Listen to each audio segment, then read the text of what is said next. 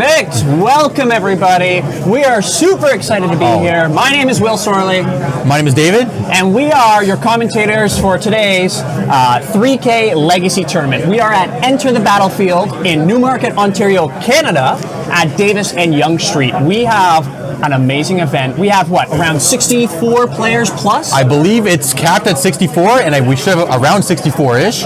Again, maybe some in and outs, but we're hoping for a full stock tournament today. 64 players of just pure legacy action. Ooh. Right? I'm super excited for it. I mean, yeah, I'm like, I can't even contain it right now. I know I'm very quiet, but I am super excited for this one. It's going to be great. Yeah, it's going to be great. It's going to be a good time. We right now, the event is still kind of being fleshed out.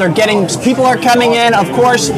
Magic players being the timely people they are, they're late. Yes, always. Yeah, there's always something, you know? Oh, I need a coffee. Oh, I slept in. I need an extra shower. Whatever it is, right? 100%. Oh, I'm re-sleeving my deck last minute, right? So, yeah. So we have players coming in, so we're going to be filling some of the time here. We're going to be talking. I was thinking, Dave, about just kind of talking a little bit about what all this is. You know, we have Legacy. It's in a pretty weird spot right now. We're going to have some talking points about things, but 3K, this is one of the bigger tournaments I think that's happening right now. Yes, we've Enter the Battlefield ETB has held the 1Ks. There's been, of course, we have 2 weeks a night of Legacy that also are at the store here.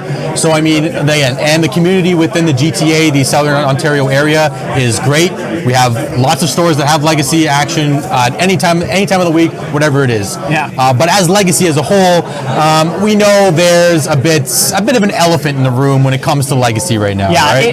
There's this card called Grief. Now, have you ever heard of this card? I would say I've heard a good amount of data on this card, and I've heard of this card. I mean, it's reminiscent of a card called Unmask, which is also Legacy legal, but this particular card, Grief, it has a bit of a combo with a card called Reanimate, where if you can take somebody's card early on with Grief, then you can reanimate it again and get another card. So it's kind of a scam, as they say. Yeah. Right? Is that what they say? A little bit. Yeah. Our Scaminator. Yeah, exactly. That kind of, yes, exactly. And we're probably going to see a lot of that. There may be a lot of decks trying to play around this, as we see it's 25% of the meta. You know, MTGO is not giving us all their data right now. Yes. They're withholding it. I don't know why. Maybe someone said something mean to them. Maybe it was the CrowdStrike issue from Friday. Who knows, right? You know, surprisingly, we all got here safe, right? Yes, you know, that teams being down, so that's good. Yes. But we'll see kind of what the meta brings. I'm hoping for some spicy builds as well today, right? We're definitely going to see our Scaminator packages coming out. I myself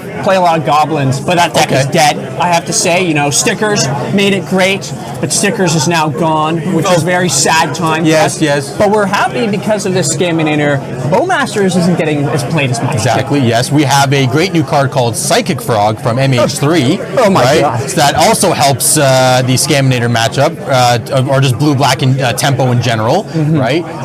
So it's I mean, again, we'll be talking about these cards as they pop up on stream as well too. But just a quick backtrack. There's been a lot of drama with this Grief and WotC banning and stuff like that. It's definitely caused a bit of a riffle within the Legacy community. Yes. Tournaments not even firing possibly because of this. It may not be the exact reason why. Yeah. But that's definitely a bit of a ripple in the pond situation where something didn't happen. Tournaments are falling by the wayside. Yeah. Stuff is happening within regards to that. So I know, again, our Legacy community is very healthy. We love playing our pet decks. We love playing different style decks. Goblins, Eldrazi. I'll rep it till I'm dead. Right? And again, just a quick thing back to Goblins, too, is now you can go back to the Aether Bio plan with, the Ports and Wastelands, technically. That little tempo play. Yeah. Oh, right? It's great. So it's great. They play tempo, you play tempo, right? Why not? And again, if we will see what happens later in the year, again, later in about 3-4 weeks or so, when the new ban list comes out. So for the meantime, though, again, Legacy is great. I mean, again, it's a little bit unfortunate that there is this particular deck that is running rampant, but we'll see how it goes through its rings at the 64-player tournament today, right? Yeah, and I think a big proponent of today's event and capping as well, which is a big thing. I think a huge feat. We hear about. In the States, they're big. Was it a 2K that didn't fire? I think it was a 5K. 5K, yeah, bigger, right? Yeah. And the attendance, people blaming Grief and all these things. We're still able to have this 3K here, right? A big shout out to those part of Legacy of the North, right? They're a big proponent of making sure that events have the publicity for it, have kind of that, knowledge stage, and the message is being sent. There's events happening here, there, everywhere. I think we even have some new apps coming out and everything too. People are talking about the salt taste. Spice Rack. Spice Rack. Yeah, Also, I have no idea. No, you're good. About it till last night. You are good. Yeah, I think it's just another melee.gg type situation where you can register deck lists and stuff like that, right? So, I mean, at this point, we're just again, whatever tools we have to be able to fire an event, we'll use them, right? Absolutely. You know what I mean? That's it. So, yeah, I mean, again, we're still waiting for players to filter in here at this point. We'll see what transpires here. But again, 64 players, all legacy action. I'm not sure the exact round counts, roughly. Again, we will hear in about 5-10 minutes of what the round count is. But what would be the rough math? Yeah, I'd say for around 64 players, it's about 6 rounds. I want to say so. if we do go up to 7 rounds maybe, we may be going to 8. Sounds like they're just announcing something. Let's see what happens. There's here. probably players that haven't signed up yet. Let's be honest here. Yes, we know. Or have signed up and haven't paid. Yeah, they love 64 person. So someone's gonna get a buy. Yep. That's great for them, or terrible, depending on how you look at it. Depends how you view it, yeah. If you want a round 1 buy and you want to just hang around and see what's happening, that's good for That you, 100% right? breakers, yes, exactly. That's it. Yeah, that's how the I want goal. one of my tournaments. I mean, especially because we know Legacy, it can go to a draw. Maybe not as much anymore, but we'll see, right? So, we're just going to see what's happening here. There's also a Taiga as part of the raffle as well, too. Do we get to be put in this raffle? I mean, I signed up, but I did retract my registration to join you today, Will. So I appreciate it. My man. Oh, good. I'd rather be sitting with you than own a Taiga. It's That's okay, fair, right? that's fair. Oh, good. Yeah, so we have a raffle. Again, 64 players, raffle. I'm good. Let's just party. Like, it's going to be a great day. Great day of Magic. And within our stream, too, we even have like our feature match, which is going to be great. Yes. And, our great behind-the-scenes guy, his name's Ben. He was here with us last time, right, commentating. He's actually running all the behind-the-scenes. We have a backup camera. Hopefully that works, too, right? Of course, if there's technicalities, stay with us. We'll be right back. Of course, 100%. But we're excited for kind of 2 matches, right? We have a feature and then a second in case someone gets burned out. And we may even have deck techs, too, depending on timing and round scheduling, essentially. So we'll see we'll see how it goes. Right? Talking about feature matches right now. Yeah, we're just giving a quick listen. Now, for today's event, are there any notable players that we should be looking out for here? 100%. Ontario Bruce are great Magic players like us. Oh, yes, but, exactly. Probably some other notable players here, too. 100%. We have Boston Chapman, if I'm not mistaken. We have another player named Justin Lamb. He's more on the local scene. We have an Edgar, I can't say his last name, so I'm not Edgar even... M? Yeah, Edgar M. We'll go with Edgar M. He's on the cusp, I think, of Pro Tour. He might have joined the Pro Tour, got qualified. There was somebody else too. I can't remember who it was now, but as we go through the feature matches and pick up some of the decks for watching, we will see these particular players hopefully at some point on camera. Yeah. And again, we're gonna have lots of. I'm assuming you are too, for a diverse meta. Yes. I would be nice not to see a literal 50% of the meta. Like 32 players playing Scaminator. I mean, it happens. If it happens, it happens. But again, we will see how it pans out, right? So Dave, if you're coming in to this tournament and you were playing, what deck are you bringing? If you could build any deck. Any deck. Ooh. Oh man, any deck? I'd be bringing lands, personally. That's true. I mean, lands does have a good Scaminator matchup with the Bajuka Bog, the Karakas, and all. Playing as Archon of Cruelty isn't the prettiest thing in lands, but of course you have plows of some sort. It would either have to be lands. I'm also a combo guy, so if I were to play a deck that would hopefully try to shift the meta, again, there's always going to be some things you can't play around this, can't play around that, but it would be the Epic Storm or some kind of storm build, right? With Beseech the Mirror, Burning Wish to be able to find any sideboard pieces that can hinder your opponents from doing stuff. But yeah, I mean, again, because I could play any deck I wanted to play, not exactly. It'd probably be lands too, because again, you can the diamonds are available to you, the Tabernacle's available. Just gotta just got to play tight because, of course, we're all very seasoned Legacy players at this particular tournament.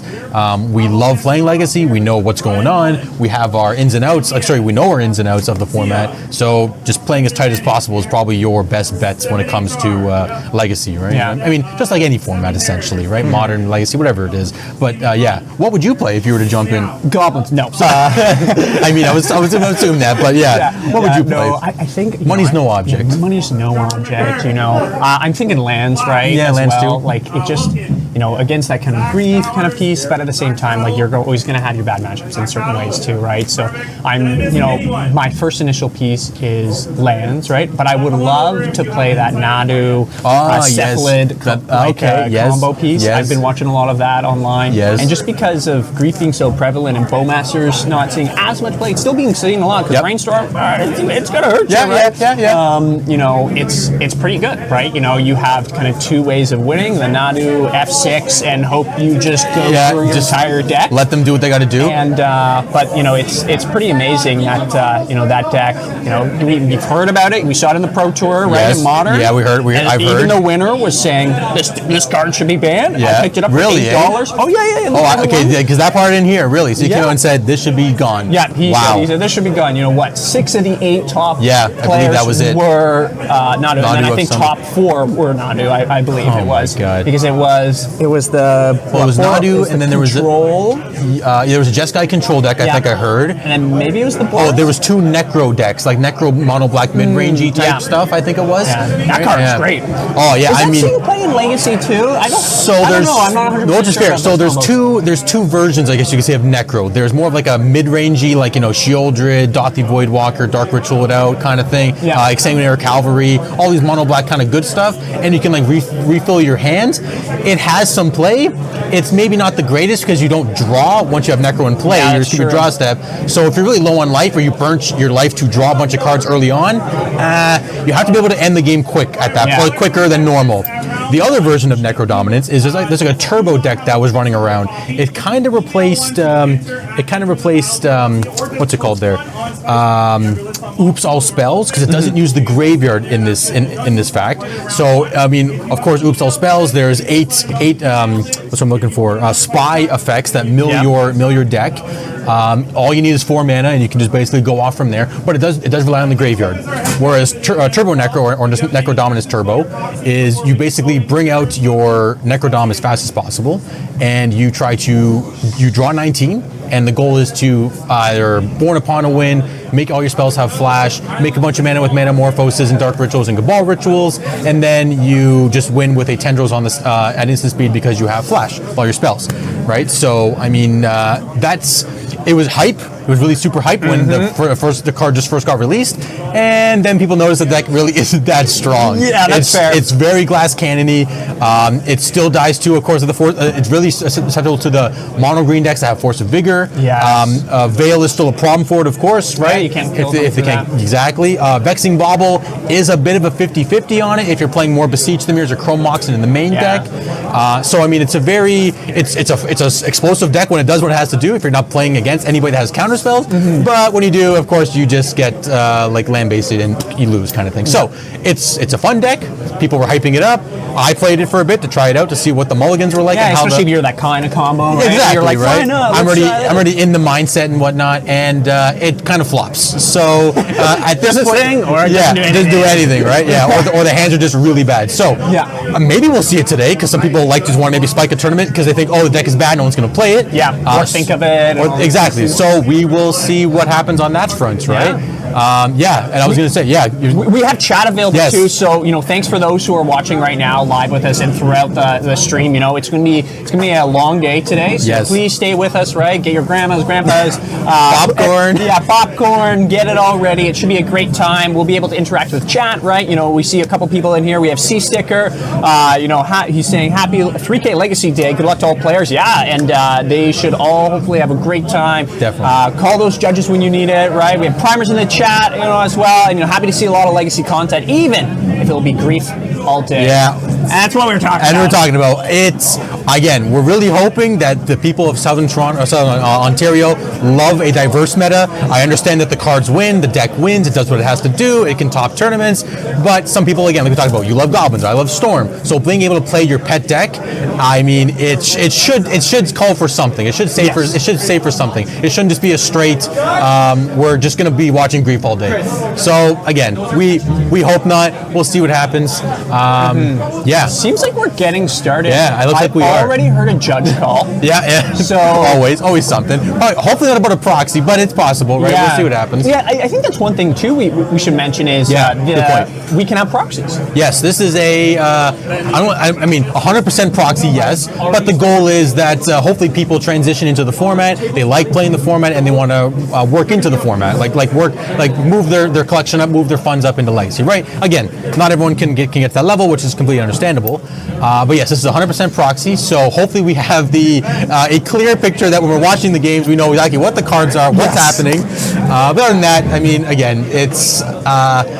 What's what I'm looking for. It should be a fun time. We should be seeing hopefully a diverse meta, and we'll see what happens. Right? We will go with the flow. And the accessibility piece is like so big, especially when Underground Seas are looking at what, almost pushing 900. Yeah, I would say about $1,000. Yeah, about 1,000 Canadian. Yes, Canadian. Right? Yeah, which minimum. Is a big piece, right? And making sure that we can see these things, and then players aren't impacted by that financial barrier, right? A lot of players they say, oh, I can't play Legacy because I can't pay for it. It's like, well, hey, you want to play those 4 Underground Seas? Perfect, $4,000 gone, and maybe the rest of the pieces you can purchase, and then if you practice enough with those proxies, you can actually get into the event, win an event, win that credit, buy those real cards with credit. And Enter the Battlefield has a great selection of cards. I mean, you probably go on that part. Oh my goodness! Right? Yeah, Enter the Battlefield. It's my local scene. Yeah, right? exactly. They have a great website. They actually have 2 stores. One here in Newmarket, right, Davis and Yonge Street. And our other one, right, is in Oakville. So we have 2 great stores, right, both big communities in, Flesh and Blood, Pokemon, Yu-Gi-Oh, Magic. We have FNM nights, pre-releases. Oh, Lorcana as well, big scene in that. I've played in that. All the different players. Oh, and also here in Newmarket, we have a large Warhammer. They're playing back there. Most of the tables actually in the streaming area are kind of for Warhammer and D&D. So it's a big store, right, a great community, and it's great that we can be in this space too. So there's tons of pieces. And they just moved a bunch of, just for today's event, they moved a bunch of inventory, like Legacy Staples, reserve list cards. There's about, I think, 5 or 6 Black Lotuses in the room today, which is not Legacy legal, but there might be some Legacy player that may want to get into Vintage. Eternal Weekend's coming up at the end of the year. Yeah. Vintage is becoming a pretty popular format to also join into because they're allowing proxies as well too, right? So, Enter Battlefield, Newmarket has a great selection. Again, we're looking at the showcase right now. I can see Lotus just glaring me in the eye right now, right? So, I mean, if you're looking for stuff, either like I said, Oakville or Newmarket, or even online, that's probably your starting point as well too, right? So exactly, and it seems like we're going to be starting shortly. Yes, we have both players shuffling up at Ben, our background man of the hour, is just getting some deck lists here. We'll have those available for us. We'll put the names. We'll kind of have a transition scene into it as well. Yes, we'll be talking a bit about it and be going from there. I did see Edgar go towards the show area or the streaming setup, but I'm not too sure if we'd have him first. It may be. So we may see some, round 1 Edgar, and then see how he does in the later pieces too. So I think I'm going to ask one of our TOs here. How many rounds? We have 7 rounds. Is that right, Chris? 7 rounds today? 7 rounds? We're gonna do 6 rounds. 6 rounds? 66. 66. 6 rounds, 66 players. Yeah, we didn't want to add the extra round for the 2 people. Yeah. Was cool. That's it makes sense. Nice. 6 rounds, 66 players, 666. Oh man, so it gave me chills. I'm so excited, man. Yeah. So excited. Here we go. Seems like we're about to start. I think so, yes. Round 1 begins now. Good luck. Round 1 has started. So I'm gonna take a wild guess. I believe the gentleman on the left, which you guys can't see yet because we're watching the stream here, is I think his name is. No, maybe that's not Jordan. No, maybe it is. I would say it's Edgar. But I think the right might be Edgar. I think you're right on that front. But we'll wait for our screen to switch over here. Mm-hmm. But this playmat and quality of picture here is looking beautiful. We are getting deck lists and decks of who is on stream as of right now. Okay. We're going to find out. I think I see Eldrazi on the left. And lands on the right, it looks like. Lands on the right, I saw Life from the Loam, I believe it was. So if it is this, if it is Eldrazi versus lands. Yes. Is anyone maybe a little bit favored? I feel like Eldrazi would be, but I don't know. I believe if he can play around Tabernacle, which is very hard to do, Yep. it might be an interesting feat, It I is? guess. But this is, I mean, just at face value, I would assume the aggro deck should be able to erase the combo-y control-y lands deck at this point. Okay, we're good. Oh, Edgar versus Edgar versus Jordan. Yeah, so I was correct on the Jordan part. So it is Edgar. You're right. Okay, sweet. So we have. Wait, Cody. we are double checking here. Cody? just I to have Cody? confirm. Yes, Cody. Cody. Oh, Sorry, Cody. Cody. My apologies. Sorry, we have Cody and Jordan. So Jordan is on our left, and Cody is on the right. So Cody's playing lands, and I want to say if it's the right person, maybe this was one of the Codys that top aided our previous 1K here at Enter the Battlefield. And if it is that individual, he is proficient in the matchup. Okay, so that's a new card. I believe that card is called It That Heralds the End, which Yes. it's kind of like a Once Upon a Time where if it's in your opening hand, you may reveal it. Then during your first upkeep, I believe, you get to look at the top 4 cards of your deck, and you get to put 3 into the yard and 1 on top of your deck. Oh, it's kind of like a bit of a like a scrying situation or like a surveilling kind of thing. Yeah. I believe, right? So I mean, I'm not too familiar with that one, but we're starting off with the turn 1 Eye of Ugin. Oh, what's our Mycosynth spawn? That thing is hopped crazy. Honestly, That thing is crazy. When I first saw that card, it's a Reap and Sow that's a cash trigger, and you get to get any land, and you get to blow up a land. So in Legacy, you get to play a land, and then you get to search for a wasteland from your micro. What's it called again? Oh my god, I lost my train of thought. Where'd it go? So micro spawn, and you get to wasteland them while also wastelanding them again off of your own wasteland. Right, that's a Yavimaya proxy on the left side there, just so you know. And kudos to our player Jordan here for giving us a proxy that we can read. And Exactly. It's not my handwriting or little chicken scratch that it's like we don't have no idea what it is, right? Exactly. So we appreciate that of giving us the proxy that we can see and understand which it is. 100%. So the Soul Guide Lantern won't do a whole lot in this matchup because there is no really true graveyard interaction that I can think of.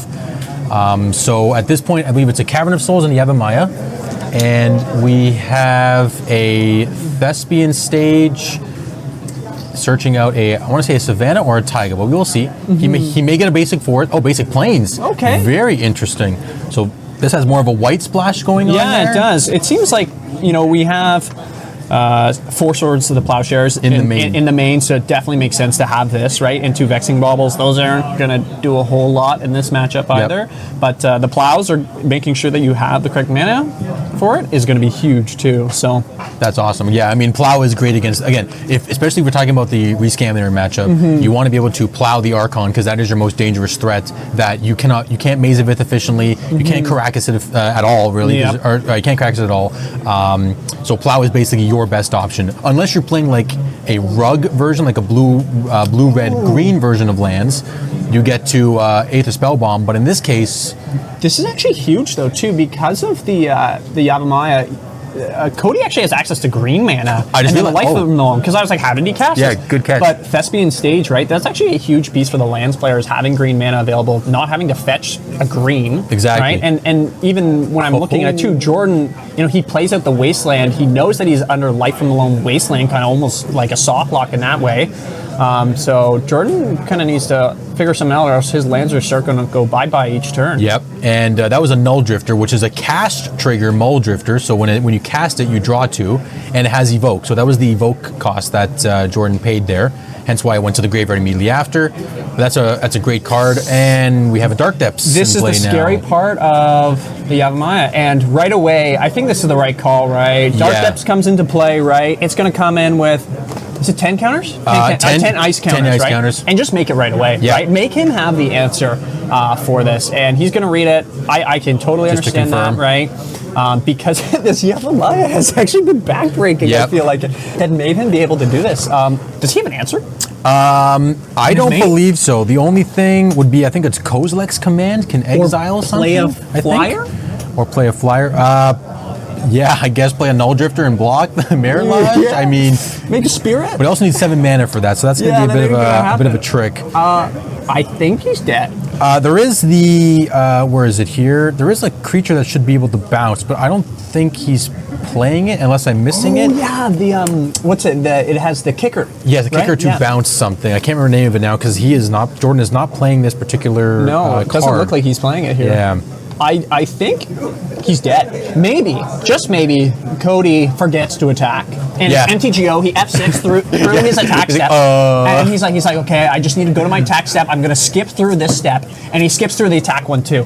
And I doubt that's going to happen. No. Is paper magic? I don't think so either. I think it's going to be. I think he's going to. Jordan's weighing his options as best as possible. Thought-Knot's here does not have reach or flying in this particular sense. Yeah, I think he's just dead. I believe he's just dead too. Yeah, I believe so. I mean, again, I'm blanking on the name of that card that bounces things, but I don't think he has it. I don't think so. Not in his hand, that's for sure. That's for sure. Yeah. Well, I think the winner of this first game on our stream is our Yababaya here. Yeah, right? unless, okay, so he's going to Kozilek's Command, which I forget the modes off the top of my head here. I believe it's something to do with either exile or something. Mm-hmm. I believe it does. We're going to confirm the card here. We will see here. Yeah, this... So the modes on Kozilek's He's going to make a spawn and... Target player creates an X01 cardless spawns. Target player scries X, then draws a card. Exile a target creature with mana value X or less.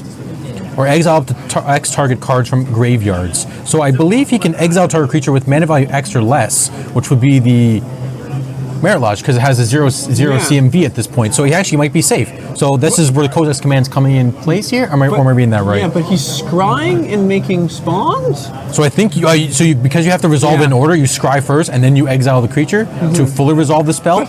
Unless I'm missing something, he loses. And you know what? Maybe he forgot that line of text. It's quite possible. You know what it is? All these new cards. I know. Modern Horizons 3. You might as well bring out your magnifying glass and a thesaurus because there's just so much on these cards. 100%. You know, it's like reading a Harry Potter novel, right? It's just as great, and then by the end you're like, wow, that was like 1,000 pages. Yeah, what am I doing here? Yeah, right? and on some of these new cards, right? Modern Horizons 3, any Horizons set, honestly. But yeah, I think that might have been a little bit of a misplay from our friend Jordan here, unless we're not understanding the card right. Someone in chat, please let us know if our brains are broken, and help us out here as well. But we're pretty sure Kozilek's Command can exile our buddy there. So we're going to sideboards right now, and we have. I'm going to go with Jordan's because he did lose, so he will be on the play. We have 4 Leyline of the Voids, 3 Disruptor Flute, 3 Dismember, 3 Mindbreak Trap, and 2 Null Rods. So I believe in this matchup, the Flutes are going to be good for Thespian Stage, maybe not Karakas in this case, Maze of Ith, trying to think what on the top of my head there. Leyline of the Void is probably a good answer if you want to fight the graveyard as hard as you possibly can. Yeah. So those are probably the ones I'm looking at least. What are you thinking about? I don't... looking at his list here, right, there's Force of Vigors that may not do a lot because he doesn't have a ton of artifacts and things. Choke, right, that's hurting our islands, but he doesn't have any here. Nope. Celestial Purge, Disruptor Flute, like maybe Disruptor Flute, but that's, you know, I don't... There's not a whole lot here that's going to fight Eldrazi. For sure. And just a side note on Celestial Purge, this card is hilarious to see because it used to be a modern staple like 10 years, 10, 12, 13 years ago, whatever it was. Like, what? Yeah, I know. Why is this here? I know. It's a nod to Scaminator. That's essentially what it is at this point, right? Because you don't want to plow it and gain a bunch of life from an Archon or something like that. Or if you do, again, it's just more options to get rid of an Archon, get rid of an Atraxa, get rid of a Grief or whatever it is, right? Exile those Grief permanently. So it's a pretty good card. But this matchup, not so much, right? Do you bring much in? To be honest, maybe Disruptor Flute to just name an Eldrazi? Maybe Field of the Dead because you can swarm the board with some 2/2s to block some of the Eldrazi because most of them don't have trample if I'm not mistaken. No. So you should be able just to block some Eldrazi's here and there. But at this point we will see what comes in. Again, we're resolving mulligans. Yeah. So we'll see what came in. But again, Interesting match. Hopefully, we double check the wording on Kozak's command because that might have been a game changer. Yeah, that was. Point. It's still, Jordan's still under a lot of pressure there because of. Yeah, exactly. Yeah, someone's confirming in chat here, right, that it can eat it. The big thing is here, though, is Jordan's still under a lot of pressure because life in the loam, right? Yes, it's going to exile Miralash. He doesn't have, anything, an exploration to put out both of those lands, right? Again, from his graveyard. So yes, he may live for another turn, try to find another answer, disrupt maybe Cody a bit more. He's still under a lot of pressure because those 2 lands, Thespian Stage, right, and Dark Depths are coming back. Yep. And there's an exploration right now. But yeah, definitely that Yavimaya is a big piece that kind of messed him up. So Definitely. Maybe that come out on turn 3. Okay, looks like. So on the play, we get an exploration off of Forest into a Wasteland on the Eldrazi Temple, which is a very good play because now the lands player, of course, we know Exploration is an amazing Magic card, and you get to play 2 lands per turn. So being able to Wasteland and have your own lands in play is backbreaking. On top of Urza Saga coming into play now. Urza Saga, what a can we do the Thespian Stage Urza Saga nonsense? Give it the ability. Don't give it the piece to go down the chapters, make infinite. Well, not infinite. Of course, yes. I mean, you get to continually going down there. Yeah, and exactly. I do see a lot of the 1-drops in the lands player's hands, which is kind of a bit of a nombo, but again, it gives you more options to be able to make your constructs bigger later on, and you get to call stuff early. 3 of them. Yeah, so here's a Vexing Bauble. Is that going to do anything? It should not. I can't think of any free spells in Eldrazi at the current moment. Yeah. And that's a map. Map's good. Map's great. Map is perfect. Find your Dark Depths. Kozak's command. Off the top. That's good. That's good for a big flying dum-dum at us. Yes. And again, we have a Cavern, which is not it's definitely good if you're playing a free Eldrazi spell, which in this case you're not. But is not the greatest, of course. You'd rather have your Eldrazi Temple than a Cavern in play, but it is what it is. He does have the the Sowing Mycospawn in his hand, which it could be good if he can find a way to cheat it out early and kick it, but I'm not sure if we're at that level yet. Yeah. I feel like Jordan's a little bit worried about maybe some more Wastelands or being able to Life from the Loam. Like, totally understandable. Totally fair. And this is Glaring Flesh Raker, which is if a colorless creature enters the battlefield, you can ping a creature, I believe it is. Or sorry, ping an opponent. Yes, ping an opponent, right? Yeah, so it's 1 damage, right? So it's kind of fun when you start, quote unquote, storming off. You're starting to play a lot of colorless spells, right? They come in. There it is, the Life from the Loam. This is going to be hard, and he's going to be able to play Wasteland, probably take away Eye of the Ugin. Yeah, I'd probably start with the Eye of Ugin, to be honest. I mean, you could keep the Eye of Ugin in play because it is legendary, and it is legendary. So your opponent is having to spend more cards to then put it in play. But again, Cody decides that the Eye is more devastating than Cavern because, of course, Cavern's not doing a whole lot. Yeah, I almost want to say Jordan is in a rough spot here. Wasteland, Life in the Loam is really going to start kind of taking away this game here. Definitely. I don't even think he's going to make a token. Like, he may still make a token, maybe 1 token, right? He can still make 1 token, still play Wasteland, right? Yeah. Yes, no, makes sense. He can still do those things and then tax Jordan while starting to make a construct and then start putting Urza Saga and Wasteland on. Yeah. I mean, he definitely could. I just think he might use the mana for the map instead to actually search for a Dark Depths. Yeah. Because he'll, again, the constructs, he's really not under too much pressure unless Jordan flares out a bunch of zero drop artifact, or colorless creatures rather, or colorless cards. So at this point... He's gaining life? What is going on? No, I think they're trying to figure out what's going on. Yeah, I think there we go. He fetched once, right? And then he took 2 damage, fetched again. Yeah, okay, there we go. 16 here. Yep, we're good there. So I'm going to say he's probably going to use... Actually, he's going to use the map now in this point, which is pretty spicy. So he gets to play Dark Depths off of his land return. Really, eh? Yeah, why not? And then you have 1, you get the other, take them off both. I mean, I guess either you either have 1 of 2 options. You can just do this. And we're grabbing Tabernacle. Yeah, because then you're taxing the 1 creature. That's a good idea too. Yeah. Is that real? It looks real. It is an Italian one, I believe, which is darker. Which is, I mean, I'm a fan of the darker print cards, so I like the Yes. Italian one there. But of course, it is cheaper. It's not English, all this other stuff. But nonetheless, it is still a Magic the Gathering card. So And a beautiful one. And even if it was a proxy, we'd respect the card. 100%. Respect it. I mean, just a quick side note on Legends. Legends was printed in Italian a little bit more than English, so the I did Italian, not know that. yeah, so Italian is more uncommon. Sorry, yes, more uncommon, right? So we're going for a Kozilek's Command, exiling. Okay, this now is we're good. knowing what Kozilek's Command does here with the graveyards, which I like. This is good, right? You know, it does it in response to the expedition map. It's going to be on Cody now, right? He's going to take a damage. Exile Life from the Loam. Okay, that's good. It's going to stop the stemming of the bleeding Yep. of his lands here. So that's good. Okay, it makes sense why he played City of Traders then, so we can get kind of these pieces here. It takes 2, right? 100%, yes. Still a lot of pressure here, though, that's happening because... What are we going to do here? Because we do have the Tabernacle in hand. So go to 3. So I believe we drew a Plow. Plow. So Jordan technically on board next turn will have 1, 2, 3, 4, 5 mana plus whatever land he plays. Yeah, looks But- like deciding what to do with Years of Saga here on 3. Well, now that the map is cracked, I would either go for a construct plan, so at least you can. I'm sorry, just even having one construct in play, because you Yeah. can play a bunch of artifacts from your hand, because you have a bunch of artifacts from the It's Neck of gonna be Needle, massive. and it's gonna be a pretty big construct at this point. But it really depends on if he's thinking to go for like a Soul Guide Lantern or something like that. Thespian Stage Becomers of Saga. Yeah, that too. Maybe he's gonna go for the loop situation here. And it seems like because of that exiling of Life from the Loam, it seems like Cody is really thinking about it now. Like he was kind of almost like, okay, this is my plan. I'm going to keep doing this. I'm going to keep wasting landing. Okay, now I got to actually think a little bit more, right, with Yes. what I have to do, which I totally get, right? You know, it felt pretty much in his way right now. Still really tough for Jordan with the Tabernacle. Yes, he has 3 mana, but he does have a City of Traders.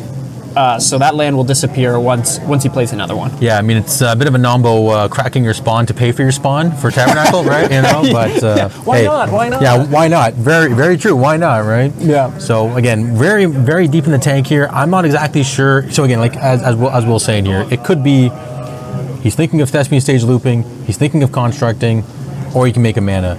And we're gonna see right now. I believe it's the construct plan. Yeah, it looks like a construct.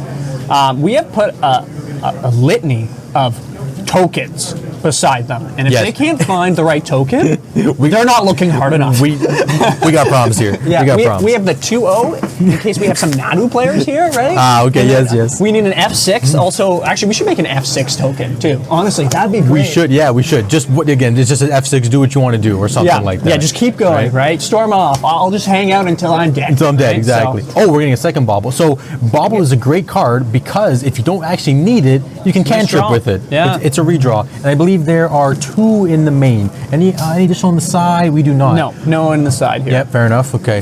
So at this point, we're just cantripping, which is totally fine. Lands needs those cantrips too, because if they can find a loam, they can even expedite their cantrips. Yeah, I think From this, there. I think this is good, solid play. I know Cody likes playing safe in the pieces, right? I think he could play his Pithing Needle right now just to make his construct even bigger, but he understands that he's going to hold up the plow in case something happens, right? What will he pay for here? 2 mana. I would say pay for the Flesh Raker. Yeah, absolutely. I would use probably one of the spawns for the Flesh Raker. Pays Okay, for so all we're 3. going for all 3. Oh, I guess okay, that does make sense. All right, there we go. Yeah. Again, Jordan's the one piloting the deck. We're just watching from the sideline, and that was a very fine play because he still has the mana.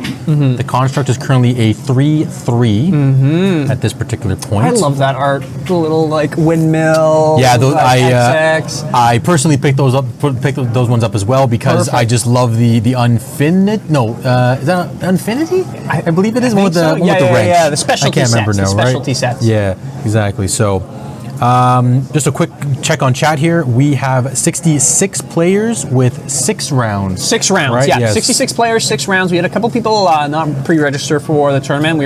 It actually capped out, I think, 2 days ago, something like that. We had some people come in, forget about that piece or not pre-register, but we were still able to let them in. Thank you for our TOs for making that happen and still being able to run the event with where we were. But the players agreed upon doing 6 rounds still with 66 players. I think we could go to 7 rounds Yeah. with that amount, but we kept it how it is.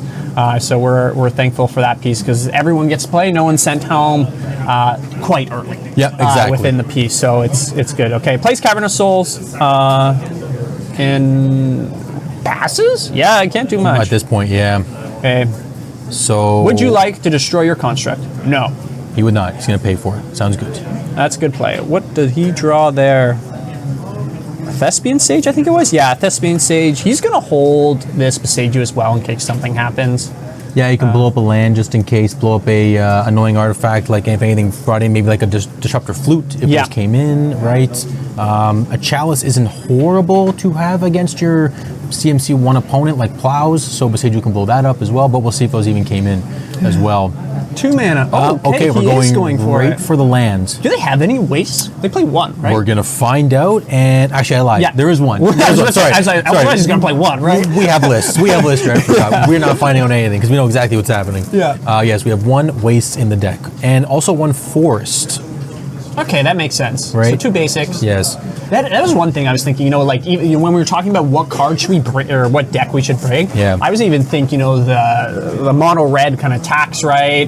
Go fast, right? Because a lot of them they're playing Vexing Bobble's main board, right? Yep. And it's just like, you're running 7 or 6 Blood Moon effects, right? Like it's just, we're playing a lot of non-basics right now. Too, 100%. so. I mean, yeah, the just a quick, as you're saying there, Will, the mono red Stompy deck, mono red Blood Moon type deck is definitely the next contender, I would say. Yeah. Right, for these particular, for Legacy in general, right? Yeah. Being able to Blood Moon early on. There was a new card that got printed that made it really good now. Now I'm really blanking. This is our friend that we were saying. Here we go. So he's not kicking it. He's just going to deal a damage with the Flesh Raker and going to search for his own land, which would be a wasteland for Tabernacle. Great idea. Beauty, because he knows he doesn't have a life at the moment. Yeah. This is starting to slip into Jordan's hands here, I'd say, right? Like, He has more control, 100%. yeah, it's,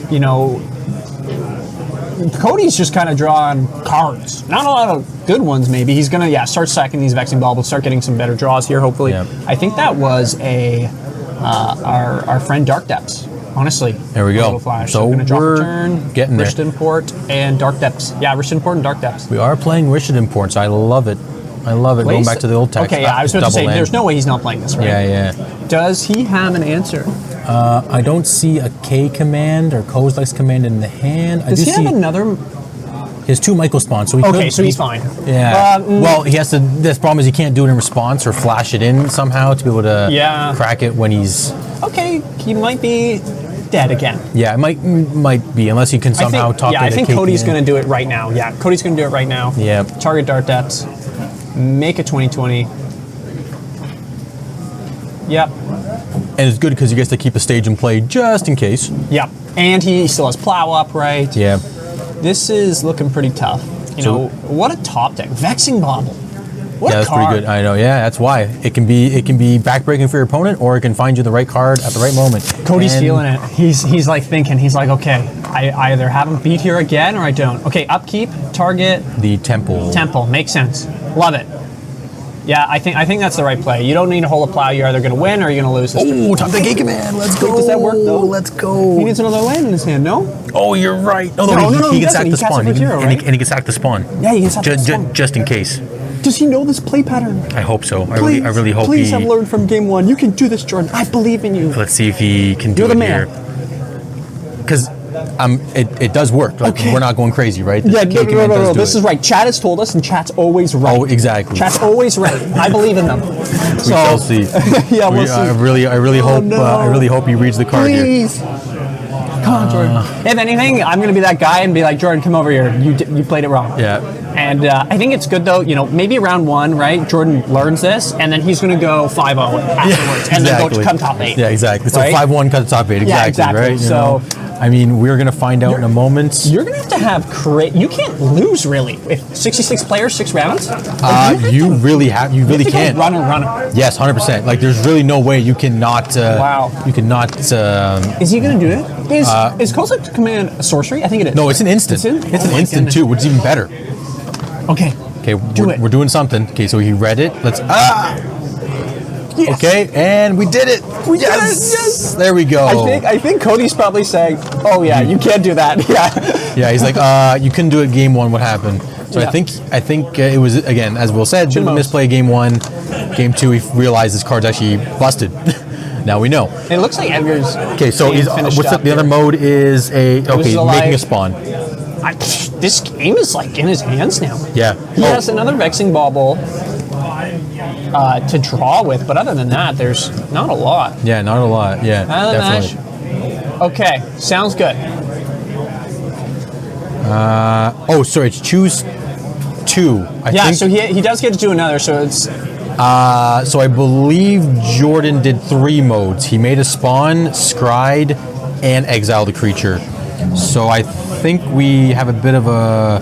He has to choose to do something different there, but... Because I think he chose 3 modes, if I'm not mistaken. Did he? I think he made a spawn, he scried, and he exiled a creature. Where's our guy? Where's Ben? our guy here? Where's Ben? Where's Get a Ben? judge. Ben. You can't Ben, get a judge Ben. for us? Yeah. Yeah, get Ben. I think we may Sorry have for a yelling, bit of, everybody. sorry guys, didn't mean to yell into the camera there, or the microphone. We just want to make sure... Is Jordan around? Jordan? Hey, Boston, can you get them to pause their game? Hey, Can we get Jordan? Again, I really hope we're not calling this wrong. We just want to confirm. Yeah. Make sure we're all doing something right here. Yeah. Sorry for interrupting the game there, gentlemen. But so he... yeah, Ben, come around. Ben, here. come here. We call the judge here, right, if we need, but he chose 3 modes. He chose 3. He made a spawn, Scried, and exiled the creature. and exiled the creature. So, which is probably just a quick rerun. Yeah, we're just gonna double check here. Yeah. So K command is choose 2. Yeah. Jordan chose 3. He scried, made a spawn, and exiled the creature. So he has to just choose something not to do. He did. They just passed turn, so they did that, and they passed turn to Cody. Okay, so we caught it. I think we had a decent Yeah, time. he drew like the other player drew, so probably if anything, he just doesn't make a spawn. The other guy makes a light, but I don't know how the judges rule it. I mentioned the fixes. Rewind, take a random card from your hand, put it on top, choose the 2 modes. Yeah. Assuming that was like end of turn, then match should be. Yeah, it was second main basically. Yeah, or something like that. Yeah, we'll see. Yeah, we'll see what happens here. So a bit of a pause in the action here. Again, I really hope we don't stop the action because of a misview on our point, but I'm pretty sure we did 3 things here. I think Jacob was informed. Our head judge here, Jacob, our enter the battlefield judge, great guy, played lots of Commander, Modern, Legacy with the guy. He's here to help us out for today. So I think we want to make sure that they kind of know the pieces, right? Does it make a spawn? Oh, it makes a spawn. The Flesh Raker makes the spawn. Yeah. Or does it? Did we get it wrong, Ben? Did we read a card wrong? Yes, I'm assuming that the point of contention was the Eldrazi spawn. Yes. Yeah. It's created from the... Okay. The Flesh Raker. Sorry, that's on us. Okay, That's on us. there we go. Okay, just confirm. We thought it looked like it blended into each other. Okay, we're good. So Flesh Raker does make a spawn. Does we're Jacob good. know that we're wrong then? Yeah, they're working it out now. Okay. Perfect, Okay, we're good. Again, I didn't know the Flesh Raker made a spawn as well too, so we're That's good. on us. We got it wrong. We're good. There we go. Okay, we're back to the action here. So he is tapping the Thespian Sage rather. Sorry, Tabernacle is not in play for a Needle. Okay, that's good. So this thing's a 3/3 now. Apologies on that. No, we're all getting used to it. It's round I know, one, so many cards. You know, I playing Jordan not using the Coastal Command right on game 1. I'm just kidding. I'm kidding. And he's going to name Eye of Ugin. So can't activate that, right, when he has a big enough guy come in. I totally get that. 100%. We're just double checking Glaring Flesh Raker here, just so because we're probably going to see this card a good portion of the day today. Yeah, was it whenever you cast a colorless spell, you make an Eldrazi. Yeah. Okay, so good to know. Good to know. See, another Modern Horizons card that has 1 million lines of text. Exactly. Do we need all this text? Okay, yeah, for us. We get a time extension. Yes, we get the time Yeah, extension. we get the time extension, which is for perfect. our poor judge call from the commentator booth. That's okay. I'd rather the game be played right than a mishap to happen, right? Exactly, that too. So here we are. It is Jordan's turn again. I think Cody's in a tough spot. You know, it was kind of Cody here, and then, you know, Jordan's like drawn some great cards, and I think continues to draw pretty strong here. Yeah, we're at 20 life. Okay, we're at 18 now from the tomb, but we're looking very good. So this is, I hope it's going to be a kicked. It's going to be the kicked Myco spawn here. We're going to double check. He casts a Carless, makes a guy, Yeah, loses life. I think Cody's going to lose here, maybe. I'm not sure. Was it kicked? Was there any green mana available? I don't believe Cavern so. of Souls, but you can't pay into the kick with it, can you? I don't believe so. No, it's only for the casting. So he's just going to get the Ivugan. Can't activate it though, but it will make his things cost less, right? I totally get it. Yeah, 100%. And he's going to attack in for 3. Yes. He's going to block. They're going to trade. I think that's fair. Yep. It's not looking the best for Cody here. He's only running what? 1. Yeah. I see to Maybe Light from the Loam can start saving him here. Because he does have an exploration. But these like spawns can just pay. Oh, he's going to take 2 every time he casts a colorless spell? Yeah, at this Okay, good call, well, good there's call. the plow. Get rid of this So thing. we're gaining 3. I think it's a 2-2, if I'm not mistaken. It's Yeah. a 2-2. 2-2. Yes. 2 life here. So Jordan should be back at 20. So the Ancient Tomb was for nothing, which is good. I like it. Yeah. Net positive. Okay, draws another Crop plow. and rotation crop. or plow? Which one was the draw? I think there? it's crop rot he has, crop rotation, and I think that's another plow. I'm not 100% sure, but it was hard to see. He was shuffling his cards, Yep. thinking deep here. So no loam in the graveyard at this point. He can. The port doesn't do much. Thespian Stage on anything really doesn't do much. So it's a bit of a tight spot. He could crop rot for a Maze of It if there are some in the main. But he's dying to this. Yeah, I don't. Maze Fifth? Yeah. So there is Maze of It in the main. One Tabernacle's gone. He's hitting that threshold, you know. Well, once I find, you know, Eldrazi start getting that 4, 5 mana, right, 6 mana, it starts becoming a bit scary, right? Like, because soon the big boys are going to come out too. Yep, 100% here. Okay, So probably 2. we're casting something. So it could be a flute on stage or a flute on. It wouldn't be port. It's either stage or bobble, but I wouldn't call bobble unless. Okay, we're doing something else here. What are we doing here? Let's see. We'll wait for Jordan to finish. It's another. I get Wasteland. So trigger. Okay, we won't say it wrong. Here. Yes. He's gonna take. Let's make sure we learn. There Yeah. we go. And searching for another land. And yeah, I think he's already saying I'm gonna get Oh. Wasteland. And Oh, this is before the search. Actually, he Yeah. says, "Hey, I'm going to do something before the search." okay, so trigger on the stack for the search of the land. He's going to get. I think he is. Oh, he's gonna make a Dark Depths here. I see. He could. Yes, and then very just much. go all out and pray that he can attack. And his opponent doesn't have a Kozilek's command. This is Jordan's turn, meaning that if he passes, I wonder if in response, I guess you can't, right? In response to the trigger, he already does that. Priorities pass. You'd have to hold the priorities to make sure crop rot, but then he can still do it in response. Oh, that's crazy. this is because he could search for a wasteland. I see Yes. what you're doing. Yes, just took a second there. Yes. So at this point, That's a really good play from Cody. That crop rotation. yeah, in response to that, So he's going to look through his deck and hope for something. unless he has a Caracas in the main or as an option to search for, don't that think might so. that might have been a good idea to actually have in as a searchable target. But here we are deciding on what to get, and the only thing it would be good for is like maybe a wasteland or something like that. Yeah, but he's dead on the crackback potentially. Yeah. Or can he kill him this turn? So 3. So he's down to 1. He needs to cast a colorless spell. And he has flute in hand. So attacks because no, this one just came in. He only has Yeah. 3, 4, 5. Technically 2 damage. He needs to deal 4. Yeah. These spawns aren't 1/1s. Yeah, if they were 1/1s, it'd be a different story right now. Yeah. I think he's Yeah, dead. Jordan's really in the tank, trying to think of which one to get here.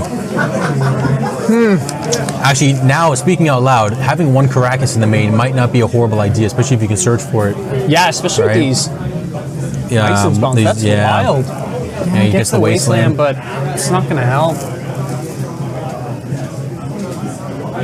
Yeah, because it's Yeah. wow. Okay, what a turn of events. This game's been back and forth. And this is only the beginning. I know, this is round one. I am literally on the edge of my seat right now. Attack with both. Block the 3/3. Take 2. Go to 3. Response to damage. Response. What are we doing here? Can he? Is there a bolt in Eldrazi? An Eldrazi bolt yet? No. Oh no. So right now he has a decision to flute, which would bring Cody to 2. But other than that, I don't think there's a whole lot that can be done. So we're just waiting for the inevitable at this point. Gut shot twice. Yeah, flute. that'd be the best option here. Wow. What a game we've had here. This is, I mean, very. Yeah, all Sowing Michael Spawn does is blows up lands and stuff like that. It doesn't do anything to do with damage. So, yeah, it dies. We got Cody at 3. A Merit Lodge coming in, and he shows him his hand. The game's over. 2-0 for Cody. Wow, impressive. Yeah, I mean that's what happens when at least game 1. You know what Kozilek's Command does. Now we know Kozilek's Command is a pretty nutty card. Yeah, and that's good. We are back to us. Yeah, we're back here. Congrats to Cody. Round 1, going to our lands player. 2-0. Yeah. Yeah, I think that's a tough matchup. During game 1. I think the Kozilek's piece, right? Yes. Was knowing what the card does now, yes. Yeah, not saying the inevitable was going to happen, but definitely made it tough for him. Yes. In the long run. And then game 2, I think that was a really close match throughout the entirety of the game. Both players were drawing great, right? And then Cody just able to squeak it out, right? Yeah. And on the brink of death. I mean, especially that last play with the Myco Spawn in there, being able to crop rot in response to the Myco Spawn cast trigger, getting the Dark Depths to make the Merit Lodge was the backbreaker there. Yeah. So I mean, again, that's why lands is like one of the best decks still in the format, because it always has play. No matter what you're doing, you're always going to be able to make a Dark Depths Merit Lodge as fast as possible, or you can play the grind game when there's a Saga, right? Yeah. So I don't even think Cody sideboarded. We were looking at that too. Yeah, I mean, I'm looking. He doesn't take a card out. He just basically said my main deck is as solid as can be. Because other than that, the only thing that could have been brought in was maybe the flutes. But again, what are you going to flute in? In Eldrazi. Yeah, that's wild. So, yeah, it's great. That's round 1 for us. I think our second match finished as well. They finished a little bit earlier, so it'll just be kind of us. We might be doing a deck tech in a moment, right? Yes, I believe so. With one of these players, which will be a good time. But yeah. We are here. Yeah, round one. I mean, hey, that was super exciting. I'm again. I was on the edge of my seat that whole game. It's like, what's going to happen? What is it going to be like? A little bit of a twerky play that we know what's going on, right? So again, I'm stoked. So round 1. Gotta know what your cards do. Gotta know what the meta is all about. Yep. Again, both players are very strong players. Because again, we've seen them. We've seen Jordan around. Have you seen Cody around before? I haven't seen Cody's face, but if it's the Lance player I'm thinking of last time, yes. Yes, same gentleman. So, in just regards to how players play and their play style sometimes, right? Of making sure he crop rotted before the lane comes in, that just kind of shows, okay, I know how to play my deck. Yes, I know level. How to make sure that I don't get got here, and I'm going to kill you next. Exactly. Right? And I kill you. That's it's going to happen. Yes, 100%, right? It's a good time. So right now, I think we're just waiting for a couple things, but just to reiterate, we are here at Enter the Battlefield's 3K event at Davis and Yonge Street, Canada, Ontario, right? I want to preface as well, right? In case some are Americans or other European followers, right? Make sure to follow us on all of our socials, right? Facebook, YouTube, all these different things for upcoming events and all that. So right now, I think I'm going to be going. Is it me that's going? I think so. I forget what it is. I'll be going to the deck tech. Will is going for a deck tech. We will see you soon, Will.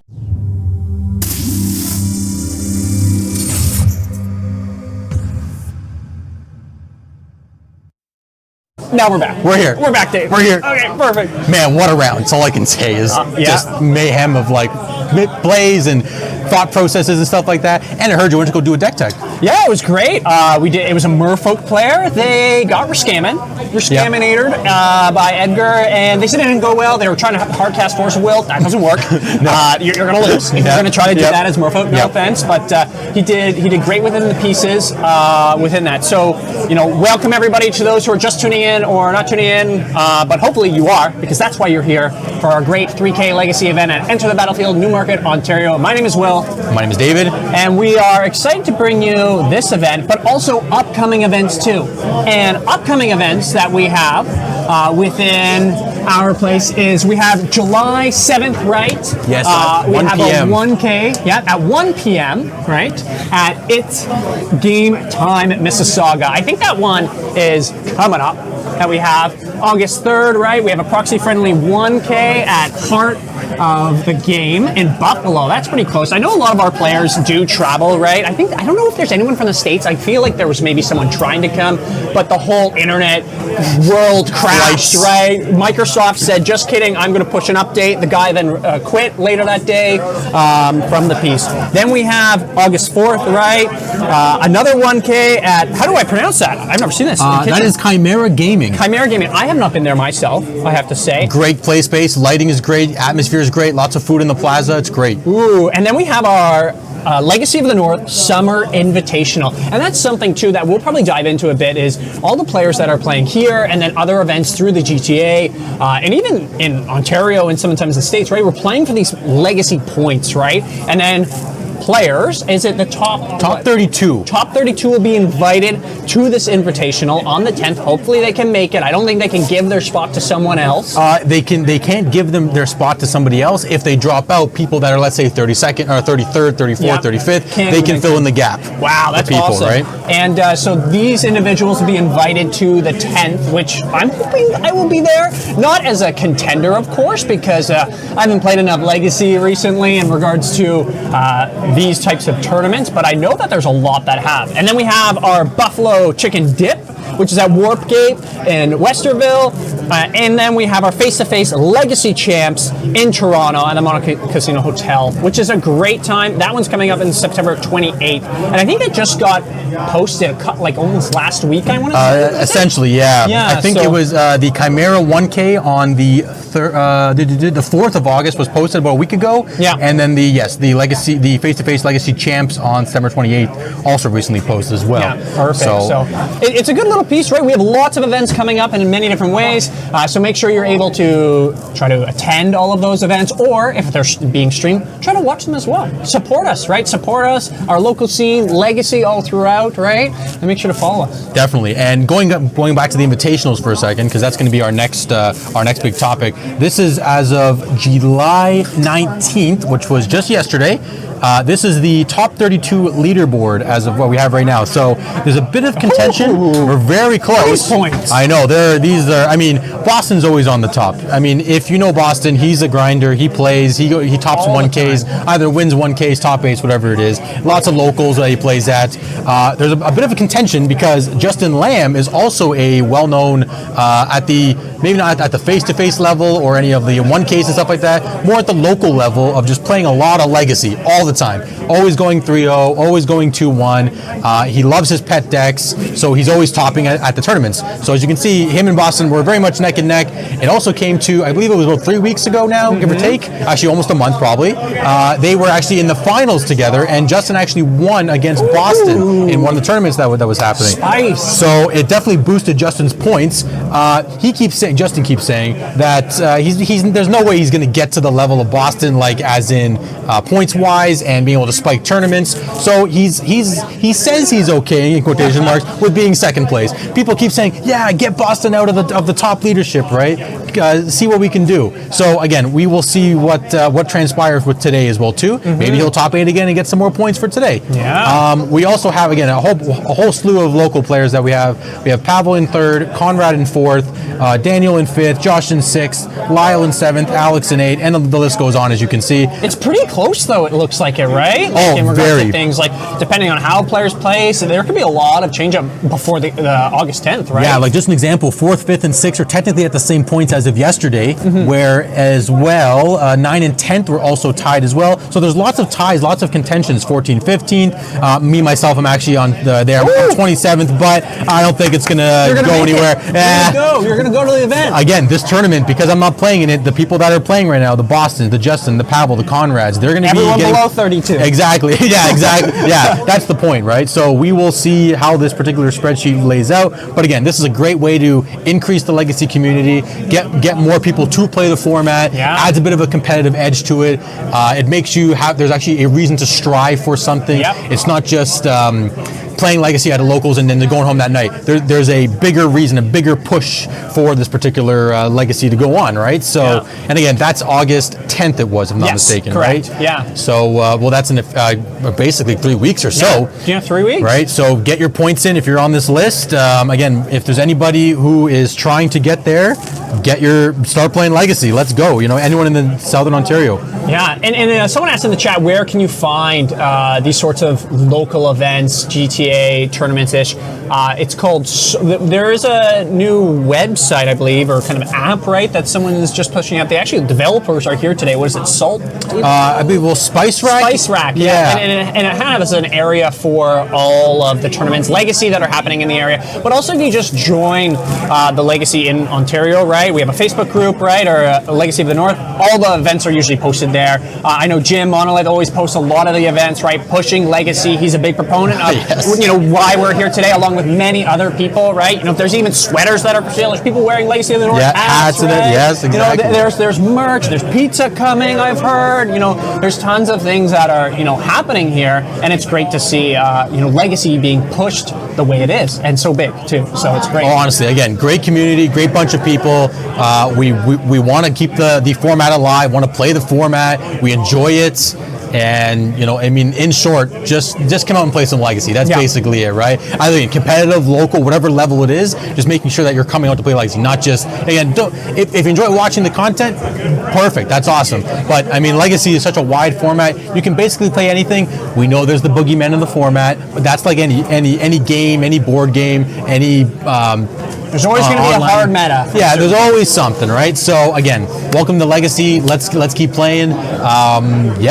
That's basically the gist of it for this tournament. Let's see how it keeps going from here. Yeah, right? and we should be getting round 2. I don't want to say shortly. I think there's some games still being finished up.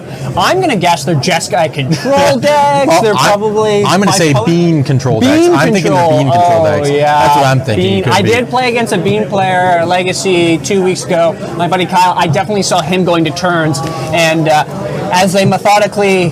What ended up actually happening in the game? I was playing Goblins, so I was playing a terrible deck. Yes. I love Goblins; it's great. It's terrible, but ever since Cigarette Band. But I'm not gonna, I digress. Yes. And so he actually ended up with 3 beans on the battlefield. Oh man! And I was crying on the inside. And my win con was him decking. He had 3 cards in his deck by the end. Do what you got to do. I said, cast that card. I dare you, right? Cast a Solitude on my little 1/1 Goblin. Draw 3 cards. It's a beans mirror. There Even you go. better, right? See? They're both full of beans right now, and they're just waiting to who spills over the most beans and loses. Just don't have too much gas. That's basically the gist of it. Just make sure you're eating the beans. Yeah, right? with 66 players, we all want to stay in the event. Right yeah, now. that too. Yes. No. So again, we haven't seen beans for quite a while now at this point. So which is definitely a plus in some people's eyes. Hopefully it will come back in the future because of all this. Again, the talk of Scaminator leaving and grief and all this stuff.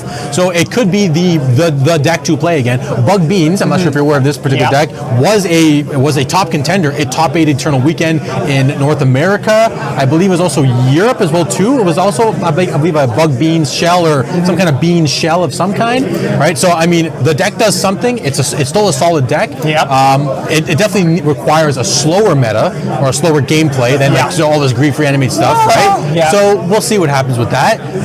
But you know what? I really want to see Goblins do something. I was walking around. I did see a Goblins player, just so you know. There's another Legacy Goblins player? Yeah. I feel like there's got to be someone in Toronto. I know I always have played it for the last 7 years. Yeah, 100%. So. Now, it might have just been Goblin Engineer and Goblin Welder that I saw. But it might have Rabble Master. It could have been that too, but there are goblins still being played at this point. Again, we hopefully we'll see either a goblin player or a painter player with those goblins in there, so we can at least feed your soul a little bit. How about that with the goblins? I would be okay with that. Good. I hope there's combo player for you. I hope so too. I'm hoping. There's probably some. See, now they're all X1. That's why they're not on camera. But I guess we'll see, right? That's it. We shall see what happens, right? That's probably if there is a goblin player. He's X1 too. He's already looking at there you go. X3 too. So there you go. So clearly, Storm and Goblins are going to be playing each other, right? Yeah. There we go. Again, it is what it is. We're again at this point we're just waiting for the beans mirrors to spill their beans, as we say, you know. Yeah. So One person in the chat says, they don't play Legacy because it's usually play to win, and those decks are kind of the forefront. I think definitely Legacy, may feel like that type of perception, but I think going to local events, still playing the brew that you want to play, right? And it's something like this too, right? People are allowed to play proxies. Yeah. You could play, Battle of Wits, honestly, right? You could technically. You could play what you want to play, even if it's a pet deck. Like myself, Goblins, I understand fully. It is not a meta deck. Can I still win, though, against Grief? Can I still win against Delver? Absolutely. Is it going to be highly in my favor? Probably not. It's going to be like a 40-60 or even less than that, depending on where we're at, right? And the draws and the things. But I think that's what makes it fun sometimes playing those non-meta decks is, okay, I am in, the seat to lose. But if I can pull off a win, a game win, a match win, those things can feel so great. I was going to say, you definitely get that feeling of, wow, I actually beat the meta deck with a rogue deck, you could say, right? Yes. You know what I mean? Or an off-brand deck, right? So, no, sweet.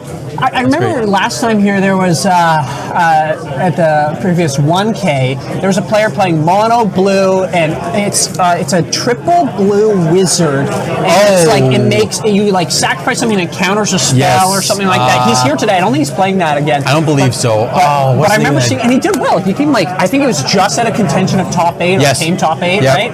It was like breakers or one loss or something, and we featured it, and it was great, right? You can see that probably on our YouTube page at Enter the Battlefield. Go check that out. Make sure to like and subscribe. Just putting that out there as well. But of course. These decks can do work, right? And sometimes you think, oh, maybe it's not the best, but maybe it does puncture the meta of those decks trying to hit the Grief. Especially if they're focusing on the graveyard, focusing on the Veil of Summer type effects or Leyline of Sanctity. And no one's really playing that, but trying to focus on not dying to the Atraxa, to the Archon. Being able to land some cheap wizards. I can't remember the name of the wizard now. That's really gonna bug me. I'm picturing the card too. He's like hanging out. Yes, right? Exactly. So, but yeah, I mean, again, like Bill said, puncturing that meta with a random rogue wizard type deck or something like that. Yeah. Oh wait, I think I hear pizza. Pizza. They get pizza lunch too. See, come play 6 rounds of Legacy and you get pizza. Whoa! I wish. Oh wow! Everyone in the chat, I bet you're like, I wish I had some pizza too. It'd probably not advised for you driving from wherever you are, come for pizza and then go back home. Yeah, right? I don't think we'll order pizza too and enjoy it with us. Yeah, that's we'll fair. Do that. Yes. We'll do that. And I was gonna say, if you were to choose a pizza brand or choose a pizza company, don't go with the small one-off because I go. I was going to say there's a local place in okay, Newmarket. You know what? Never mind. Go ahead. I promote What's it it called? to death. It's called Cono's Pizza. It's off of Main Street, Newmarket. Okay. I know my fiance. I always take her there, right? But it's a little small place. It's like near the downtown strip on the backside towards the water. Yep. Great place if you're in Newmarket. But if I'm picking, a larger brand. I don't know. This is tough. We're not sponsored, by the way. Just saying that. We're just shooting the breeze. Talk to us. Don't talk. We'll get our people to talk to you. Exactly. We'll figure it out. I want to say, I'll be honest with you. I've been on the train of. It's not. What is it called?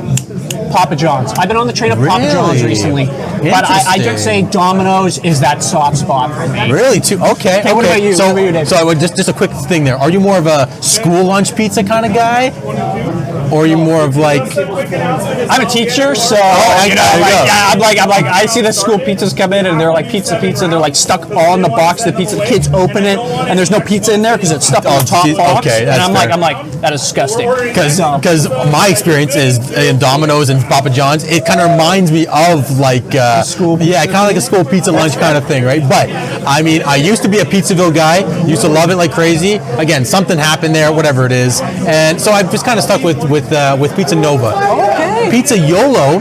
It's pretty good as well. Yeah, like YOLO, YOLO swag, 420, all that stuff, right? Yeah, right.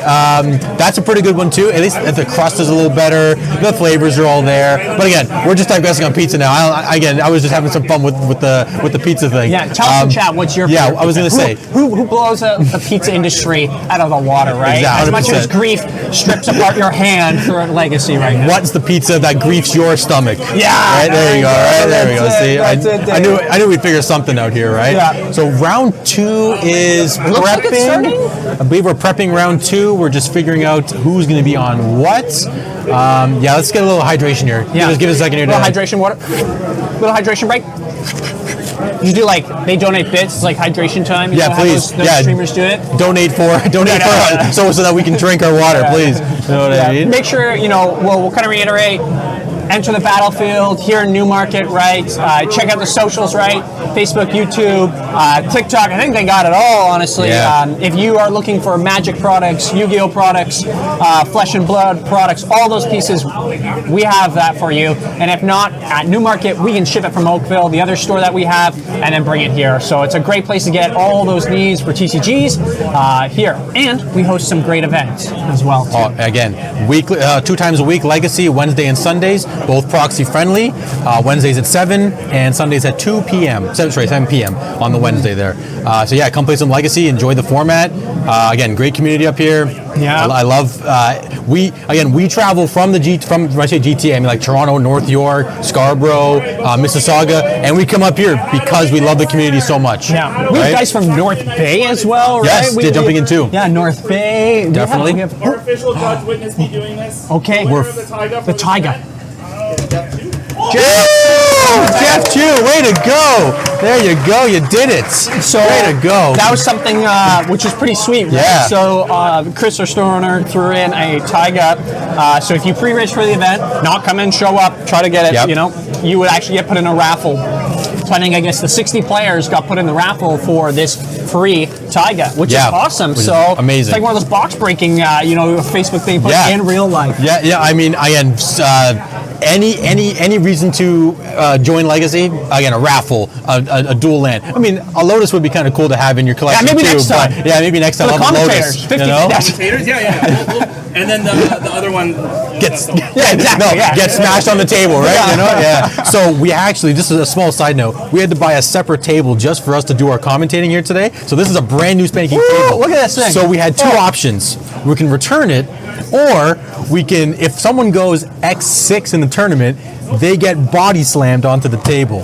Oh no! I don't think it's ever gonna happen because no one's gonna agree to that. But it was kind of funny when we were talking about it, right? That's good. You know, so it's either we return the table or use it as a demolition for WWE stuff over here. You know what I mean? That'd be a pretty little good like short or something like that. Yeah, exactly. Just to X6. promote it, you know. Oh, This is what happens when you lose all 6 rounds. You get body slammed onto the table, right? Yeah, you know? that'd be so. that'd Yeah, be see, tough. exactly. There you go. That'd be good. Right? So it looks like our players are shuffling up right now here. They're going to be resolving some mulligan soon, and we'll find out what they're playing as we get the deck list. We change our scene, but we're excited for round 2 here. Looks like a solid 10 on the dice roll. Okay, we're doing from good. our player on the left here.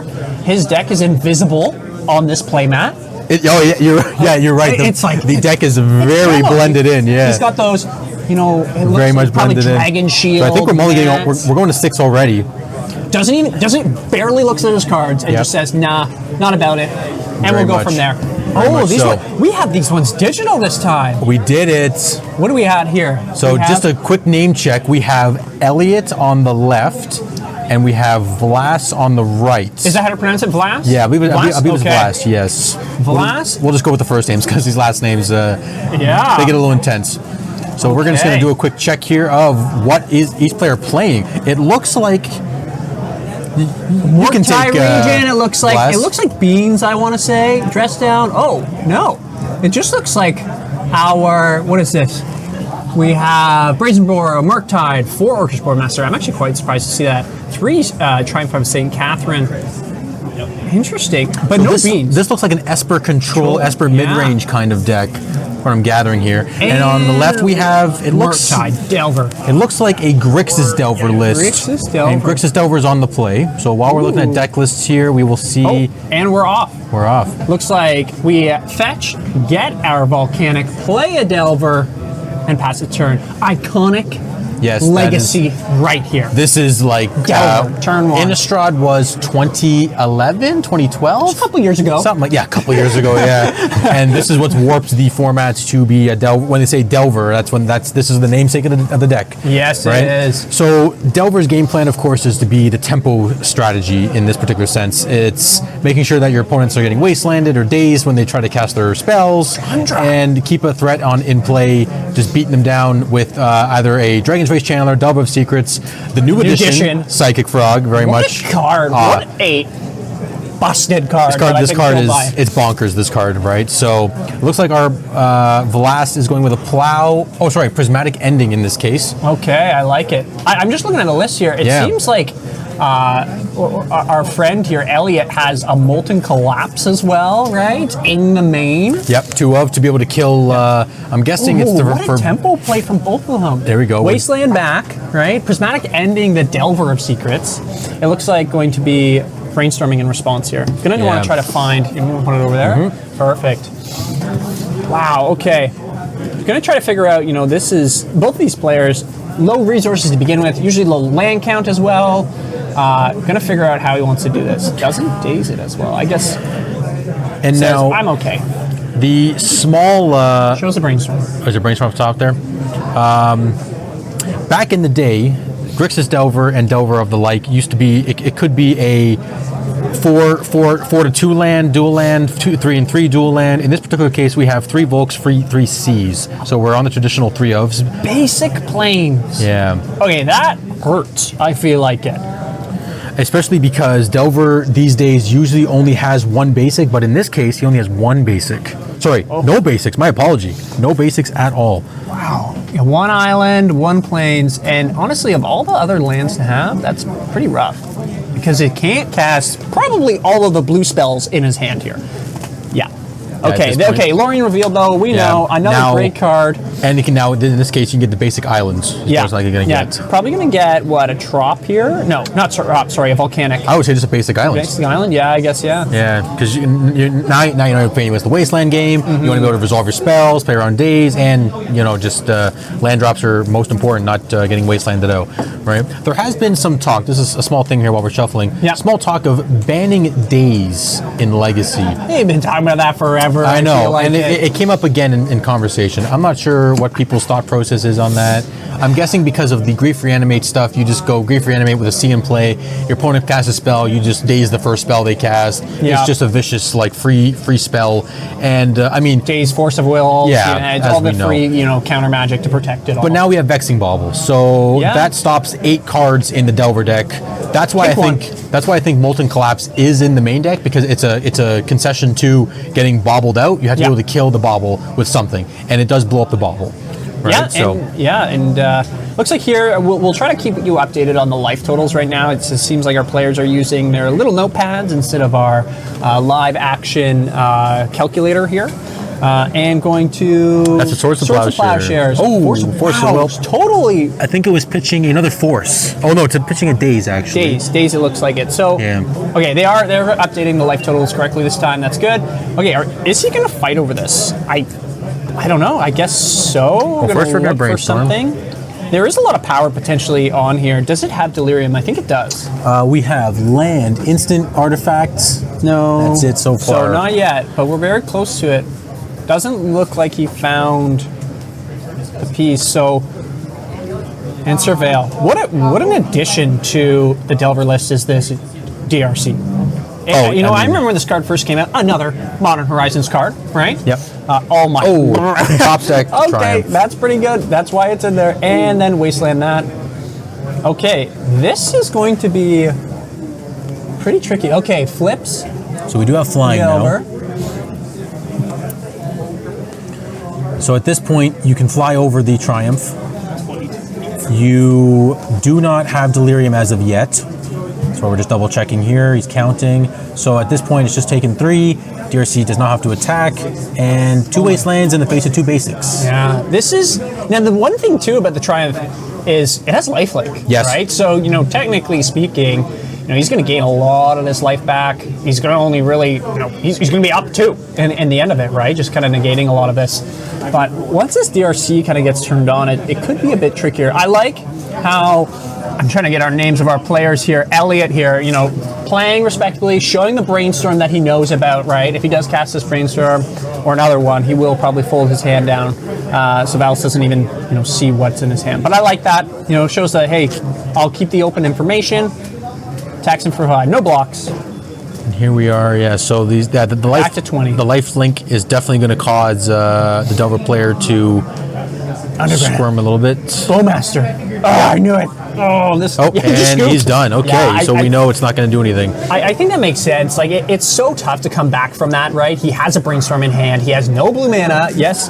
But at the same time, like, he's just going to get started bashing for 5, right? A 5 lifelink every time. Yes, you get attack with Delver, but that's not going to do a lot. Yeah, the only answer really Elliot had was the Molten Collapse on the Triumph there, but it wouldn't really do too much. Yeah, so within the piece. We Go do to sideboards.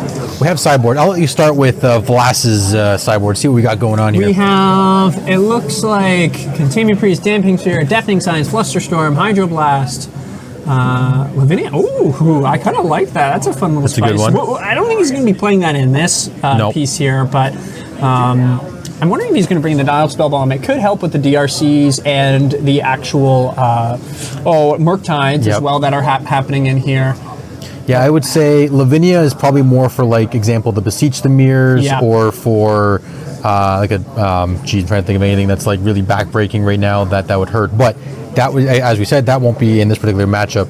For Elliot's side, we have 2 Force Negation, 2 Grafdigger's Cage, 1 Harbinger of the Seas, which is a great magic card, especially against the Plow Post decks. You bring it in versus this? No, I think because your opponent has a plains and a island you saw, that won't really do a whole lot. 1 Meltdown, 1 Nova, 2 Orcus Bowmasters, 2 Pyroblasts, 1 Red Elemental Blast, 1 Submerge, and 2 Surgicals.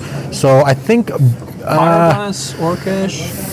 Yeah, I mean... You could... Like, Surgicals, I'm always torn between bringing in Surgicals in this. Like, I feel like it's not good, but it can be good, right? Like, within certain things. Like, if they do mull over a Murktide, right? If they already have one in hand. I think most lists are running 2, right? These guys are running 2 each, I think it's either 2 or 3, yeah. 3. I think it's 3 and 3. No, 4. So, Vlas is on 4 Murktides, yeah. Wow. Orcish main is actually kind of crazy. It's going deep for the graveyard there. Yeah, I mean, this is to be honest with you, there's really not a whole lot. I mean, I guess for Vlas, he could bring in the Hydroblast, because for DRCs and Pyroblast, they're probably going to bring Pyroblast and Hydroblast in against each other, to be completely honest. Maybe Nile, like, but that's like, I don't know. Yeah, I mean, it's definitely interesting. That's our Consigned to Memory. That's one of our newer cards, right? Another Modern Horizons card, right? Yes. Definitely more for the Eldrazi situation going on. Again, a bit of a concession, but it's only a 1-of, so that's not the end of the world there.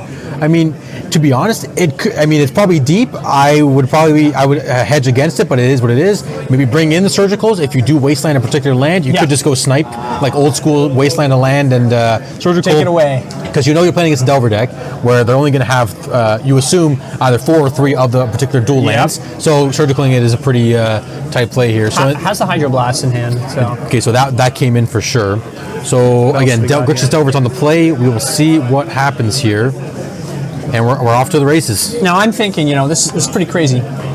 Lavinia versus Eldrazi. A lot of them have running that green, right? And also they have the Cavern of Souls, so probably not, because Lavinia is colored, right? If they don't spend any colored mana, right? If no mana was spent, counter the spell, and if they can't cast a non-creature spell with Mana Valley Greater. What's the one that's colored? Oh, that's a different card. I'm thinking. It would be Void Mirror. Yeah, Void Mirror. That's what I'm thinking. But that isn't played it. No, not. I mean, Vexing Bauble basically took the spot for that particular card. Oh, this is the classic.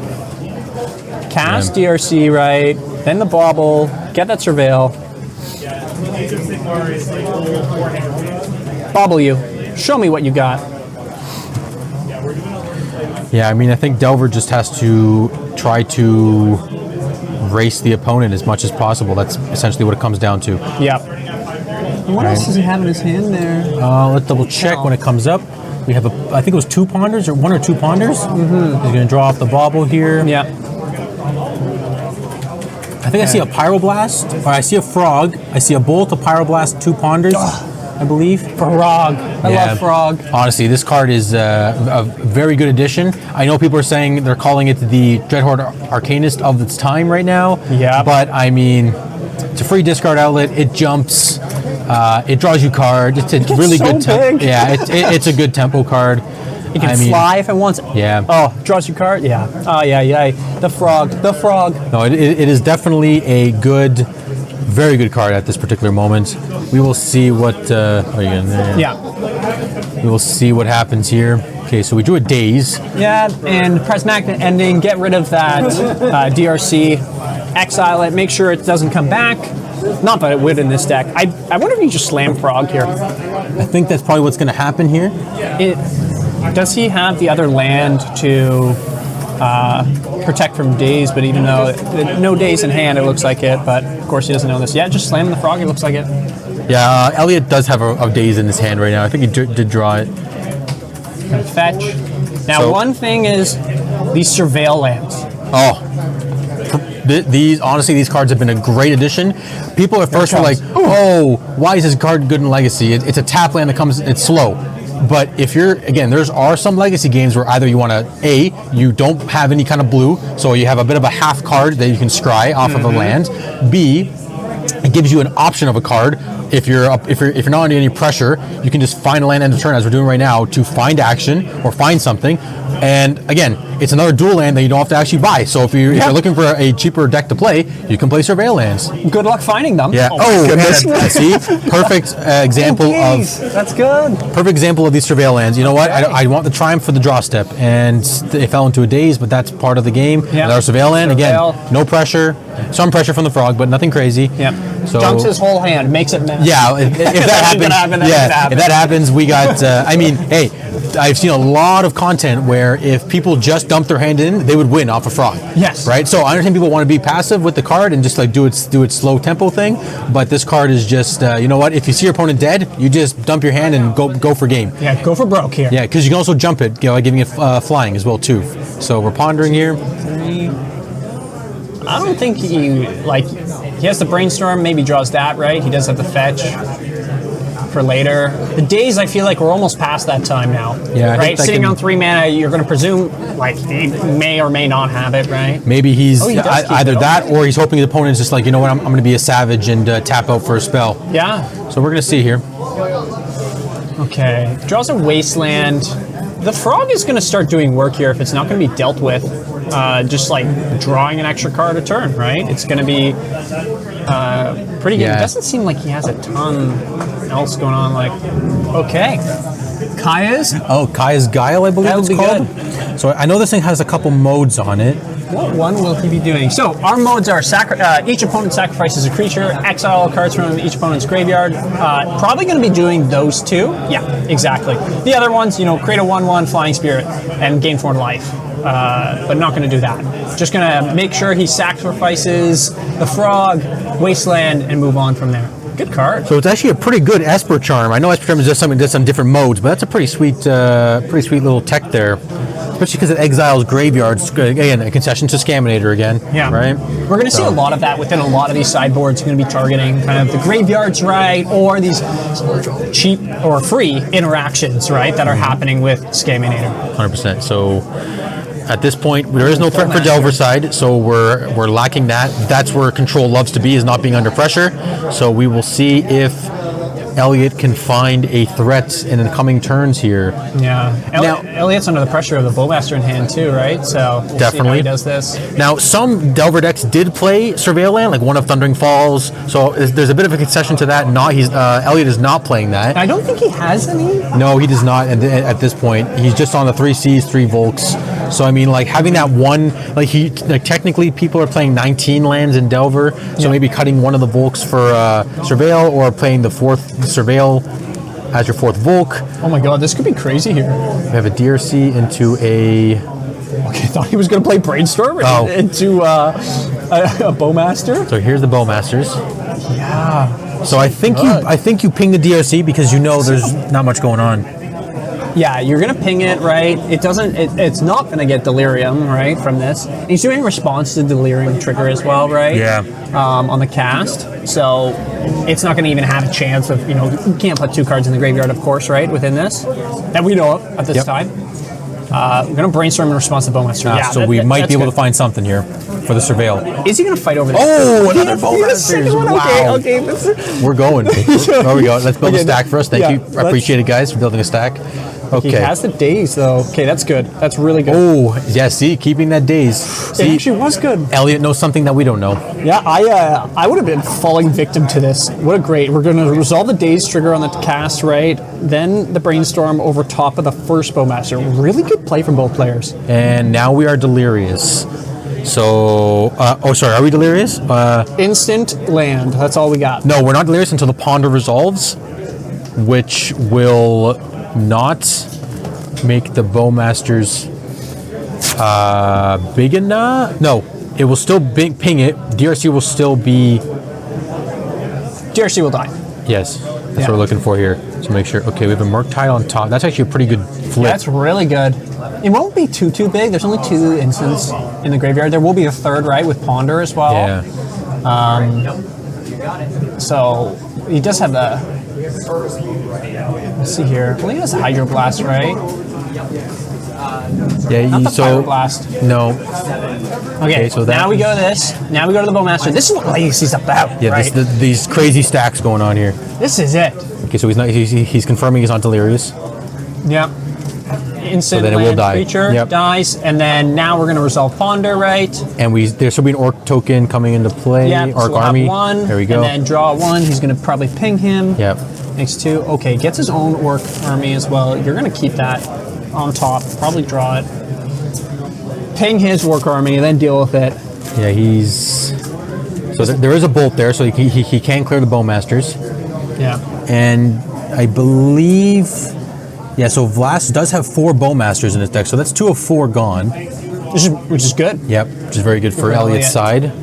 Let's see how he wants to stack this Ponder, right? So he has Bowmasters, Bolt, and then I don't want to. I think it was a land. So let's see what he draws here. Okay, Ponder resolves, ping him for 1, 16 all. Was there a Bowmasters in Elliot's? Elliot's. Yeah, sideboard. He had 2 in the side. So, and then Ponder in response. So, what has he got here? Flusterstorm. He did bring in a Flusterstorm. Okay. Yeah, I guess just for like Flusterstorm. it's for this interaction. Yeah, exactly. It's for when you're getting to those heavy stacks. Like, you know what? I just want to cancel everything out here. Yeah. Right. Flusterstorm. I think it was a Force of Will, and then a blue card I couldn't see on the bottom there. So, I think this is pretty safe to do this year, right? You're going to be. This is even. Again, everything is looking very clean right now. There's no one-sidedness. The only one-sidedness right now would be the Bowmasters and Army. And what do we got? Is this a Murktide of his own? Do we see him? Oh, it is a Murktide. Okay. That's actually really good because he does have the Pyro Blast, right, in his hand. Yeah, so at least he can blow it up on the backswing instead of the countering part. But he does. Oh, he does have the Force of Will in hand too. Okay, because if he tries to shoot it and play the Bowmasters, right? Yep, this is clean play. Pyroblast the Murktide. Yeah, probably gonna try to Bowmasters now or later. He has a Brainstorm in hand. That's a thing. Maybe playing around it a bit. This is. Yeah, you can't Hydroblast the Bowmasters. Yeah, I know. I'm just thinking of the other piece here. So he's using his life as a resource here, which is totally acceptable. Oh, end of turn, we are Bowmastering. So he still took the damage. Okay. So I guess the play is, of course, kill the Bowmasters, have a Bowmaster with an Orc Army, you're a 1/1. So now, Force of Will this? That's my question. Does Vlast have a... Force of Will and 2 other blues. Okay. He's got Flusterstorm, Force of Will, and the Hydro, I think, right? Those are his hand? It's his hand? Again, he's a little bit on the sheepish part, keeping it... Yeah, he's going to go for it. Oh, he's pitching the Hydroblast. Okay, that's cool. That's no problem. Okay, get rid of that. My Bowmaster is going to stay alive here. That's a Wasteland. And a Brainstorm. Do you desperately... No, you die. You die on the backswing. It becomes a 5, 6, 7, 8, 9. Yeah, you're basically dead if that happens. So we can bolt the Bowmasters. That's only 3 damage from the Army. He has a Murktide of his own. Cast the Murktide. Okay, that's good because the Hydro's gone. Not even that it would hit it, but... Is he going to make it a 5/5 because he knows his opponent doesn't have a Pyroblast, or is he scared of another Exile effect? Yeah. Or sacrifice a creature like an Edict type style here? What will he? Yeah, fine. So it's a full Murktide. A big boy. Full size And a Murktide. Lorien revealed? No, his own Murktide. Another Murktide, boot. okay. Can he get his Murktide as big though? I don't know. In this particular case, because the graveyard's a little cut off, can't exactly tell, but we're going to figure it out. I think he's going to go, is that 4? 4, but it's only going to be +2, I believe, on that. Yeah. Oh, it's 1. So 1 force. Okay, must have bought a card, must have been something else. So he's just trying to survive. Does he block here or just go on the crackback? I think you, okay, so we have 8 coming in. That would bring Vlas down he is to dead. 7. And then, I mean, yeah, he's it's- still too short. Yeah. And yeah, so He has to, Elliot's still he's in going to the have lead to, Vlas is going to have to block. yeah, block, attack, hope, pray, do something here. Yep, so here we go. Yep, The attack's going. coming in. Let's see who he Oh, blocks he's with. going to take it. He took Go it. So 7 here. Not going to update our good life total. Plays a blocker. aha. Oh, what a great blocker as well. Yep, exile card, just block the Murktide because it can get bigger too. Yeah, Yep. because it's only a 4/4 Murktide. Yeah. Yeah, it's only a 4/4. Exile cards, dump your hand. Yep. Oh, we're doing this is. I mean, Storm, Lorien Reveal. Is that Lorien Reveal? to be completely honest with you, Will, I'm not sure why Vlas isn't playing Frog today. I mean, he's playing great shell for it, Yeah, especially exactly. Esper. It almost seems like he's running the Bowmasters instead of the Frogs. Yeah, essentially that's what it sounds like right Right? now. Yeah. Yep. Okay, he's going to get Mystic Sanctuary. Wow, I feel like I haven't seen this in Legacy for a Yeah. So he can get the guy Kaya's Guile, minute. Make him sacrifice. but he has to be able to draw. Did he say he had a brainstorm in hand? I didn't see a brainstorm, but Okay. he Or a might. ponder or something? Oh, a card got removed, so the Murktide gets bigger. Okay, I like Okay, it. that's pretty sweet. Yeah, it's a good little thing there. Yeah, he did the +1. Passes turn. Gonna pass a turn here. So What is he doing here? bolts the Bowmasters. Yep, that sounds like a fair plan. Bluster. Ooh, I love it. Perfect. That's it. I love Hey, it. that works. That's awesome. That I works. think he realizes, okay, this ain't gonna get any better right now. Yeah. Especially this. Oh, okay, yeah, the game's over. And that's it. Yeah, Yeah, GG's. that's tough. What a Hey. top deck. Yeah, there we go. Okay, game 3. Yeah, we're going to game 3. We are doing it. I think it feels like Elliot's deck just has kind of like the newer cards. Like it has Frog, Yeah. and Frog does so much, we know, right? Definitely so. I mean, we're not sure if Nihil Spellbomb came in. I know it's not a true answer Yeah. for Murktide, but it might be good for Frog and Murktide because you're playing Frog, against it now. Murktide, and DRC too, right? And it DRC, answers, yeah. It answers that piece of making it, yes, it's not the best, right? But it may help within that piece. Yeah. So we'll see what happens here. So now Esper is on the play. I think that's better. Oh, 100%. What do you do? Pull that card out of his sock? What happened there? I missed that I part. think he dropped a card on his lap and then put it back in his deck, right? Gotcha, there we go. We're good. Putting We're magical good. cards in. No, I'm kidding. Yeah, so I mean, tempo versus control, again, semi-classic matchup. I know I say it for anything. Any matchup's a classic matchup, but Delver just wants to go as fast as possible, tempo out. And Vlas just tried to control the board there, but it wasn't enough Yeah. in this game, right? So we will see. It'll help him being on the play here too, right? Like having Yes. that little bit of advantage. I always feel like within these matchups too, right? Being that more controlled deck helps so much more, right? Definitely. Especially when they're both playing dazes, right? That too. It'll be interesting to see what they're looking to keep here, right? Because you want some type of early interaction. Okay, so island, fetch land patch, which is most likely just a surveil land. Yep, exactly. Bob Talking one about first. how good they are, Yep. right? Especially early on, right? So good. Because again, you can still surveil and daze a spell if you want. Yeah. Right? Like if you want to be... Get double surveil. Yeah, essentially, essentially. Is he asking for permission to cast Bobble?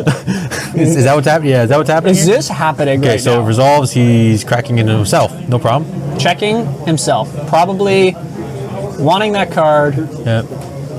Okay, so we're probably going to get a surveil land here, unless he has a brainstorm in a turn. But surveil lands are just so good. And they are, getting, what is it, under Undercity sewers. That's yeah. it. Man, I'm trying to get a playset, just like one of each, and it's impossible. I feel like all they're of hard to Southern find. Ontario is sold Yeah, out. I think people just noticed how good they were, stocked up on them, and no one is trading them away. Essentially, right? Everyone's got them. Yeah. Everyone's got them, right? Okay, So we got surveil. Let's see what we got here. deciding, and with the Yeah. I guess you're not going to get the miracle within it, right? Like at this time, but you hope. even with the brainstorm, I'm surprised, right? Like he does have them in his deck. He could put it back on top and try to miracle it could. later, but maybe realizing that's not the game plan right now. I mean, there are 3, so I guess he's hoping that he can either find another one, stack them back. Right? There's all these options here. So this is interesting. He could, Elliot could spike a Pyroblast here to counter the cantrips. This is aggressive. Yeah. I like that play. I mean, it happens. If you know your opponent's looking for something or trying to find something, Pyroblasting those cantrips can be backbreaking. Yeah, maybe Elliot's saying, okay, I'm going to hopefully make him not draw land here, right? Maybe that was his thought process. I know that would be always mine. Okay, Daze, yeah. There we go. Yeah, this is classic tempo stuff going on here. Being either aggressive, right? And kind of talking about that surveil piece, right? Returns that surveil land to his hand. Yes, it's going to come in tap, but going to give him another look at it, right? You think he grabs another one? If he has another one, let me just He does. I think he has one of each. Meticulous Archive, yes, he has the little white. You could always brainstorm the other one back into your deck and find it later on in the game. Yeah. So there's always that option, right? That's a great option. Or again, just playing it for free when your opponent, you know your opponent's not going to wasteland you or do anything with that particular land. Just playing it to, again, get a half card to see what's going on top of your deck. So here we go. Keeps it on top. Pretty good. Must be a good one. It's Gaia's. the Kaya's Guile. Perfect. Kaya's Guile, Guile's Kaya, you know, all Kaya, these things, right? You know, Maya, yeah, all these the things. Guile. Miri's Guile, all these Guiles, right? All the different ones we got here. Okay, we're surveilling again. I mean, go ahead, sorry, yeah, go ahead. Will. It's kind of that interaction piece, right? Or just like making sure you're hitting your land drops here, right? I don't think he has a triumph or anything like that in his hand, but just making sure he's going to keep Elliot kind of locked down here is going to be his big piece. I think he, right now, Vlass is looking for something. He wants to find a threat, a Bowmasters, a Murktide, because he knows he's just giving the Delver player, Elliot, more time to find his threats. Passes. So he's passing too, so no third land for Elliot, which is okay. I mean, Delver runs on low land counts. Knows? Okay, as a Legacy player, you're seeing black, blue being passed away. You know there's going to be a Bowmaster, right? Yeah, there has to be something. Yeah. Something's got to give. And at this point, where you're just conceding to, do you have a Daze? Do you have anything here to counter my Bowmasters? He does have the Daze. There is a Daze. Okay, he's going to... Okay, I guess floating a blue, using the blue, right? And then going to cast a Brainstorm. Because now he's free. That. Yep, no, that's good. Good type play. Play around, counter the Bowmasters, and being able to use the mana efficiently. What is he going to put back here? You keep the Lorien Reveal because it can shuffle away anything too, right? So, and goes back. I don't think he has any more permission spells, right? Ponder, land, Lorien Reveal. Yeah, at this point, again, he has to find a threat. I think at this point, he's giving Delver player a lot of time to dig, but we'll see. And here's one of the threats. And Pyroblast, so 3. So we are delirious. We will get there. He wants to just keep it. He didn't even care about the surveil, or maybe he got a little. I take the Wasteland here, and I waste him because I have a threat. Yeah, exactly. At this point, now that you have a threat, you want to start taxing your opponent's lands, especially the control player. Yeah, I think that's maybe what he's going to do here. He's thinking about it. Yeah, he's on the fence here. Okay. So yeah, I think Wasteland is probably your best bet. I would get rid of the whites. That's just me, because your Plow is definitely a scary card. Prismatic ending, right? And prismatic that's a big ending. Piece, so we're getting rid of the blue-black. I guess doesn't want his what's it called? Bowmasters in response too, right? So yeah, no, fair enough. Gonna Lorien Revealed, probably grab a land here, right? Looking for probably black mana just to make sure. Yeah, looking for an underground sea, and then figure out what his next play is. He's down a land, has DRC to deal with. Elliot does have a Force of Will as well, so I'm wondering how much he's going to commit to protecting this. He doesn't have another threat in hand, so I think that's going to be a big piece, maybe just trying to Force of Will, whatever type of exactly. Kill it. And you think you hit the nail on the head there. It's now you have a threat, you don't want your opponent to be Pyroblasting and getting rid of your threat too easily here, so you really got to fight for that thing to resolve. So we will see the action here. Prismatic ending. That's pretty good. Oh, does let it go, I guess. Okay. But is he hedging on the Murktide in his hand? Maybe. Could be here. Look at that. I love it. He did bring in the Nile Spellbomb. I think that's great. Yeah, that's a very good... Does he have a land in his hand to play it? Does he force of will the Nile Spellbox? Oh man, I mean that would be deep. If you feel like you have to, I don't then think you can. I don't think you can either. I think you have to force the plows or the endings and stuff like that. That'd be wild. I mean, I guess because he only has 3 Murktides, I mean, DRC is still a dangerous card. We're going to find out right here if, I mean, this thing's going to resolve because there is no answer from Blast. He does have the sack, like, he's going to make him sack it, though, but he does have the Force Will, so there may be a little battle here. Depends. Yes, because he knows of the Guile. No, does he know? Does Elliot know of the Guile? I don't know if he knows better, but I think he definitely knows he drew. Well, okay, looking for. Okay, there's land number 3. Or did he have a land before? I can't. Oh, no, he had land before. Sorry, the Underground Sea from the Lorien Revealed there. Put away the Lorien Reveal. So he can't Guile this turn, but he can set up for because he's only taken 4, so he's going to be at a virtual 14. You're not totally under pressure here, right? Yeah. So you can take a hit or two. But you do give him opportunity to start setting up, right? Yes, so this is the thing now, which. You let this resolve. Yeah, because again, he's semi-bluffed Bowmasters there, but that's not going to happen. All right, so.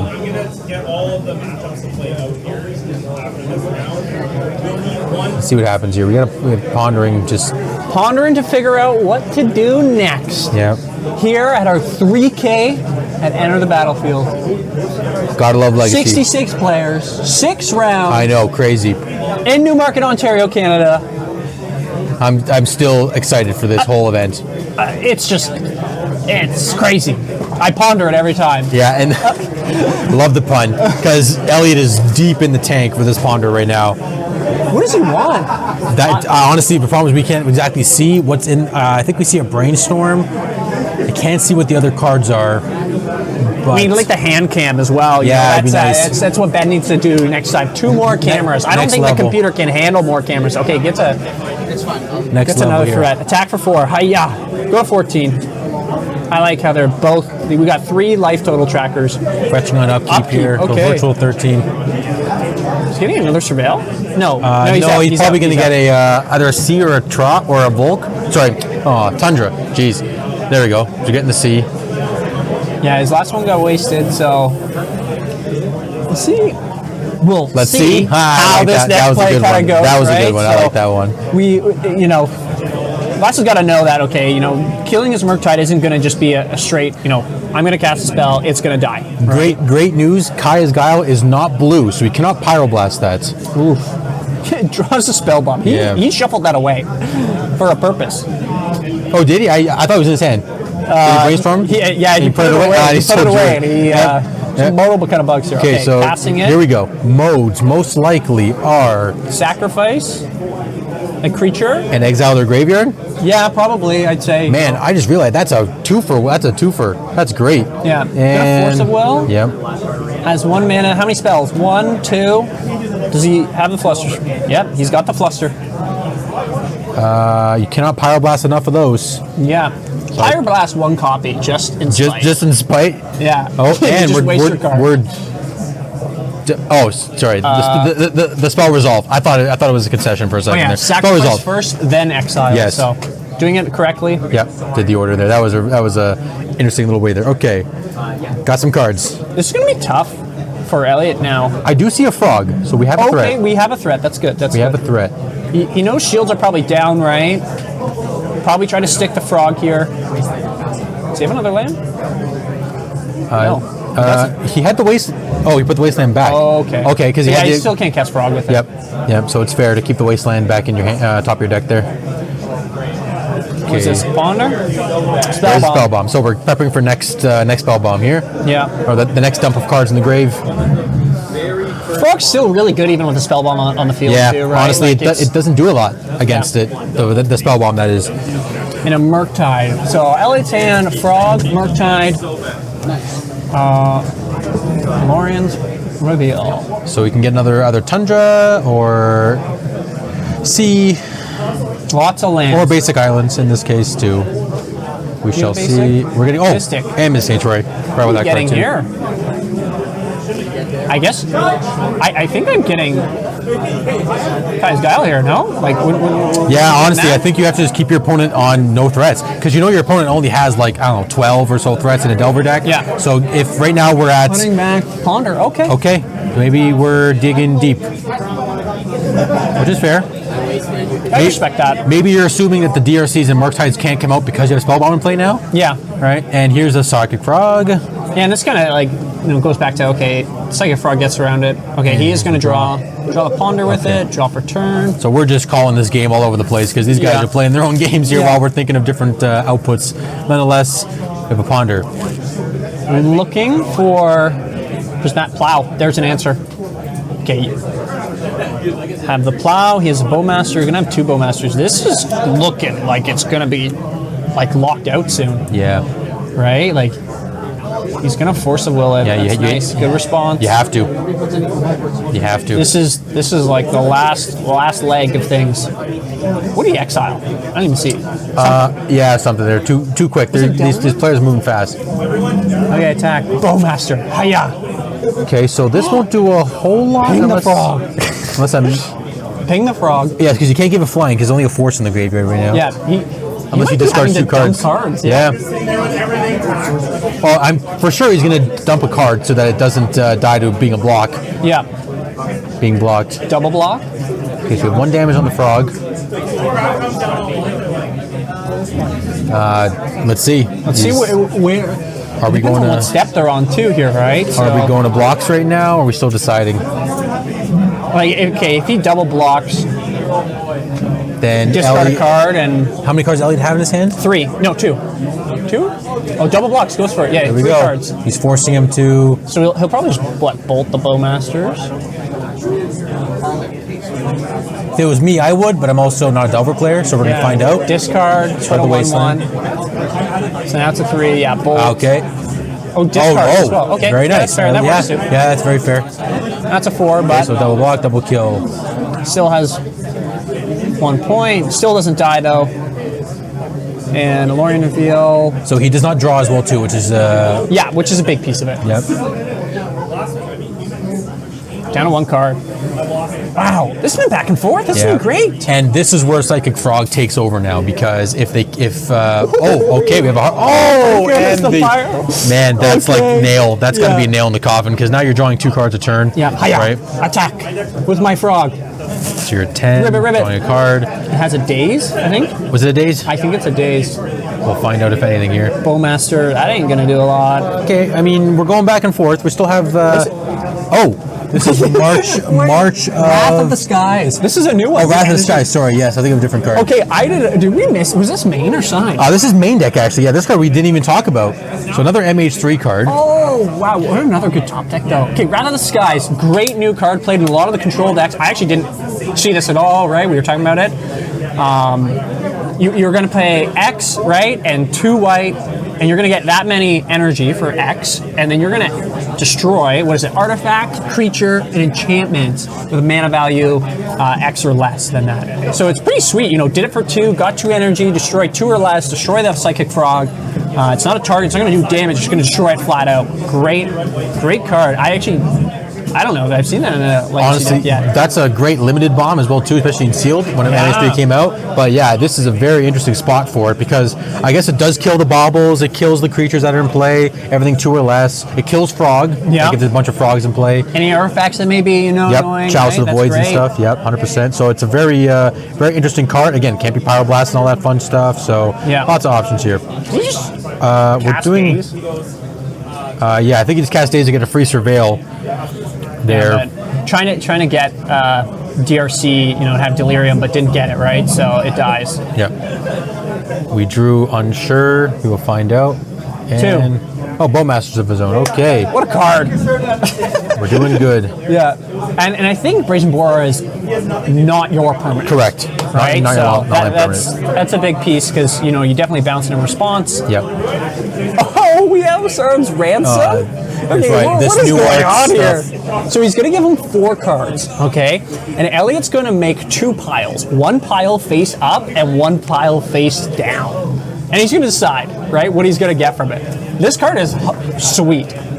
Yeah, I remember this was like the hotness when Lord of the Rings came out for these blue-black tempo-y type strategies, right? So I mean, definitely, it fills the graveyard for Murktide. It's gives you card advantage depending on what's going on. The ring tempting you is fun as well too, because then your creature has the whole ring ability, which that ability is like long gone at this point. No one's really playing the ring tempting stuff. What a pile. Here's the piles here. What do you take? 2 lands or a ponder and a land? I think you take the face downs because you just. I mean, the ponder stuff. Yeah. Wasteland Force, I think it was. Yeah, I think so. Yeah, Wasteland Force. Your opponent knows all 4 cards. Yeah. You just figure if your opponent's going to give you something face up, it's probably not usually the best stuff because they want you to trick you into the face down being good stuff. Okay, so goodbye. Everyone just takes the face down most of the time. Yeah. I think you attack him with. Oh look, he took off he has a ring. He does is that his own ring? Yeah, that's his own ring. Oh my goodness! What a great idea. It does make the creature legendary. Okay, he's gonna take it. Yep. He's gonna cast Bobble. Force him. Force him with a bobble. Let's do it. Come on, we're deep in the tank now. Bobble him. So we didn't see what it was, but draw for bobble. We're gonna bounce the army. Okay, I like this because he does have the ring, right? Too. So. How does a ring work again? It's a what? When you attack there's so with many it, effects. You draw. It's like a looting ability. I forget. Okay, Wasteland. Oh my goodness. What is this game right now? Okay, here we go. We've pulled up the ring. We're here to tempt you all with the words that it will be written on. You're going to have a ring bearer. Whenever you attack the ring bearer, draw a card, discard cards. He's going to loop. Yeah, that's step 1 there. Hardcast Force. Oh, Hardcast Force. Perfect. There we go. We're doing good. I love it. He's like, you get nothing, I get nothing. Yeah, I guess he's not going to attack because he just discards that card. So if it's good, keep it. At this point, we're just at a Bowmaster Orc army. They're staring each other down across the battlefield. We're fetching. No stifles anywhere to be seen. There was a Stifle Knot player. There is a Stifle Knot player here today. Perfect. I love it. I was about to ask how many. Oh my God! What a draw! While he's on It's going to be Murktide. massive. What were you saying there about Stifle? Stifle Knot? My goodness. Yeah, there is one here today. I'm hoping to see it. I love Stifle Knot. It's a fun deck. My goodness. Okay, that's a. Okay, that can block though. Can only block flyers. Yeah, we're doing. Okay, so Basic Plains was drawn. And a Bowmaster? Yep. Okay, Bowmaster's good here. Cast it. Shoot your Bowmasters. Oh, it goes to 2. Yep. Yep. Attack. So it can't be blocked by Murktide, which is great. Whoa, doesn't. I think it was a forced loot, but he didn't do the loot there. I think it's forced. I don't think it's. I think it's a choice. I don't think it's a choice here. So maybe he's forgetting about the looting there. So that's 2 loots we missed. That would be in hand. Nonetheless. All good. What's happening here? We're gonna find out. Yeah. Oh, we got some. We're flipping graveyards all over the place. Here? So we're just gonna check on this piece because I don't think it's a May. Yeah, you have to loot, but I'm not sure if we're gonna check that. It's almost dead here. This is like no one do anything for a while here. I mean, honestly, when you're in these spots, right, of like deep in the tank, I know it's only round 2, right? But these big events, we're starting to, forget about, how much pressure there is, yep, right, to each player. That's 3 loots. Oh, another Murktide.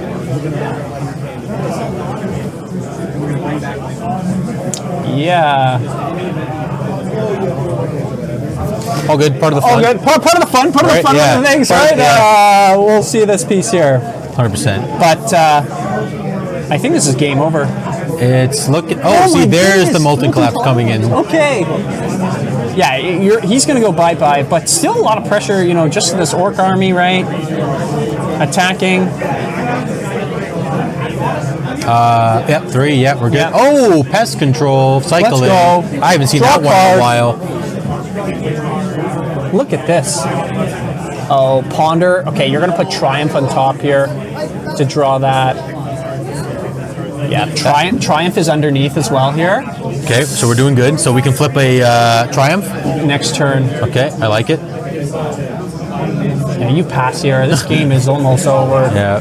I don't know what gets him out of this. Like, you have to deal with the army. Okay, they're just confirming the wording on the ring. Maybe. Wait.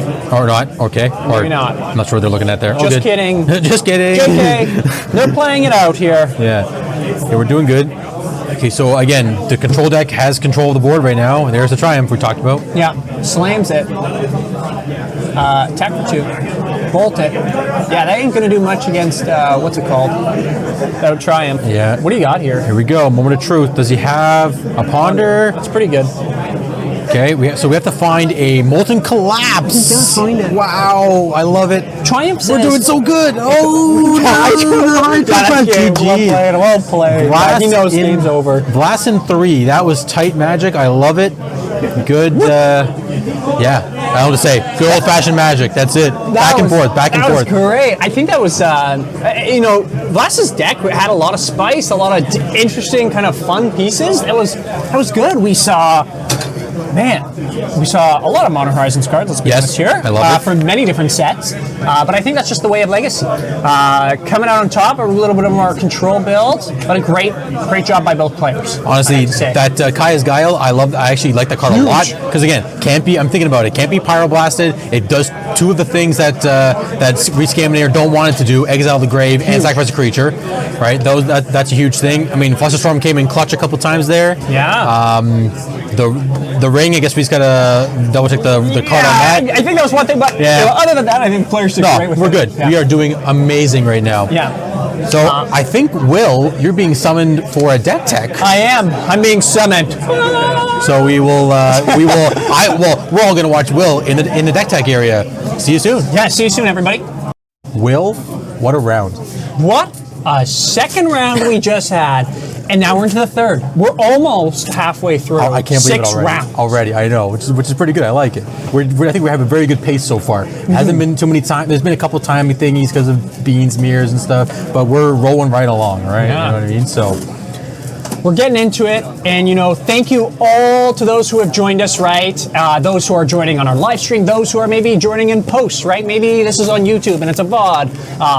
But all of you, thank you for supporting Legacy and Magic as a whole, especially those who are in, the Ontario scene here for Legacy of the North, or I should say, like, kind of North America almost in general, that's right? That's what it almost feels like, because again, we've traveled from we have North Bay, we have Chatham, Kent, London, we go to Buffalo. We're gonna go to all of us are gonna try to go to Eternal Weekend at least, right? So we're basically covering North America with Legacy of the North, right? It's great, and here at Enter the Battlefield in Newmarket, right? Davis and Yonge Street, right near the mall, if you know the area. Yeah. The location here, we're so thankful for them offering the space, right? We've had tons of events here at our 3K. We had a 1K a couple weeks ago, right? I think we're having even the larger tournament, the Invitational, the Legacy of the North Invitational here on August 10th. It's coming up. And that's point-based, isn't it, Dave? How does that kind of work, this like point-based Invitational piece? So whenever you play the locals, your name gets put into, once the tournament report gets printed to the Legacy North Facebook channel, it's any of the points you've accumulated go into an Excel spreadsheet. The top 32 players of all the people that are in that spreadsheet, the tournament reports, whatever it is, you get entered into the Invitational. If you are top 32 in points, you get an invite to said Invitational as well too, right? So again, the whole point is you're playing for points again, or you can just play casual and play locals, right? Yeah. So now we're going to the gameplay. On the left side of our screen, we have Kevin on Eldrazi, I want to say aggro. Looks like it from here. And then on the right side, we're just double checking who we have Is that a cloud here. post? It could be, very much could be. Oh, I see an Urza tower. Oh, so this might be the post deck that we've been talking about and hearing all the good stuff about. There's a new land, then that new land. Oh, it makes it's like every land. Yeah, every Urza exactly. land. It makes tower tap for 3 on turn 2. Yeah, post in the chat, we're forgetting right now. We're 2 rounds, almost 3 rounds in, so let us know what the name of this card is. But we'll probably be seeing it this match from maybe not both of our players, but definitely. No, yeah, I'd probably say just if it is just the Cloud Post style deck, it's going to be the Urza player. Both players are 2-0. at this rate. So we are in the we're very much basing everything off on the 2-0 factors right now. Yeah. So Eldrazi is a mulligan to 6 right now. And it looks like mull. do we know who's a player? Yeah, do we know who's on the play? No. Okay, we're gonna find out. We'll find out in a moment. Oh, Boom. here we go. Beseiju. Pass. We're gonna have that green mana. I'm not gonna need to cast this or use its ability, destroy one of your lands. I'm just gonna make green. Yeah, and then do nothing. I mean, your opponent is probably just is trying to discern: is this lands? Is this Eldrazi? Is this 12 post, cloud post style deck?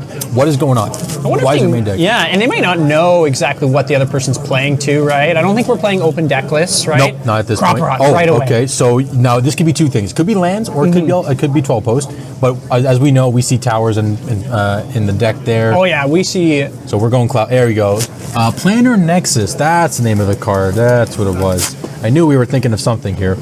Yeah, so Planar Nexus is every non-basic land type. So in this case, it is a Locust and an Urza's.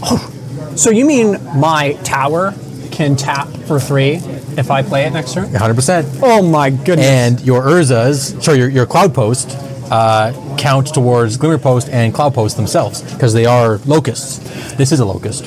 Let me guess, this is a Modern Horizons card. Yeah, Modern Horizons 3. It's actually from, I believe it's from the Commander deck. Yeah, Modern Horizons 3 Commander, so it's not even a card from the set. Look at this tower into card Karn turn 2. I mean, oh my goodness. I mean, that's basically like double tomb into a Karn, but at least you're not using 4 life on this. You just get main deck bridge. Yeah. This is, oh my goodness. Sorry, sideboard bridge, yes. Yeah, and gets ensnaring bridge. Says, okay, aggro deck. Beat me now. Yeah, beat me now. I do have a lot of cards in my hand right now, but... What can you do, yeah? I have Ugin. Okay. Hypothetically, 3 mana. At this point, okay, here's our Flesh Raker again. A very, very fun card. We made a mistake last time when the Kozilek's new kind of card came out. It actually makes 0/1 spawn. So it looks like we're going to be casting it here, making a spawn. Casting another one. And casting another one. Woo! Love this is great because you get And the deals 2 damage. You get the 2 colorless mana from the temple, so you can cast 2 of them with the Eye of Ugin in play. This is really good. Here you deal 2 damage. This is a way to get around bridge. Yeah, You just can play. just burn them out. Just keep playing artifacts. Keep playing colorless spells. Sorry, colorless spells. shock, Yeah. shock. A shocking event. So it actually only triggers on colorless creatures. We should probably. This card has a lot of text, as we said before. A lot of text going on here. So there's another card in the deck called Wayscape Battle Mage. This is the one we were talking about that bounces creatures. Enchantment? Artifact or enchantment?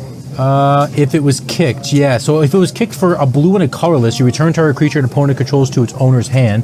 If it's kicked for a green, you exile target artifact or enchantment. That's really good. This is really modal. I love this. This card is very versatile, and being able to pump this out, he's going to need some colored mana, of course, right, within this piece, but not too much of a worry. There's the ensnaring bridge. Yeah, and this is basically just try to keep your hand full of cards while trying to attack me, but if he gets, what do you get here? Liquid metal coating or haywire mites? Okay. For just looking here, is there anything in specificity? The only thing would be Bauble, Vexing Bauble, because everything else is a creature with no artifact type. Yeah. So I'm not 100% sure here. I'm wondering, why We'll see. that, but maybe just a blocker, but it doesn't really matter right now. Like, yes, they can attack. Okay, Ancient Tomb. Nice foil, Ancient Tomb. Yeah, that's as well. the from the Vault version. Oh yeah, a lot of people that. don't like those foils, I have to say. Honestly, I mean, I was a guy that loved them. I still have them. I love them. I like them They're personally, great. but thought not here. Start dumping. We're doing good.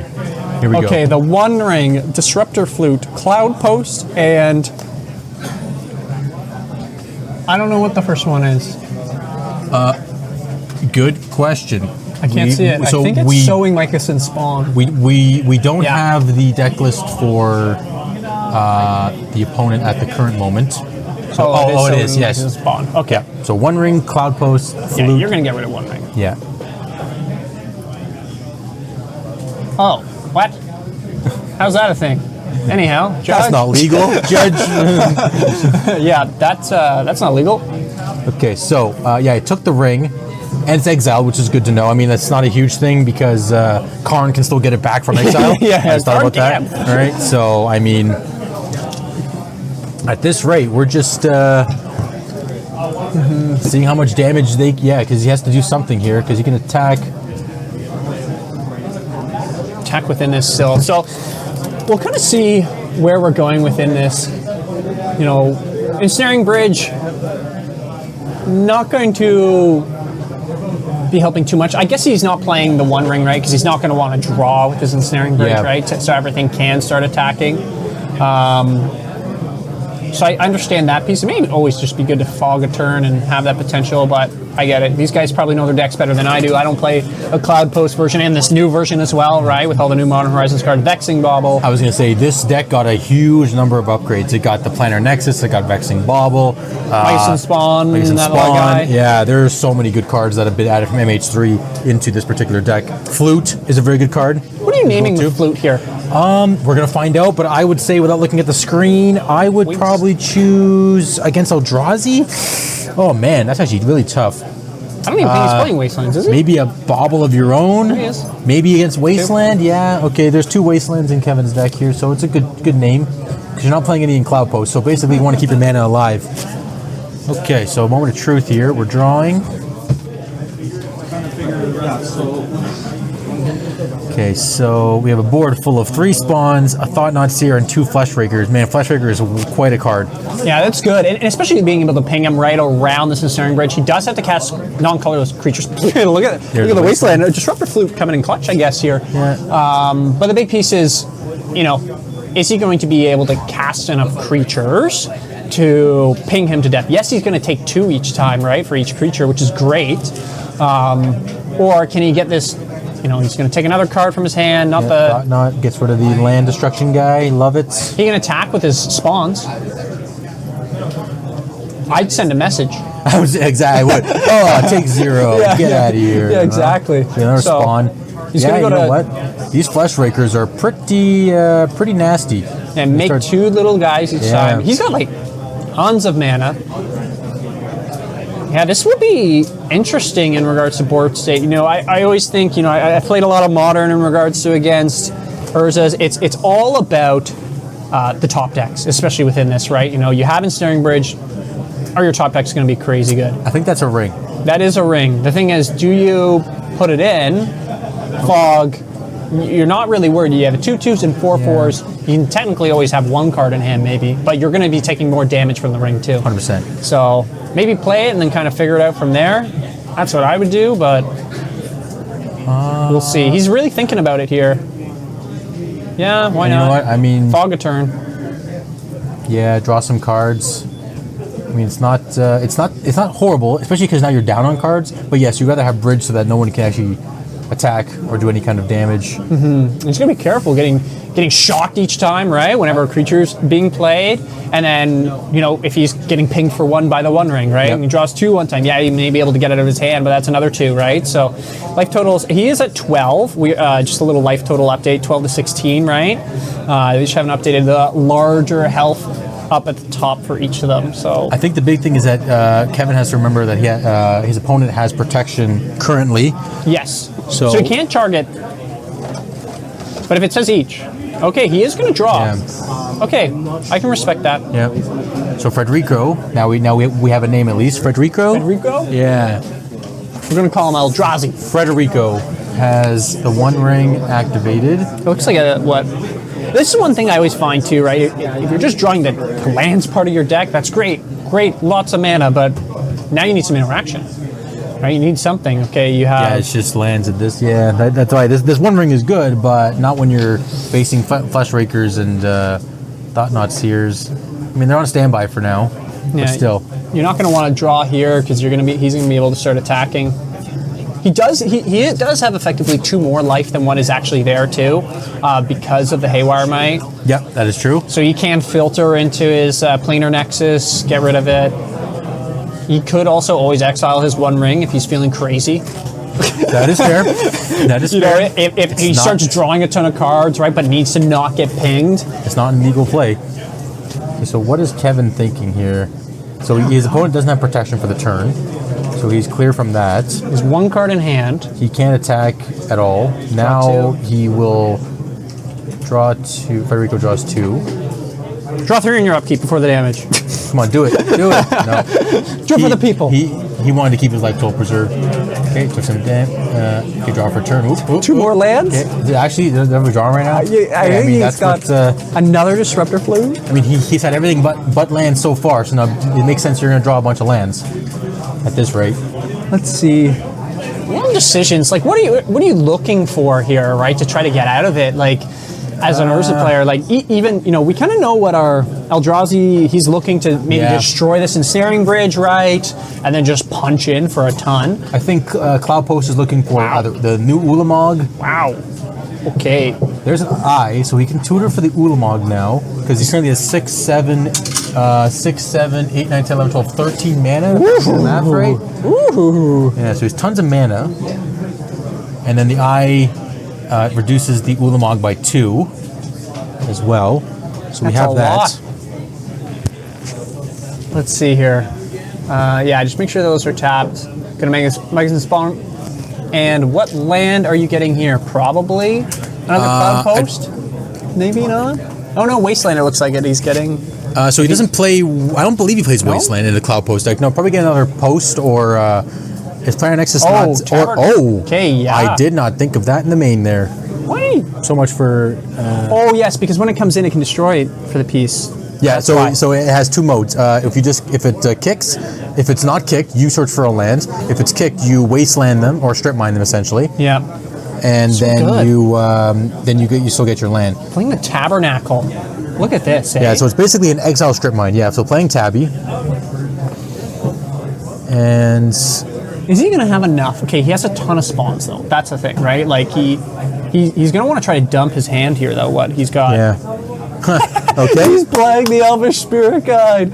Let's go. So where was the green from again? Was it from the Planar Nexus? Yeah, he filtered it with the Planar Nexus. Oh, because you filter it, right? Yeah. To make that green. Another flute? Oh, that's great. What do you name? Again. Our creature. Sure, I guess you can, because... then the Fleshraker's cost, because it does have 2 modes. It's Pithing Needle on 1, and also the spell costs 3 more with the name. So if he names Fleshraker, then new Fleshrakers will cost 6. Yeah, and that's what he names. Yeah. So it makes sense. Now he's deciding on what to pay for Tabernacle, I presume. Yeah, paying for Tabernacle now, pay for both. Do you pay for the Thought Knots? He's just resolving it accordingly. You could let the Thought Knots die, get him to draw cards. Yes, that is true. And then attack. Even though now he has blockers, but it ain't going to work. And that thing's a 3/3/2. Well, the owner of... Yes. Spawn. Yeah, that's correct. Yeah, this is... we're going to find out here what the exact mana... Okay, so we still have 5 triggers to resolve. So we're paying with the Tomb. That makes sense. You want to keep some of your non-damaging mana around, unless the Tomb is for the 2 Thought Knots. Yeah. Tap it, untap it. Keep holding priority this way. Yeah, Kevin's been around the block, so he knows how to play pretty darn well. So he's mathing out exactly what the outcome is here. Yeah, figuring out what he needs to do here. Like, he's going to be wanting to point this Wasteland at Tabernacle, of course, right? Layering-wise, right? We kind of know how that works, so it's still going to have this effect for this turn, so he is going to lose some stuff. Okay, so he's paying for Thought Knot. Yeah, he's putting things on the left side. He pays for the other one? You know what? I probably can't activate Wasteland. Oh man, this is getting tough now. I mean, you can't Wasteland yet. Still, I think you may want to keep the Wasteland around. So just getting rid of the spawns is probably okay. Yeah. And he's going to sack the Thought Knot so that his opponent will draw. So now 4 cards. He can attack with the Fleshrakers if he really wanted to. Still not the. How many cards is 4? Oh, 4 exactly. So he did the math on the 4, keeping the Thought Knot to be able to attack if he so chooses. What is actually a blocker? Hairwire Might, Elvish Spirit Guide, and the Sowing Myco Spawn are the blockers right now. So unless Kevin draws has the Battle Mage in hand that we're missing. Yeah. But I don't think he has blue mana. No, he's not going to be able to do the kick, right? So he's just attacking with the Thought Knots. in this case. Yeah, attack for 4. It's going to be Chump Bollock. The fact Elvish Spirit Guide got played, it did its thing. Yeah. Usually a dire situation when they're getting played. I was going to say. In this time, not too much. It's usually at the end of your like, you know what? It's the final blow that you have to block. You know. Oh, he does have the Battle Mage. Okay, so we're Battle Maging. We're triggering the Flesh Raker. Yeah. Okay. So take 2. So we're actually going to take 3 at the end. Oh yeah, but not kicked. Okay, so we're taking. Again, he didn't kick, right? He just played it. No, he doesn't have that colored mana for it, right? Man. So I wish he did. yeah, that would be like turning the whole game, right? You just kick it. You can exile Flute if you want, and then get rid of the Wasteland, and then on Wasteland, and then Wasteland Tabernacle, right? Yeah, definitely.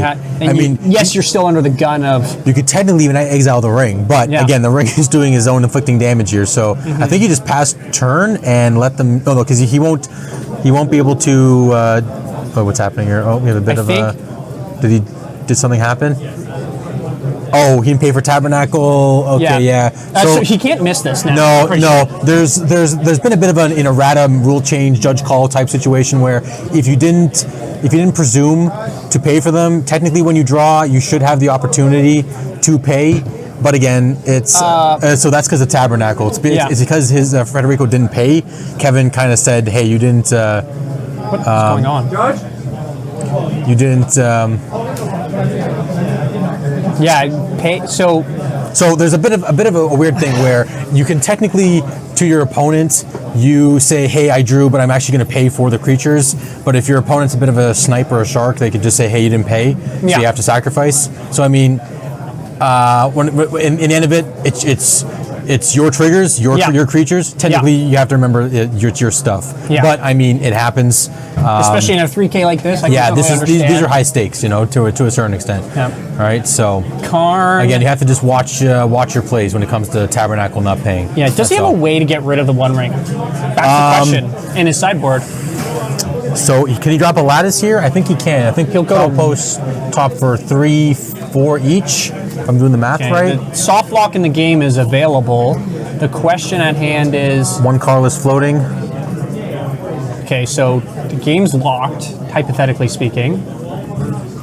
So creatures can still attack. It's just you can't tap any mana essentially for resolves. So no Flesh Rakers and killing him. He'll go to 1. And the spawns become artifacts, so they can't tap for mana. Oh my goodness! So right now Kevin is going to lose his whole board because of Tabernacle. He even says just get the little hand motion. Your whole board's dead. Literally, yeah. Yeah, that's and he's like, yeah, I'm good here. Okay, so he has no way out of that. I actually kind of like that, right? It's kind of like I win button. I win button, and also you didn't pay for those die. You could tell that he missed out. He's like, you're right. Yeah, now it's your turn to lose your board. Yeah, See? You lose. See, yeah, exactly. Oh, I'll just get Lattice, and you can't do anything. I'm imagining the Spider-Man meme of each of them pointing at each other. No, you side creatures. No, you side creatures. You know what I mean? So, okay, so right now we don't have Federico's sideboard, but we do have Kevin's, which is on the left side. So we do have 3 Dismembers, 2 Disruptor Flutes, 3 Fairy Macabres, 4 Mindbreak Traps, 2 Vexing Baubles, and 1 Caracas. I like the Caracas, not in this matchup, but I like the Caracas because of the Sowing Myco spawn. What are your thoughts on the board so far? What are we thinking here? I think Disruptor Flute, right? I think it's a nice thing too, like naming Karn, right? Because a lot of the big piece within it is just, this Karn package, right? Is a lot of that sideboard, being able to maybe turn that off, right? Is a nice little piece of it. And I think, what else are you bringing? That's maybe you might, probably maybe Dismember to kill Myco spawns of your opponents. I mean, I know they've done their damage, but getting rid of those is not an issue. Get them off the board, right? I mean, I was just gonna say Caracas, but you don't want to Caracas back your opponent's Ulamog. That'd be value for them. Other than that, could you bring Caracas in for yourself and just start going wild? I feel like that's too narrow. No, there's no legendary creatures. Yeah. So I mean, maybe Dismembers, maybe the Flutes for Eye of Ugin, but then you can't Eye, which is fine because I don't think you're supposed to be the aggro deck. So if you can't search for if you can't Eye, I mean, it's not the end of the world. It's more for your opponent being able to find the Ulamog and whatnot, right? So other than that, Flute and Dismember, maybe. Yeah. Yeah, I think where we're at. those are the pieces. Yep. And it looks like So let's see. Federico's got Dismember and Food of his own. we know what's in his sideboard. Yeah. Dismember, and then other pieces we'll kind of find out. So we'll see how game 2 goes. That was a pretty good game 1, I'd say. Yeah, right? Michael Like back and Lattice, forth. Oh, hey, winner! We got the deck list. We have here. Federico's deck list. Let's go. Snaring Bridge, Sorcerer Orb, yeah, many kind of pieces in regards to what's going to be, grabbed by Karn, along with just those pieces. Mycosynth Lattice, we saw that end the game before, right? 3 Dismembers? Yeah, 3 Dismembers. So probably those, you don't put in a surgical. No, I don't think so either. And then Dismembers. really just, you leave everything else in almost just for Karn.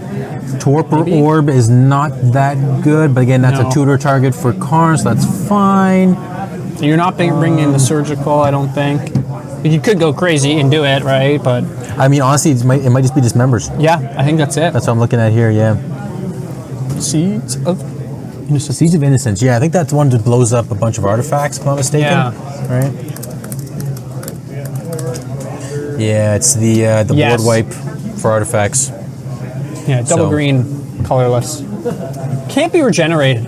Yeah, Don't see that much anymore. I mean, was regen a thing with Affinity? With Ravager? No, Ravager doesn't have regen. but it was around that block. It was, where right? Yeah, okay. Yes. Yeah, regenerate this creature. So there you go.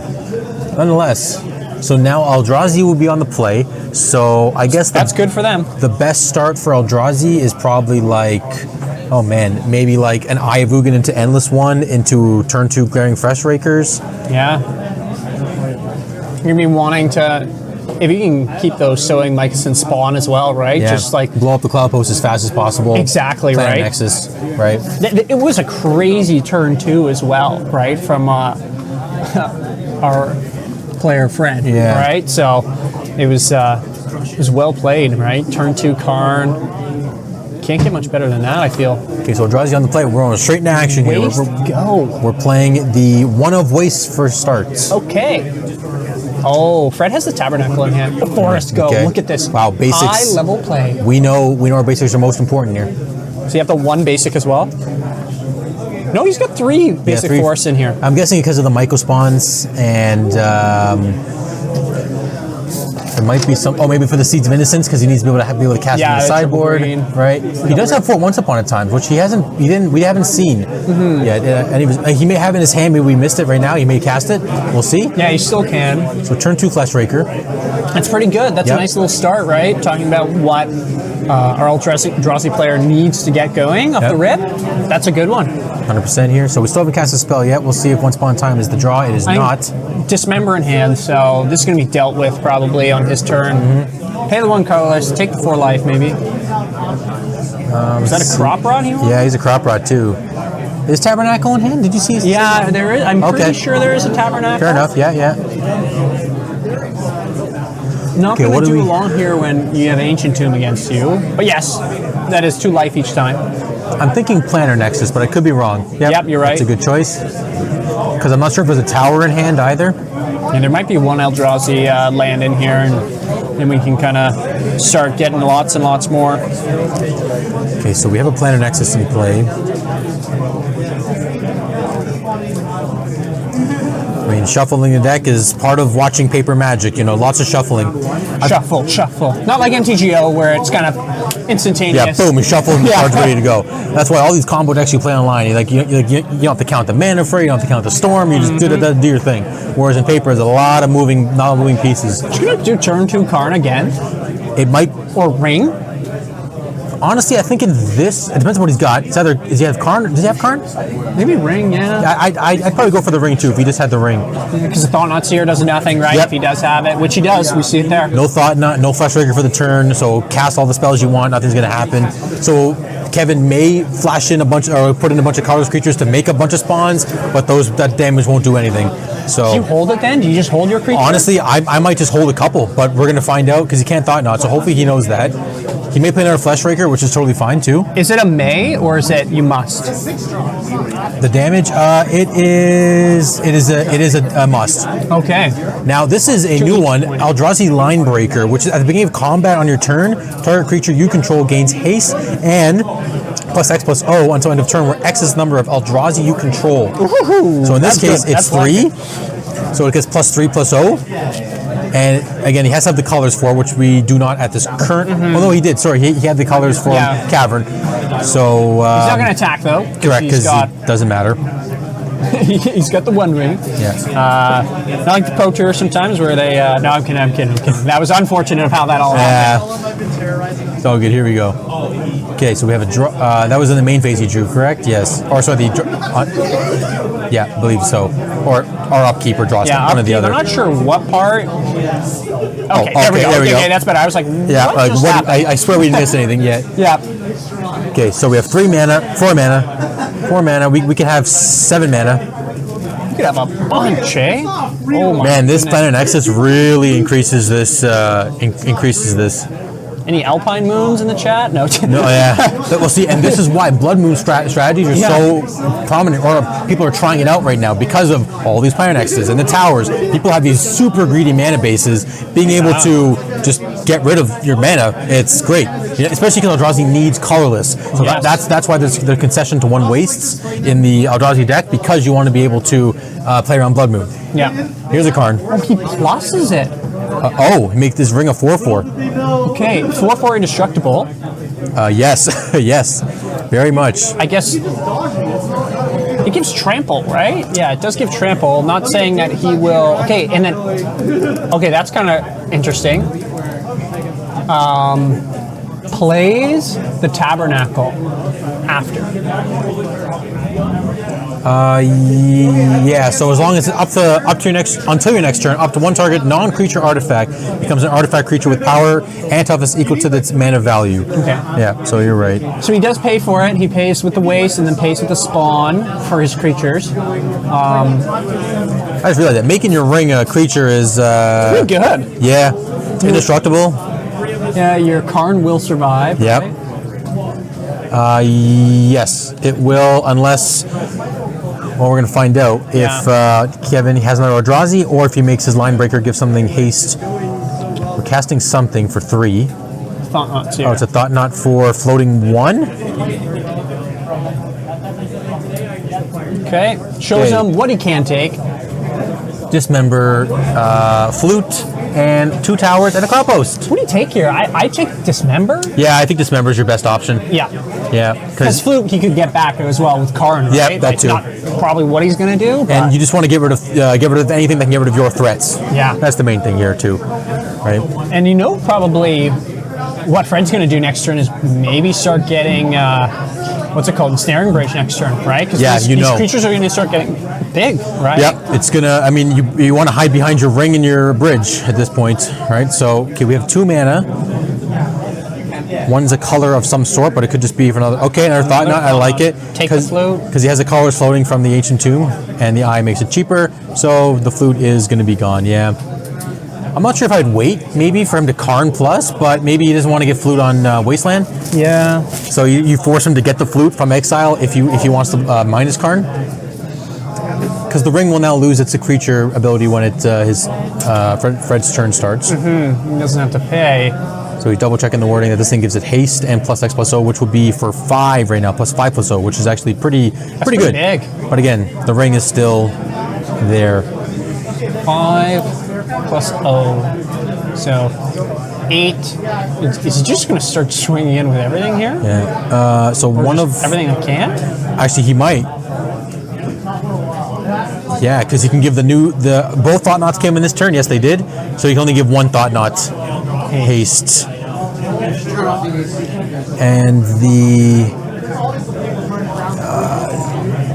Linebreaker is a 3/3, so it will die to the ring if he blocks with the ring.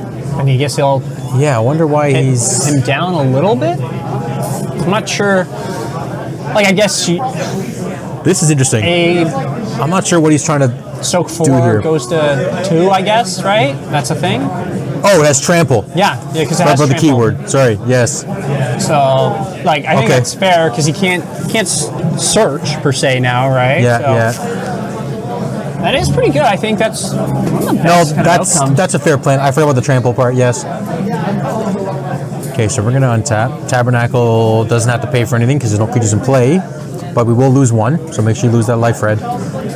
Lose your life. Lose your life. Do it. Do it. Do it. He's technically at 13. Actually, I have no idea what their notepads say something different. That says 20. One says 13. Oh, I think we're a little off on the life, guys. Yeah, it's okay. It's all good. Still has to lose Part of the life. fun. Still has to lose life. One of us still has to lose life. One of us has to lose life. Beauty. I think he's technically at 12, but I'm not 100% sure still. Because the notepad says 13, but then he should be. Did he take his 1 ring damage? Yeah, I don't think Fred took his 1 ring damage yet. Ask him. I didn't see it. I didn't see the 1 ring damage either, right? Because he was at 15, then he didn't go to 14. Yeah. He should have went to 14, then 12. Okay, they just caught it. They just caught it. Okay, we're good. We're good. They just got it. We're Not good. let See? that slip Man, through our hands. I love how much coverage we have to be able to check all these little thingies that's going on in the game right now. I love it. Okay, so brain waves on high alert. Yeah. Exactly. Yeah, that's it. Okay, so Tabby is resolving. We're gonna see what the situation is here. And this looks pretty tough now for our Eldrazi player, right? Like, Snaring Bridge is out. Bridge and Tabber is just like this is crazy. I don't So we're losing know a Thought what Knot. Fred has in his hand as well, right? Like, does he have another Karn? And Yeah, we don't know. Is he gonna just lock him out again? No, this is definitely tight. Like there's a lot going on, but I think the bridge is really a hindrance on this Eldrazi plan. The only option he basically has, but even if he waste key battle mages it, he can always Karn it back. Yeah. So I mean, this is Eldrazi's definitely having, as long as his opponent keeps drawing cards, yeah, he can keep attacking. Does he have 4 cards in that? He must have 4 cards in that. 4. Yeah. Get it all the damage you can. Yeah, right get it now. while you can. Go to 6. Go to 5. Yeah, go to 5. Then he's gonna go to 4 if he draws more. Kevin, can you make it around the block fully? Yeah, let's And do get it. there. We've said you've been here. You've been around. But can you get fully around? Okay, so he's at 3. He's got tons of mana. Or 4. Sorry, he's at 4. Yeah. Okay, so 6, 7. And he has mana. another tower, I think, in hand, too. Oh, he right? does? Okay, Yeah. so we got 10 mana. This is like ridiculous, yeah. Yeah, this is Okay, tap we're drawing 2. Let's do it. Drawing 2. to goes low. Like, it's risk. It gets another ring. Okay, you just play that. Oh, okay, yeah, so his protection again. Yeah, this is, I would reset the ring because you Oh, can't. he does have an Ulamog, too. Oh, he has it in his hand too? Yeah, Oh, 10 so this mana is, Ulamog. isn't it? It is 10 mana for the Ulamog, right? Yeah. Yeah, so we're coming to a smash here. Oh, there's the Ulamog. Yeah, he's like, I'll blow up these 2 things. And I'll draw a card. Yeah, and I'll cantrip too. Is that okay? Yeah. Right? Jeez. This is like you can return it to his hand. 1 for our Tron player. Yeah. Yeah, and honestly, it's looking like 2 at this moment. It might be my turn to 2. I'm heart of the cards. Hiya! Oh, He got the battle mage. Yeah, he has the blue. He can return it to his hand. Oh yeah, but he doesn't want to And return. get 2 more things exiled from his board. But it just bounces Ulamog. Means his opponent can cast it again. Fred can cast it again, so that's not the best thing to do at this case. Yeah. I mean, he can exile the bridge and the ring, or one of them. How about this? He somehow forgets to pay for Ulamog, even though it's indestructible, and sacrifices it. All right, that is true. No, that won't happen. Fred, That won't happen. Fred, forget your triggers. No. Forget your triggers. I know that will be happening.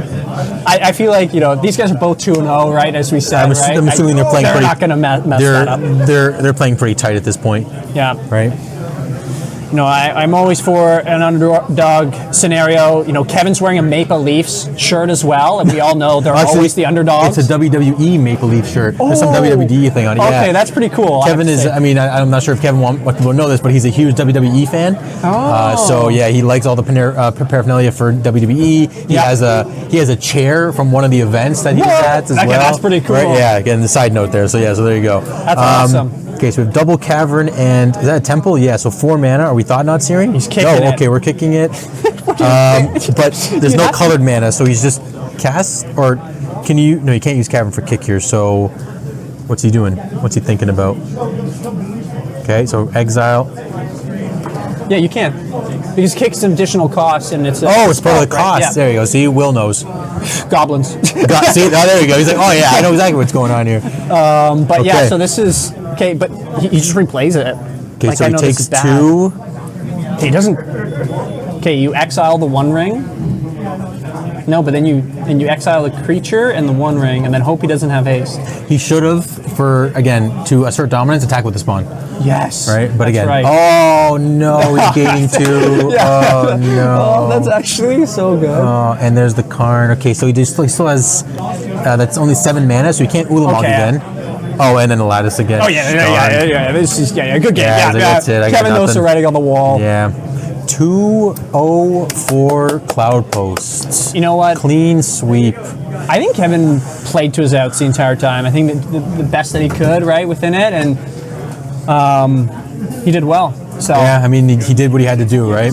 So, great work to both players. I have to say that was a good match. Very. Another 2-0. Yeah, clean sweep.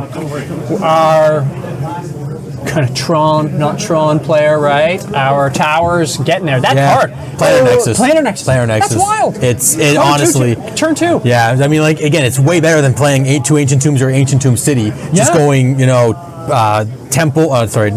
Tower Nexus get you a card, and then again you play another tower, you get a lattice right off the board. Yeah, so clearly Michael said lattice is a pretty strong card these days if you're playing the Karn board, right? So again, see, and the thing is too, there's not really unless I'm completely missing it. The only maybe colorless thing to get rid of a lattice or the ensnaring bridge does K command even do anything? No, it doesn't even do anything. You can pay 1 million mana to get rid of one of these massive creatures at the end. That's it basically, right? But other than that, so Lattice, we know when Karn was first printed, everyone was playing Karn Lattice. Oh, yeah. They preemptively banned Lattice in Modern because they didn't want to deal with it. So at this point, Legacy, Legacy level, it can do it. This is probably the best deck for it now. So we'll see how this deck pans out. So now Cloudpost is 3-0. 3-0. Yeah, Frederick is 3-0 at this point. I'm curious to see, because we're coming up on the end of the halfway of our 6 rounds for 66 players that are 3K. Enter the battlefield. 666. Legacy tournament in Ontario, Newmarket, Canada. Both matches are over, and we'll be kind of seeing what's up next. We're going to talk about upcoming events here for us, right, and everybody as well. In just a moment. Now, of course, right, what we mentioned earlier, follow our socials, follow all the different pieces that we have, right, upcoming, right, that we have as well. We've gone through some of these events. August 3rd, right, a proxy-friendly 1K at Heart of the Games in Buffalo. Hopefully people can reach out to there. Not too far, right? It's only Buffalo. Only a little bit of a drive. And then August 4th, right, Crimea Sunday Series, another Legacy 1K in Kitchener. And then we have our Legacy of the North Summer Invitational, right? We were talking about that, right? Dave and I were mentioning about the pieces of people are playing for points, right? We even talked about some of the points too within it. And that is hosted here at Enter the Battlefield, I believe, again, right, Ben? Ben Yes, can shake his head. yes, that one's going to be hosted here. Yes, so August 10th. It's based on the spreadsheet that we have, which again we'll go to that one in a second. But top 32 players. If you're in it, you get to come. Basically, it's kind of like the old days of I don't want to say them, but of course it is Star City Games Invitational, right? You make your points, you play, you grind, you get invited. Same thing's happening here. So a bit of a story. Boston, as we know, is the lead. He's been the leader. He's won the trophy. He's our face-to-face top player that always gets their grinds in. Again, top 8 or wins tournaments. Justin, as you see in second place, he's more of the smaller store grinder, playing Legacy, enjoying all that jazz, playing his pet decks. Again, having a great time. But then a couple weeks ago, Boston and Justin were actually in the finals facing each other. So they had a great little exchange. Ended in Justin actually winning. That's how it goes, though. I think we are being summoned for a deck tech. Yeah, Dave, you're being summoned for a deck tech. Me? And I think it's one of my, our local guy Sia here. He plays a lot in the Legacy here and Modern as well. He's a beauty of a guy. It is our friend Sia. I got to take this mic off here somehow. Because Sia needs the mic. He needs the mic. He's the man of the hour. So stand by. We're going to transition very shortly. Give us a hot moment.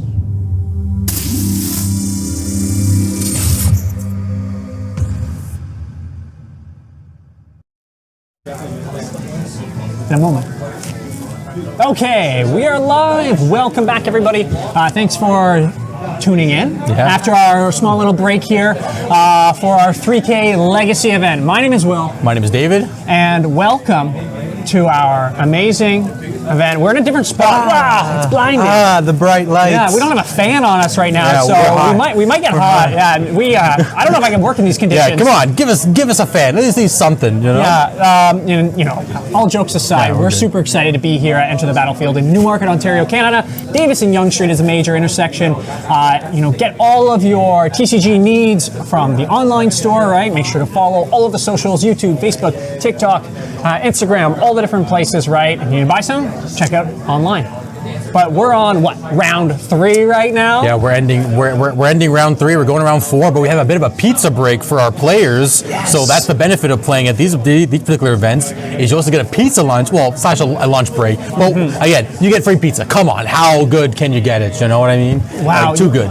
You mean I can enter a Legacy event, Yes. a 3K Legacy event, Yes. get entered in to win a Taiga, Yes. and then free pizza? Yes. My goodness. Yes. Exactly Out what of it this is. world, I have to know. say, Dave. It's Out crazy. of this world. It's again, it's been an amazing 3 rounds so far. Great players, great plays, great. Everything has been just like on par. We haven't had anything like go awry. Again, super fun. I'm fun. Yeah, and some of the decks too that we've seen here, right? We talked a lot about it in our intro, Yes. right? We might see a lot of Grief Reanimator, right? We've talked about that extensively and its impact on the Legacy format. Yes.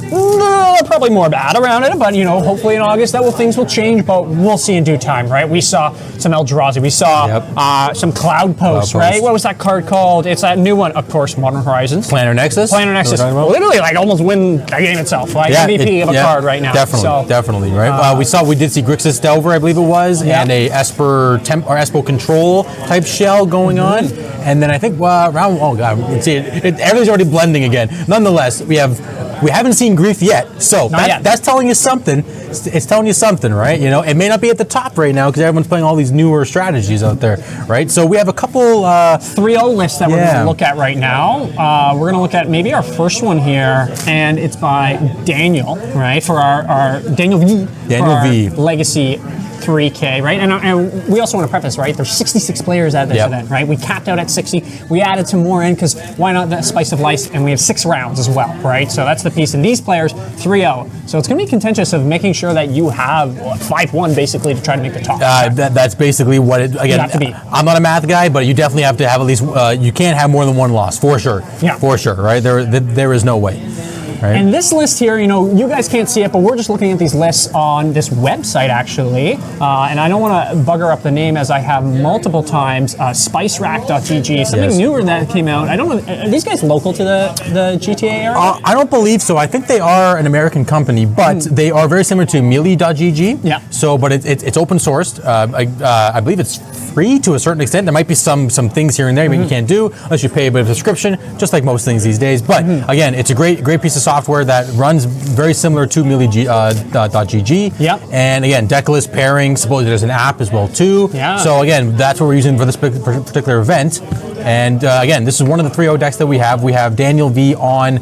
Looks like beans. Esper Beans, Bug Bean. I don't see black, so I think it's Bant Beans. Yeah, it looks like Bant beans. Yeah, I Bant beans. don't see any Bowmasters or Frog, so we are good already.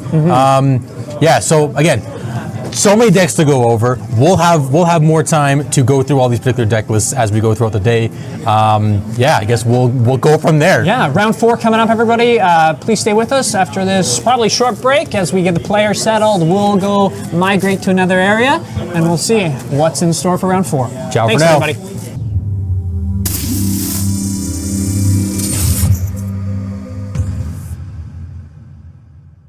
Gentlemen. Hello, everyone. Oh, we're back. That was fast. Wow, it's like we teleported areas. We've got love back. Craziness. So in a moment, right, we're going to be starting round 4. It looks like a lot of the players are, getting ready. We have some players coming back from No Frills as well, right, as they've just gone shopping. Doing their groceries in the middle of a tournament. I love it. I love it. Why not? Right, Of course. Fill the time for the break that we have and get ready for some amazing stuff. Looks like one of our players is maybe playing Pokemon, as he had a Pokemon card. But as I look at him and his sideboard, there's a lot of graveyard hate, it seemed like it. So maybe not a Pokemon, maybe just a token or something like that that we have here. So, round 4, we haven't, we mentioned before, we haven't seen a lot of Reanimator, that scam kind of piece.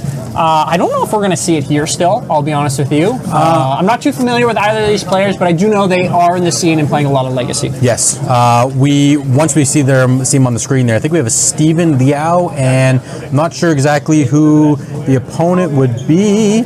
Nonetheless, when it comes up, we'll see exactly who's there. But round 4, as Will said, yeah, I mean, we'll have to just see what's going on here, because I don't think either of them are on a Scaminator list. No. I know Steven loves playing these like brewy type red decks, blue, like as Will was saying before, like what we got caught coming back here. Wizards, mono blue wizards back in the day, right? You know, the 1K. The last time he came to the 1K, he was playing mono blue wizards. I loved it. Like that was like, I think it's a sweet deck. It was super fun. I think he just didn't make top 8 last time, so we'll see kind of where we end up in this and what each of them are playing. So both players are just shuffling up right now. They're going to resolve some mulligans probably, decide who goes first, and then we'll get ready to go. But, for those that are just joining right at the beginning of round 4, enter the battlefield. We're here in Newmarket, right? We are at Davis and Yonge Street, across from the mall, if you know where that is, in Ontario, Canada, right? So we're excited to be here. We're looking forward to, more Legacy events all throughout the North, right? If it's Toronto, if it's Newmarket, if it's Mississauga, if it's Waterloo, anywhere, Buffalo, right? These upcoming tournaments too. So we're looking forward to all of the different types of Legacy that we have, and we're thankful that we're still able to have this, even with some of the maybe the meta pieces that we've talked about today. Yes, again, we haven't seen Grief, so good grief, it hasn't happened yet, right? Knock on wood. So we currently have the matchup between Steven Liao and Drake Honus? We'll go with that. Right? So Steven is on. It looks like we're on some sort of an Eldrazi list. Yeah. There's a spicy one that we haven't seen yet, so we'll read through that when it pops up. I like it. Versus, I want to say Painter. It looks like Painter. Looks like a Painter, yeah, mono Painter red deck. Painter. No black and no Bowmasters. So we'll see what happens here. And it looks like Painter too. Painter's on the play. Wow. Okay. Threatening to die next. Yeah, that's it. And then he goes 2 tombs, grindstone, and you're dead. Yeah. All right, so here we are. On the left is Painter. As we can tell, it is calling blue. That's nice. I haven't seen that way of being able to describe The color that we're on? Yeah, the color that we're on. I think like that's it pretty too. sweet. So there is a blue creature in Steven's deck, not desk. Hope Ender Codal. Ooh, haven't heard this one before. It has flash. It's 3 mana, 2 cards and a blue. When you cast a spell, counter target spell an opponent controls unless they pay 1. So it's a flying daze with flash That's for sweet. 3. Not bad. Is it 2 of? Mm-hmm. The rest is very much, I would say, stock for the Eldrazi list that we saw previous. Let's see, anything else out of the ordinary? So the Painter deck, what is it kind of trying to do? We see this random 1/1 that comes out, and it names the color blue, right? What is it doing here? So there's two things that it's doing. Well, actually three things. It's painting all the colors, all the cards in the deck, in the hand, in exile, the graveyard, a certain color. So that color is chosen as this card is coming into play. In this case, it's blue. And if you're new to Legacy, there's cards called Pyroblast and Red Elemental Blast, which are 1-mana red spells that destroy target blue permanent or counter target spell if it is blue. That's everything. Exactly. Everything that is, once it's blue, you can basically blow anything up and counter any spell. Hammer Soul's got to be pretty good with that, I feel. Oh yeah, especially yes. It's twofold that you can your spell can be countered, but it is a certain color, so you can always blast it when it comes down on the backside. But yes, Cavern does do that for this, but also a combo in this Painter Servant deck with Grindstone. Grindstone says put the top 2 cards of target player's library into that player's graveyard. Here we go. We're already exiling stuff on the stack, I hope here. This is one of our new ones here. Our new Eldrazi from one of our new Modern Horizons set. We actually saw this working out earlier, this Battle Mage, right? The Wastegate Battle Mage getting kicked as well to exile Painter Servant. So get rid of that. Send it to exile. Don't kill me. So it doesn't even matter what Painter Servant is doing now, because now it's an exile. But Grindstone is the card that if the 2 milled cards are the same color, you repeat the process. So if the whole deck is blue, you mill your opponent's deck out when it resolves. That's pretty good, I have to say. Yep, I would say so too, yeah. And could happen as early as what, turn 2? Technically, if you're turbo with it, yeah, technically you could. Exactly. So Urza Saga is also a great addition because you get to find grindstones and play less of them now. And you also get a package of a bunch of 1/1s or 1/ofs that are 1-mana artifacts like Soul Guide Lantern, Pithy Needle, and the like. So these constructs, 4/4s, they're getting pretty beefy, I have to say. This Battle Mage isn't really gonna, be able to tussle too much with them. Oh, is it an artifact land? That's an artifact land, yeah. So they're a bit bigger than, they're 5/5s out. Yeah, here we go. Hitting for 5. Hiya! Down to 13 already. 13. There's a lot of pressure here.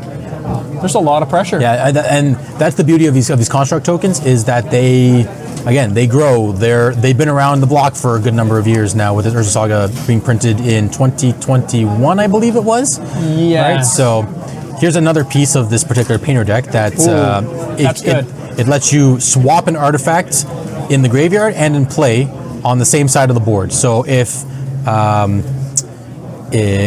Drake has a land and let's say Mox Opal in the graveyard, he could switch the land and the Mox Opal with Goblin Welder. That's pretty good. Right? Or if there's a Painter Servant in the yard and a Grindstone, you can activate Grindstone in response and flash Painter back in or flip Painter back in with Welder and proceed to kill your opponent because you put Painter into play for blue or any color. That's good. I guess that's a good thing that this Painter was exiled compared to Graveyard, especially with this Welder, because then he's kind of dead on 2 fronts almost, right? Yes, exactly. I guess it does depend too what Drake has in his hand, because he is threatening that Grindstone kind of combo that you were mentioning, right? Already. And we'll see what our Eldrazi player kind of does here. Okay, that's our Myco spawn. It looks like he's just kicking doing it too, or doesn't look like he's kicking it. No, he's just searching for a land here. Yeah. So let's see. Is Steven on the Wasteland plan? He is. Okay, that's good. He is, which is awesome to see. In case that one gets graved. I like it. Constructs will shrink a bit. They're still pretty big though, right? Yep. So what, 4/4s? Yep, still 4/4s at this point. This is... I mean, it's pretty... So far, so good back and forth. I'm enjoying this. This is good.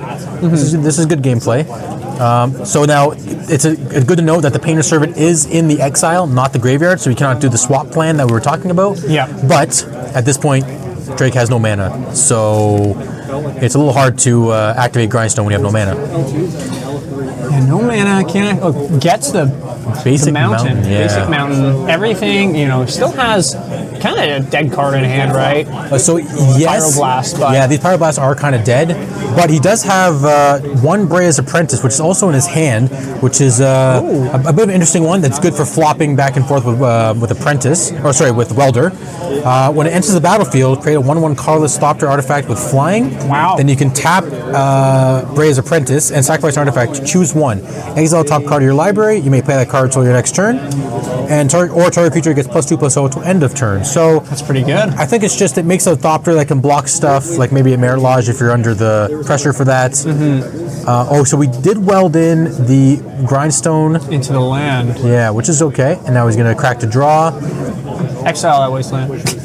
Yeah, get rid of it. I think he's going to play the basic mountain and maybe another welder at this point. Just to get the board state going. Yeah, here we go. Yeah, it does take away one of his pieces for how big his constructs are, but I don't think he's really worried about that. He's just wanting to progress his board state. Yep, I agree. And then kind of go from there. It looks like a Kozilek's Command in his hand there. He's got tons of mana, that's for sure, but not looking for too much. I don't know if he's just got 100 lands in his hand. Honest goodness, it almost looks like it. I think I see a forest in the hand. Yeah, It's the full Yeah, text I was forest. just gonna say it's the full text forest. Yeah. Oh, this card.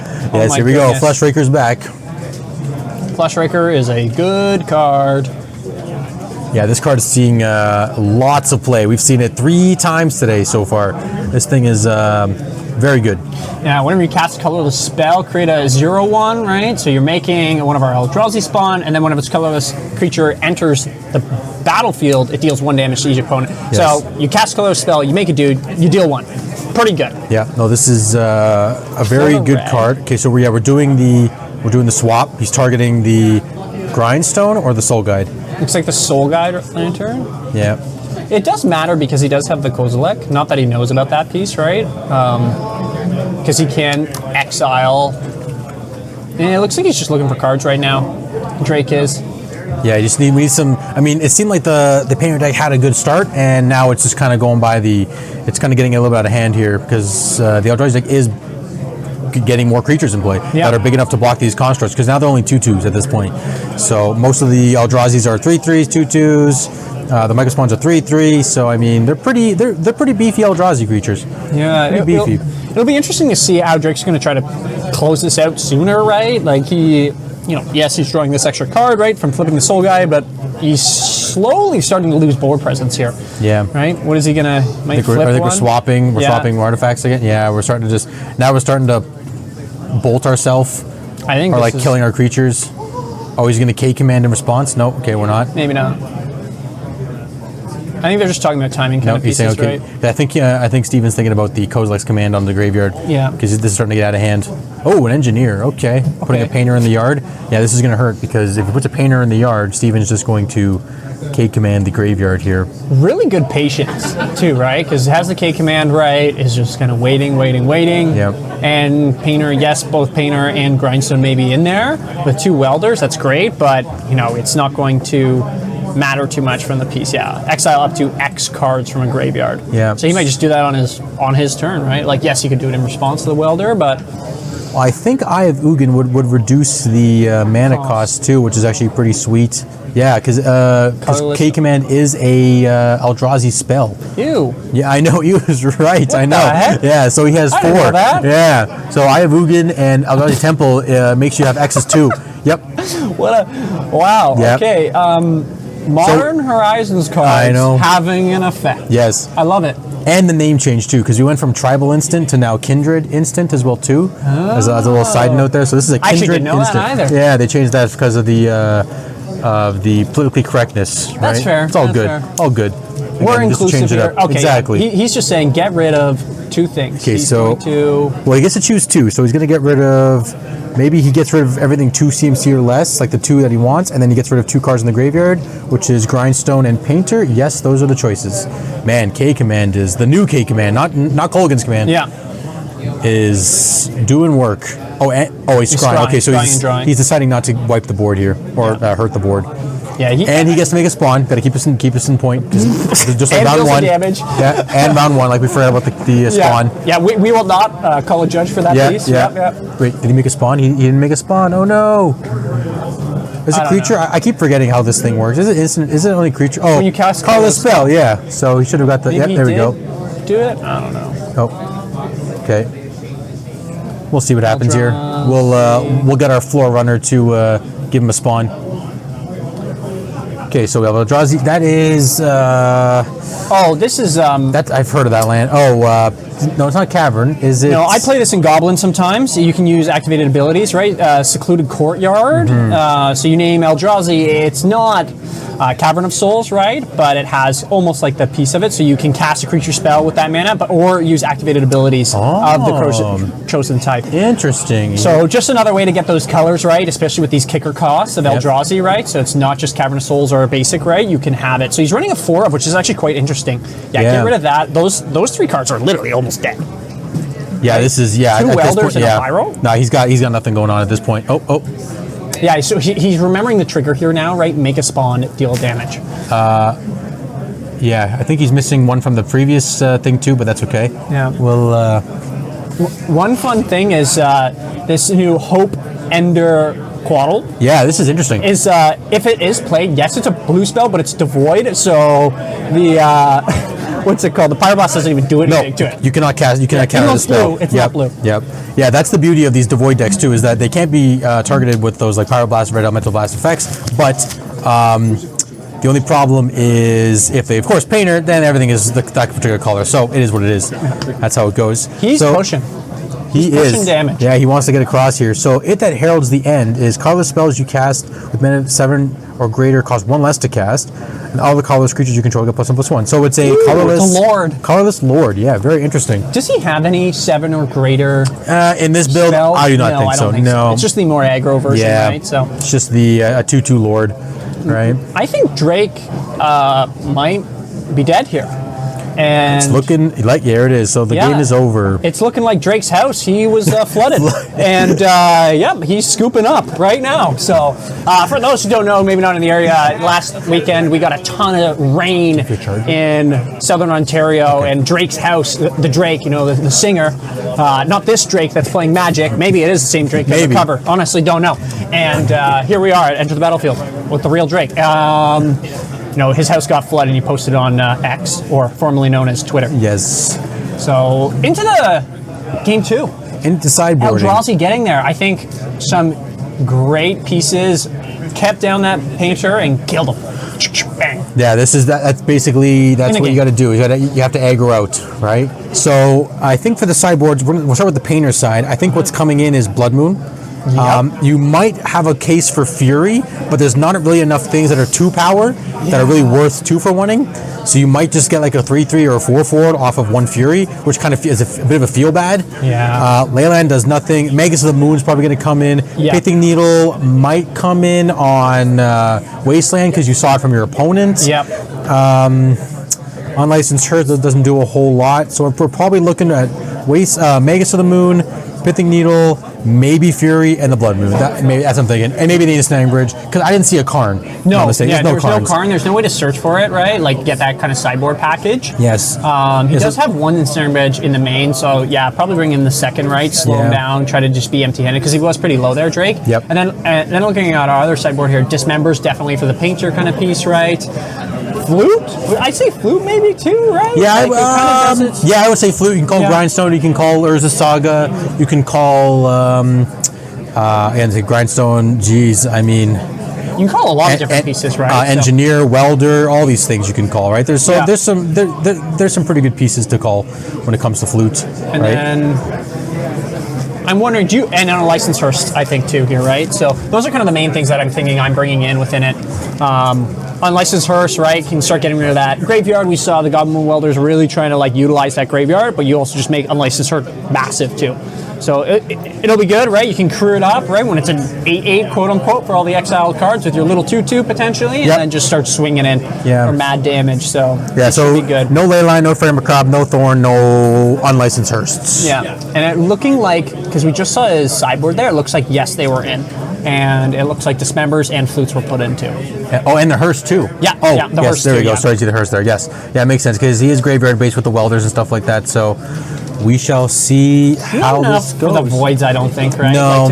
To warrant those. No, So. that's more for like if you're on the draw against Scaminator or some kind of combo heavy deck like Storm or something that maybe uses the graveyard, then you go for the Leyline. But other than that, I think you're okay with just fluting, dismembering, and hearsing. Because again, a slow burn with the hearse should be good enough. Yeah. Right.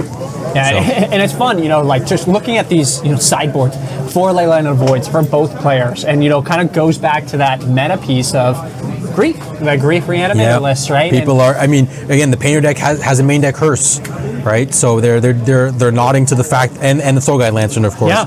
So they're nodding to the fact that those decks are in the room somewhere.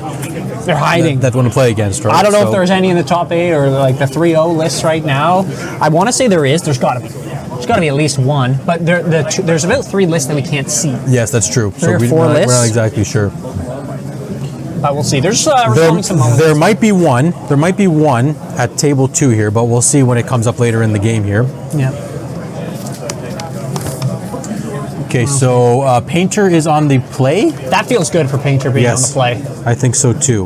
Last time both players kind of just did, Painter was played turn 1, right? So that was good, but it still didn't pan out for him. Hoping for an explosive start, I bet. It'll be interesting to see what our Eldrazi player keeps, right? You want some type of removal disruption, right, on, what Painter may try to do. They're definitely not sideboarding out of the full combo piece. No, definitely not. That's like what you always do, basically. I mean, your best bet is if you go for the Saga plan, at least you can beat down with those, but it seems like the Saga plan is not quick enough against these 3/3s and 2/2s and stuff like that, right? Yeah. So it's definitely again, you have to concede to it. You have to just try to go fast on the combo. Hope your opponent doesn't have the Kozak's command, the Hearse, and the like. So that Kozak's command hitting the graveyard, like that was wild. It's like, both Painter and the Grindstone were in the graveyard, and he doesn't care, right? Yeah. And being an Eldrazi with Eye of Ugin, I still can't get over that. Yeah, that makes it so it's just free to, if you have a temple, you just go for X's too. You know what I mean? So okay, so I think I see the bridge in the opening hand there. 2 Simian Spirit Guides. And a pedal. Hey, do you just double Simian Spirit Guide land?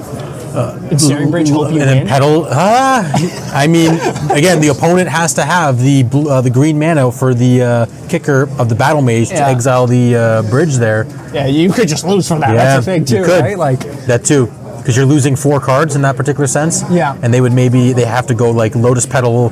They'd have to go Lotus Petal into an Eldrazi Temple to be able to get rid of your what's it called there? Bridge? Yeah, your bridge.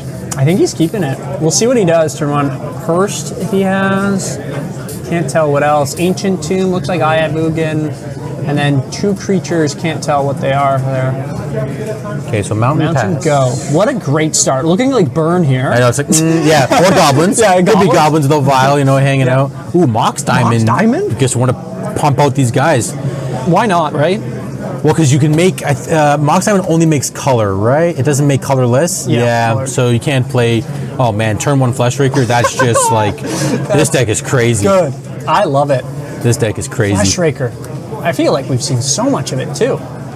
This guy just stole our definitely. Computer.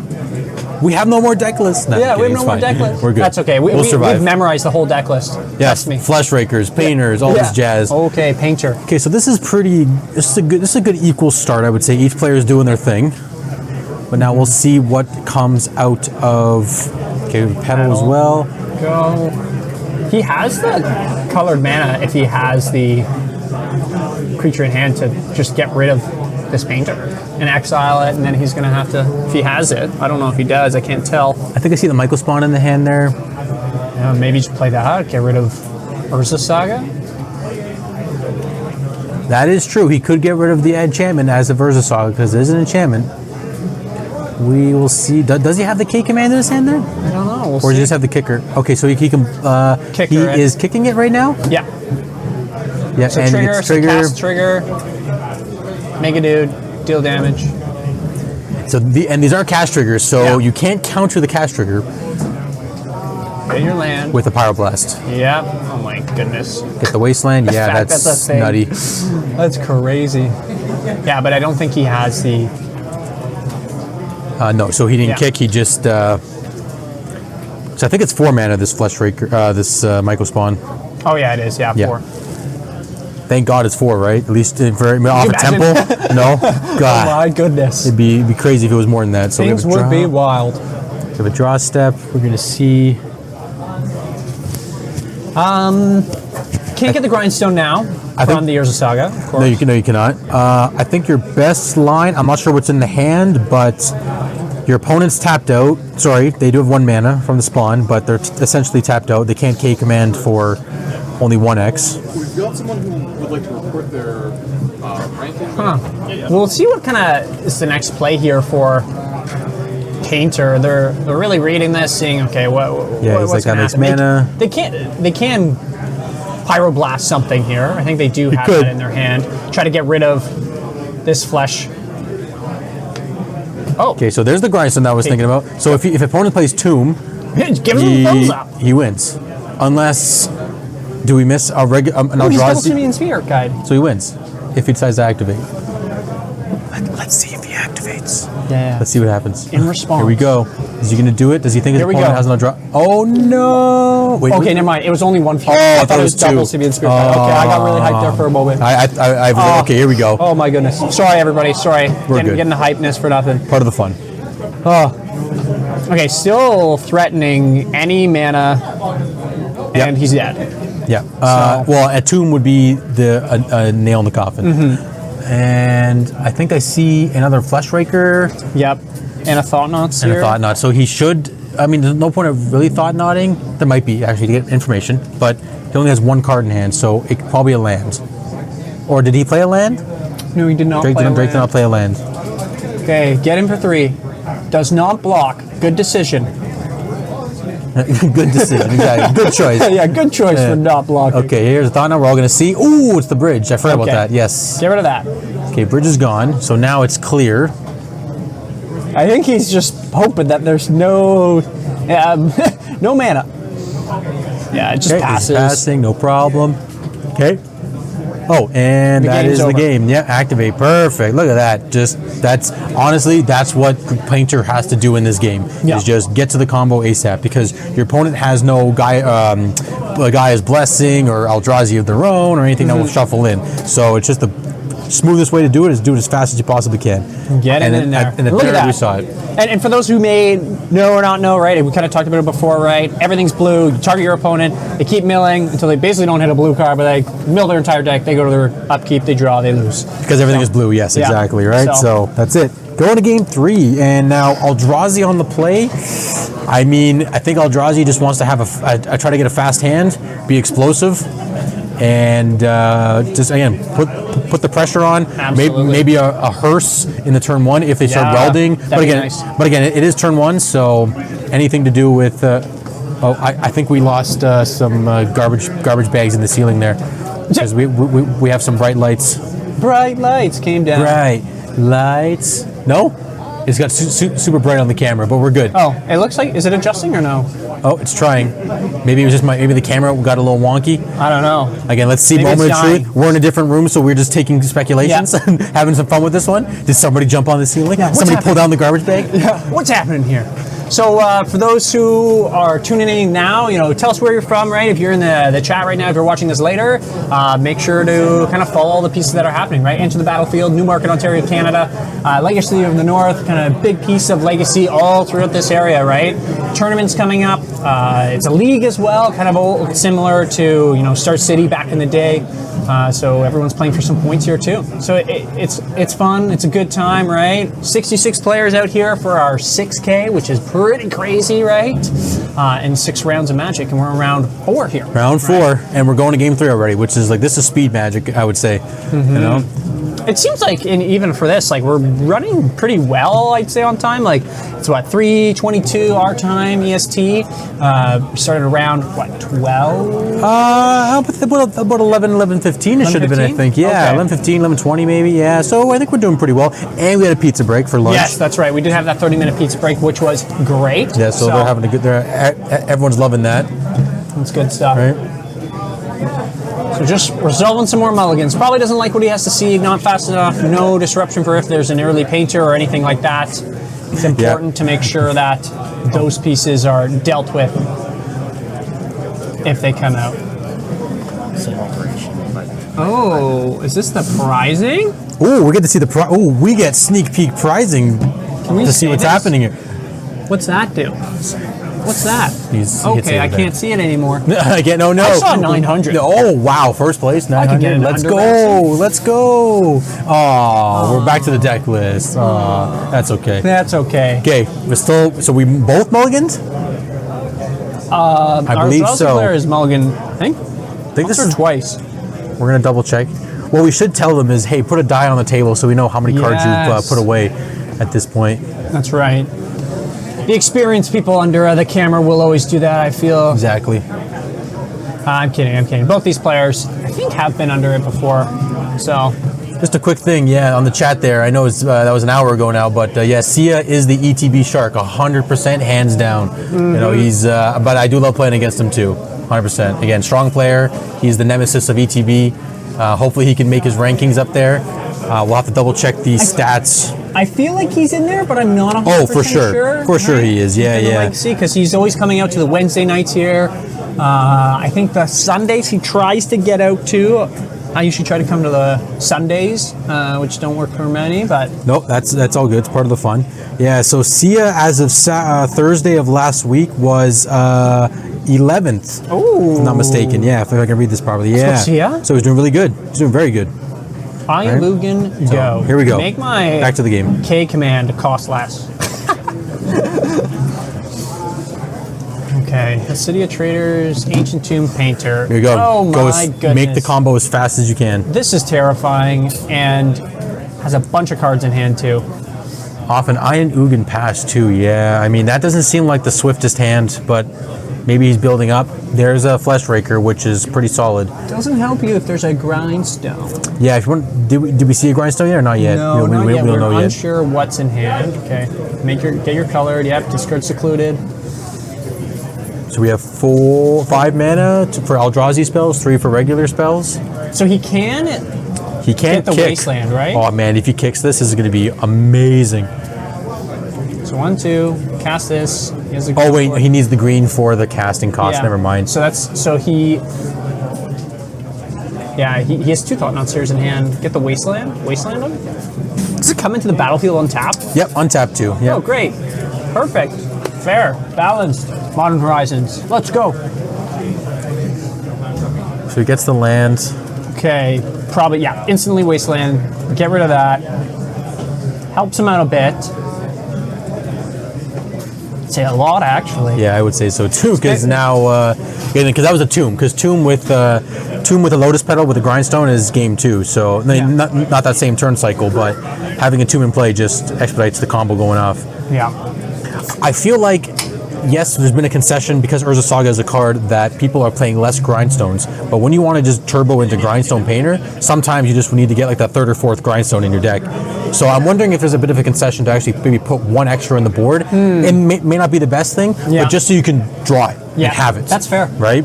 Because if you want to just go, because your opponent has no interaction for it, like no Null Rod, no Karn, just push it as fast as you possibly can, right? But again, that's the old days of Grindstone where you don't need to... just tutor it. Now you can tutor them. Now you have 6 copies technically with Urza Saga. Yeah. Right? Yeah, that's a good point. I feel like, too, within what we've seen a lot of Wasteland decks we've seen today, right? Yep. Like, a lot of this kind of land hate, and even within this Eldrazi, right? With this, our little bug here, our Mycosynth spawn, right? Like, not a bug, I should say, our fungus. Yeah, fungus, yeah, exactly. Like, the ability to just destroy a land, right, is huge. Yeah, no, So- 100%. So now Drake is deep in the tank. I wonder if he's starting from the bottom. And now he's here. Yeah. Wonder, what are you thinking is Drake right now? Like, what are you're just trying to combo, I guess, right? I mean, at this point, yeah, you just want to reach the Ancient Tomb, the Grindstone, as fast as possible. Because right now he's staring down 5 damage plus the next colorless creature comes to play is 6. So he would go to a virtual 12 right now. If he plays Tomb, he'd go to 10. There's some Tomb. So he has to decide. I mean, he has to get the Grindstone out there, I think, and has to hope his opponent doesn't have any way to answer Did he have it. the Grindstone? That'd be hilarious if He does. He Yeah, did. that's why. He did. I think you have to mull for it. Yeah. Right. Yeah. So Steven's best draw is probably a Fury on the Flesh. Yeah. Yeah. Respects it. Yep. I think that's fair. Second Grindstone. That's pretty sweet. Okay, does he have the land in hand? I don't think he did. Come on, show us Drake. Oh, he has the mountain. So if he gets rid of the painter, So Steven's best draw is K Command because he can exile the Painter's Servant. Doesn't block. Another great decision. Yep. Yep, no need 2 for mana. blocking. Thought Knots here. Oh, okay, so he sees the land. He sees the land. He's like, I'm dead. Game. Yeah, unless he has an answer. Yeah, GG's, that's it. That's the end of the game there. So Painter's Servant Grindstone getting the job done. Well played, everybody. Wow, that was Exciting. that was good. You know, like Michelson Spawn doing what it needed to when it did, because he would have been dead no matter what, Yep. right? But having the mana, right? Having the other ancient That's why I too, think just, so you good. have to be, especially after watching game one, you have to be as fast as possible. And the only way to do that is to just have the grind. Like, those are the 2 grindstones in his deck. And he had both of them in his hand somehow. Like, he drew them at some point. But like, he had them. So, I mean, like, it was good to go, right? Oh, yeah. amazing. I know, again, that was round 4. We're doing good. Round 4 of 6 Yeah. at our 66 player 3K Legacy event in Newmarket, Ontario, Canada, and enter the battlefield. I love it. I mean, all these things, you know. There's a great selection. There's Black Lotuses in the showcase right now. I don't know what you're doing. I don't know why you're not here. Oh. You should be here looking at these Black Lotuses. They're beautiful to look at. Maybe we'll ask Chris to see if we can fan him in front of the camera too. Right? I don't even know if I'd want to touch them. Nah, honestly. Like, I okay. had pizza. We had free pizza. That's true. Okay, well, how about this? earlier. We'll ask for some gloves. We'll wash our hands, gloves, and then I'll be we'll show shaking. them. Right? Be shaky. Yeah. We'll just make sure Chris takes them away if we start taking too much. Yeah, Right? that's So, it. but yeah, we're doing really good for time. We're doing good for speed. Legacy can be a fast format. It can be a slow format. It really depends on what's going on. The versatility of it all. Yeah, honestly. Is the best part. And again, we have not seen Grief yet, so we're doing great right now. Yeah, and in just a moment, we're going to pull up some of our upcoming events that we have with us. One thing that we have, right, is August 1st, I should say, not Thirst, August 1st, 3rd? August 3rd. A proxy-friendly Legacy 1K event. And that is at Heart of the Games in Buffalo. So I know a lot of people in Ontario here may be traveling for this piece, right? August 4th, we have Crimea's Sunday Series Legacy 1K in Kitchener. We have our Legacy of the North Invitational. So players in this event and other local events that are playing in Legacy are playing for points, similar to the Star City Games way of things and playing for those points, and then an invitational just like that. So that's August 10th. I know a lot of players here, right? We're going to be talking a bit about what that looks like. We also have the Buffalo Chicken Dip, Warpgate Westerville, and then I think a big one too is coming up is the face-to-face Legacy Champs, the Mono Casino Hotel in Toronto, September 28th. So lots of Legacy. Those are the bigger events, and there's locals every day, mostly. Yeah. All of the GTA area. Yeah, no, for sure. And just a small thing on that face-to-face Legacy Champs. I think it was last November, October of last year. I think we had about 90 people come to that one, all playing Legacy from Ottawa, Montreal, Toronto, London. It was a big widespread, right? So, but going back to the Summer Invitational, if you are part of the top 32, which as you can see on the screen there, this is the Legacy of the North Invitational spreadsheet, points, leaders board, and anything you want to call it. It has to, basically, if you're top 32 and you play a lot of locals and you 3-0 and you 2-1 and do all these fancy things, top 8 tournaments, win tournaments, you get points. So as you can see right now, we have the top 32 on the screen.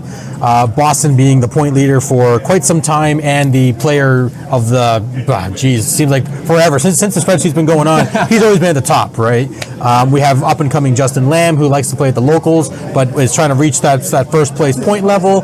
And again, as you can see going down there, some local names we've seen so far. Aren't you on here too? Yeah, I think I'm 27th actually, yeah. Commentating might hurt that point. Yeah, I think I'm going to probably bounce very low, probably way below 32. But the way this works too is that if somebody can't make the Invitational, if you're in the top 32, and let's say you're 34th, 35th, 36th, and someone can't make it, if they step out, your name gets bumped up depending on where you are in the standings as well too. So that's why if you're below 32, but if you're grinding and you're pushing and you can get those points, keep playing because you may be the one that they call in to fill in the gap for the 32nd place, right? So, okay, everybody. In just a moment, we're gonna have a small little break here. So sit tight. We will be right back from our 3K Legacy of the North. My name is Will. I'm Dave. See you soon.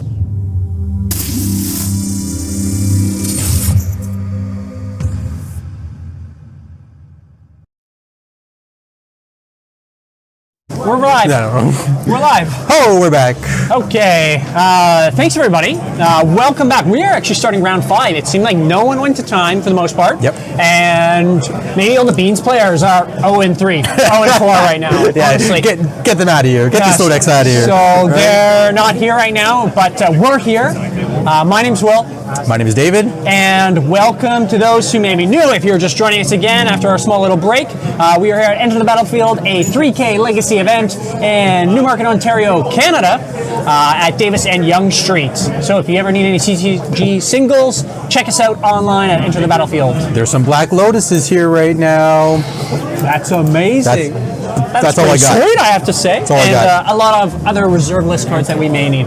So we're looking forward to the next round, round 5. We have 2 more rounds. We have Edgar, a Pro Tour. Yeah. And we have Elliot as well. Edgar M. Some of you may have seen him in one of the previous Pro Tour pieces, right? I don't know how he did. I know Dominic Harvey is also here, right? So these two are very fierce competitors in the GTA region. We're just looking for his list right now. And Elliot, his opponent, who's 3-1, so it really matters to win this for him, is playing Mono Black Helm. Now, it's similar to Painter in a combo-wise, is that right, Dave? Mono Black Helm? So sort of. Mono Black Helm is more, it's based on the 2-card combo, 2-card Monty, you could say, of Leyline of the Void and Helm of Obedience. So the way that combo works is, of course, you may start the game with Leyline of the Void in play if it's in your opening hand, which then is all your opponent's cards are exiled instead of put into the grave. What Helm of Obedience says, again, it's a very old card, but if I read the exact reading of the card, target opponent mills a card, then repeats this process until a creature card or X cards have been put into their graveyards this way, whichever comes first. But because Leyline is a replacement effect, creatures never hit the grave, cards never hit the grave, so your opponent just mills out.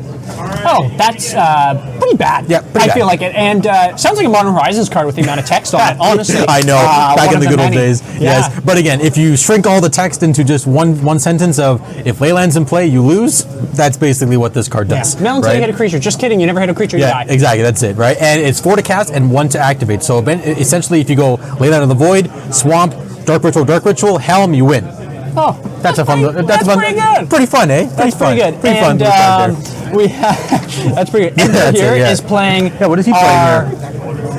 What should we say? Our legacy betrothed. It's the one everyone's in love with, married with. It is Scaminator. Is it this is our actually? first one that we're seeing here on stream, and I get it. He is a seasoned player. He's a good player, and he's bringing one of the top decks to be played with. It's bound to happen eventually, right?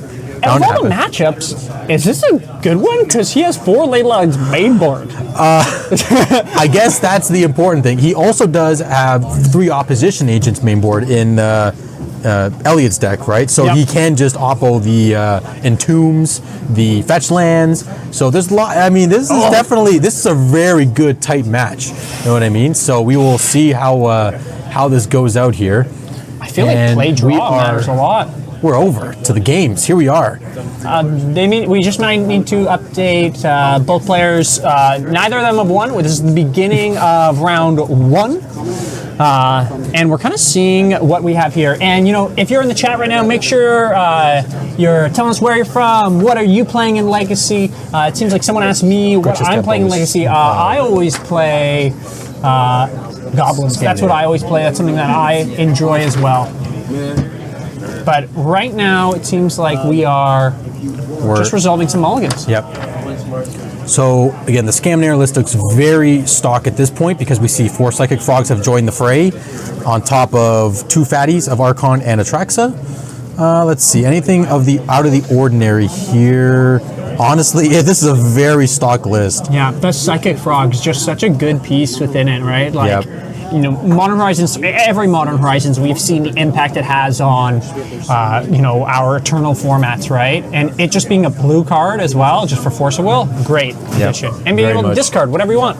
Yeah, so Scaminators is a said thing. Let's see what's going on with the Mono Black Helm player here. We do see Helm of Obedience. We do see Dothy Voidwalker, which is also acting as another Leyline effect, just so you know. So technically, he does have 8 Leyline effects in his deck.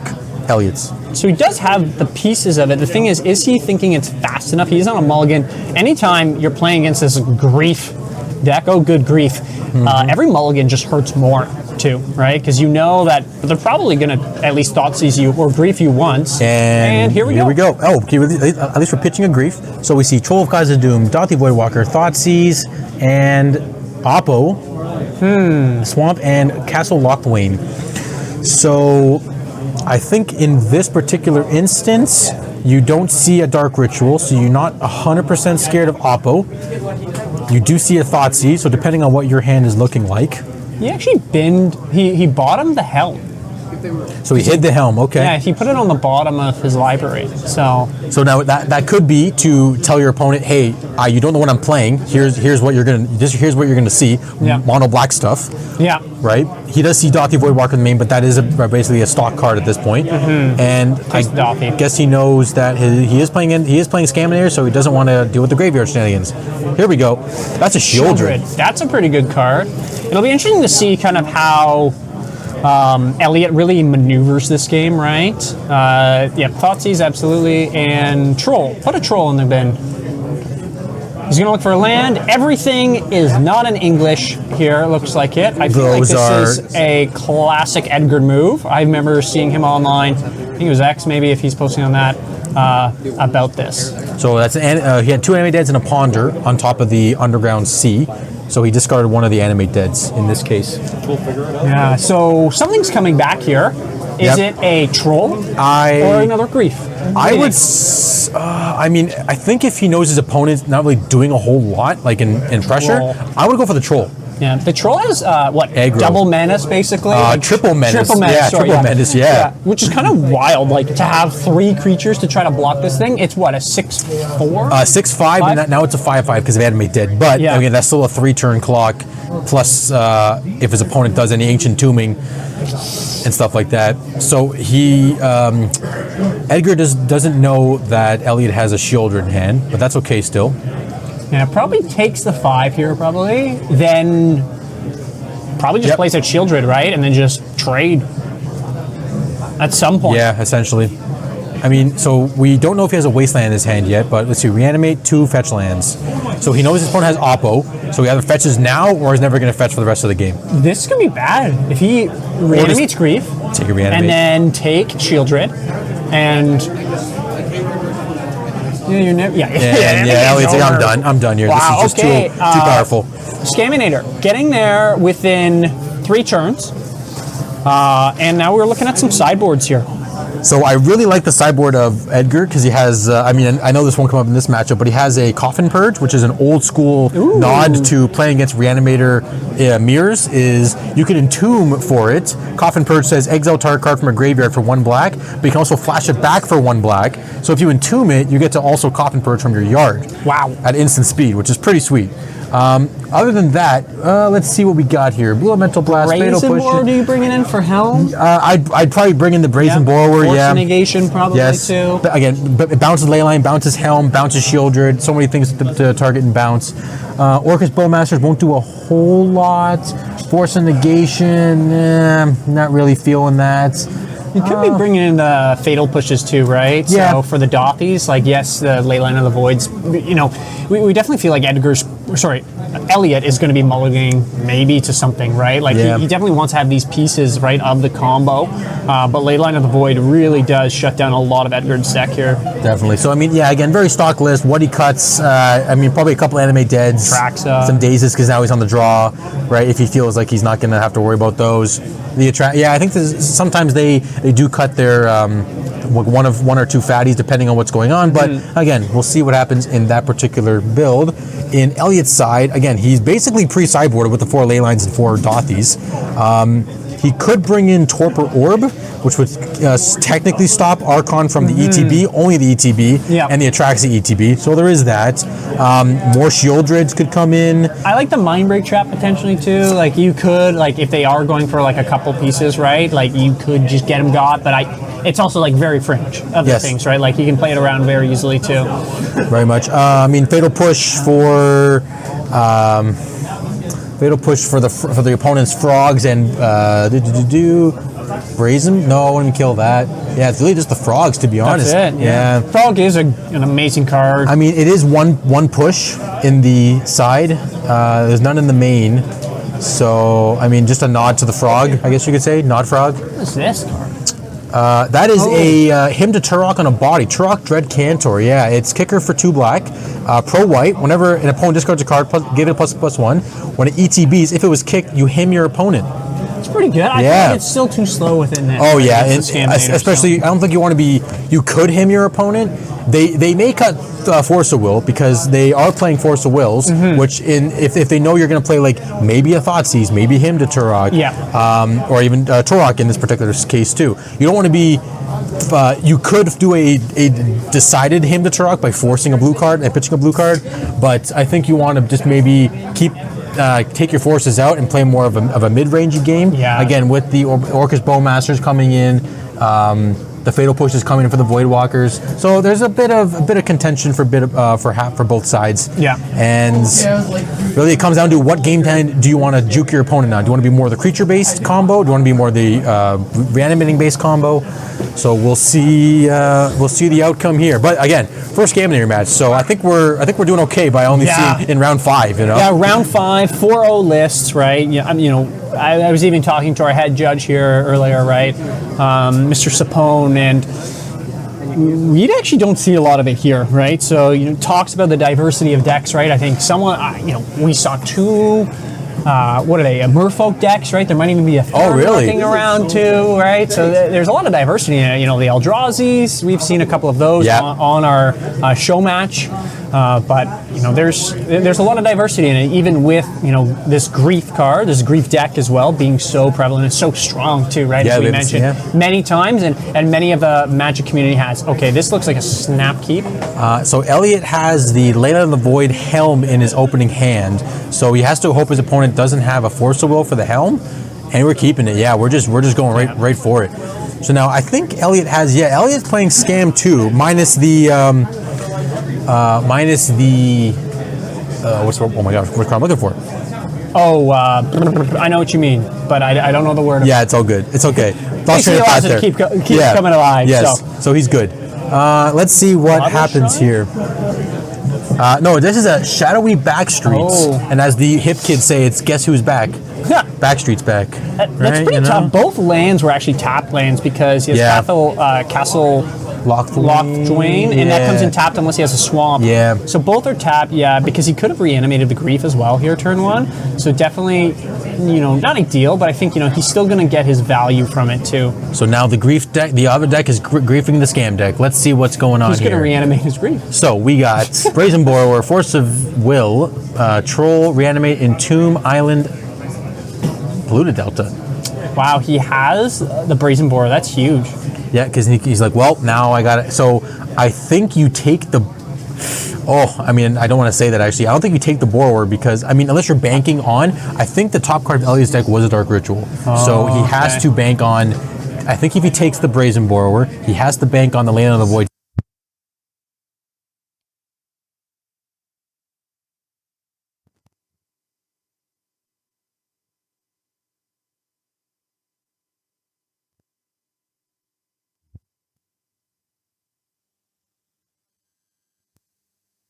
Oh, is that better? Worse? Okay, we're better. We're still good. Yep, we see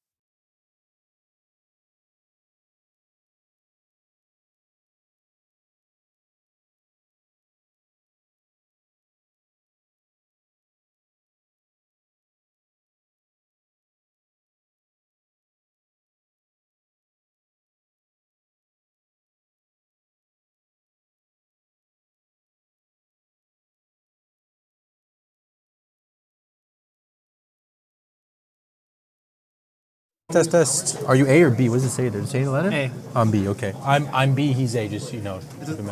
AB, AB. We're back. As you can see, Magic cards were being played during this time.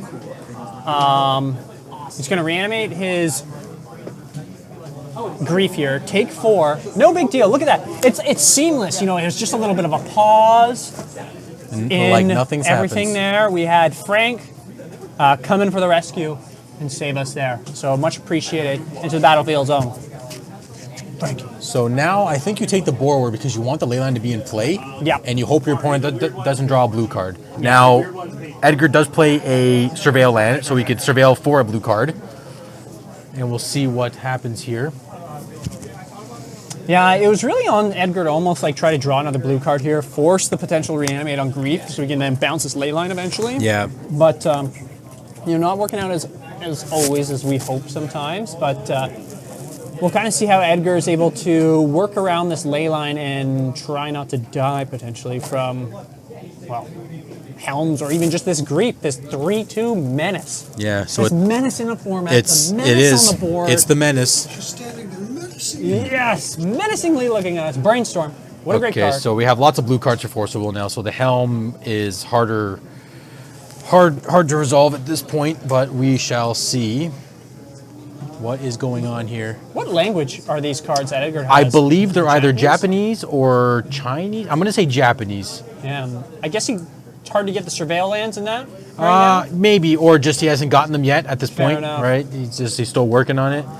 I mean, he definitely has some good care in his deck because he has FBBs as well too, foreign black border, dual lands, yes, which are he very does. nice. I can nod my hat to him on that. I'm definitely a fan of FBBs. That's a bit out of my range, Yeah, I but hear ya. that's I hear okay. ya. You know, I that's know. why we're here enjoying the 1K. And we're on this side. 3K. We're on Yeah, this we're on side. this side. Hey, man, you're in contention for this, the points. That's for true. the That is Invitational. true. Again, I'm still waiting for me to get back into the playing Yeah. here. Does he have Dark Red here? I think he does, but I think He's Edgar doubling up? has a blue card at this point. So Yeah, playing around it. yeah. I think we're good here. Do we have something come down? No, I'm just looking at the mics are a little low, but Oh, okay. they're not as loud as the previous ones. Maybe we just start yelling. Is there a volume on I this don't thing? know. There might be. These things, I don't see one. The other ones did, but these ones don't. Unfortunately. No, we're good. I think we are making noise as long as Yeah. we're making noise. Okay, Grief's Time coming for in. 3. They're quieter. That's all. But Yeah. I mean, it looks quiet. I think we're okay though. We'll just have to elevate our voice. Yeah. And then another foreign black border into a push. So that is the 1 of 2 push. Okay. That's good. Okay. For the people in the chat, how are we sounding right now? Are we sounding okay? Just making sure. Are we loud enough? Yeah. Are we quiet enough? Where should we be? We can always increase it, right? You let us know in the chat. And also, are you on top of the volume? Are you enjoying Legacy right now? You know, of course, the pieces within Grief. Oh, looks like he's going for the Helm right now. Here it is. And Dark here's the red force helm. blue card. It's got to happen. Yep, There it has is. to have it. Yep. He has it. Exile, exile. And Helm is also exiled.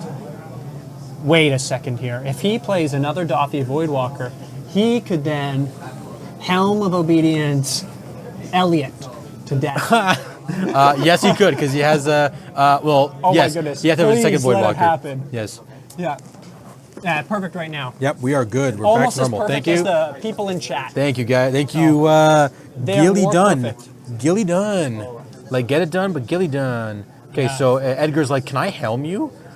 Yeah, that would be the spice. That would be the true idea of Grief. Yeah, this reanimator, just I taking your helm. stole back. your helm. I'm gonna helm you now. Yeah. I'm gonna use your combo against you. Oh my Right? goodness. Oh, Like, man. I don't want it to happen for Elliot's sake, but I also want to have it happen for the sake of The stream. The stream. Oh, 100%. The sake of the format. 100%. I agree. 100%. This is gonna be. That's why he's like, okay, because again, he has to have another Voidwalker for it to do anything. So at this Yeah. point, he has to just attack and wait till he has a second Voidwalker. There Yeah. are 3 in Edgar's sideboard. So And he can kill this Grief as well, right? He can fetch. He can then, cast the other Fatal Push in his hand, right? So this Grief, yes, looking menacing, isn't going to be. Oh yeah, make sure that is my land. He's yes, going to be exactly. casting that if Make sure he you put it wants to. under a void counter.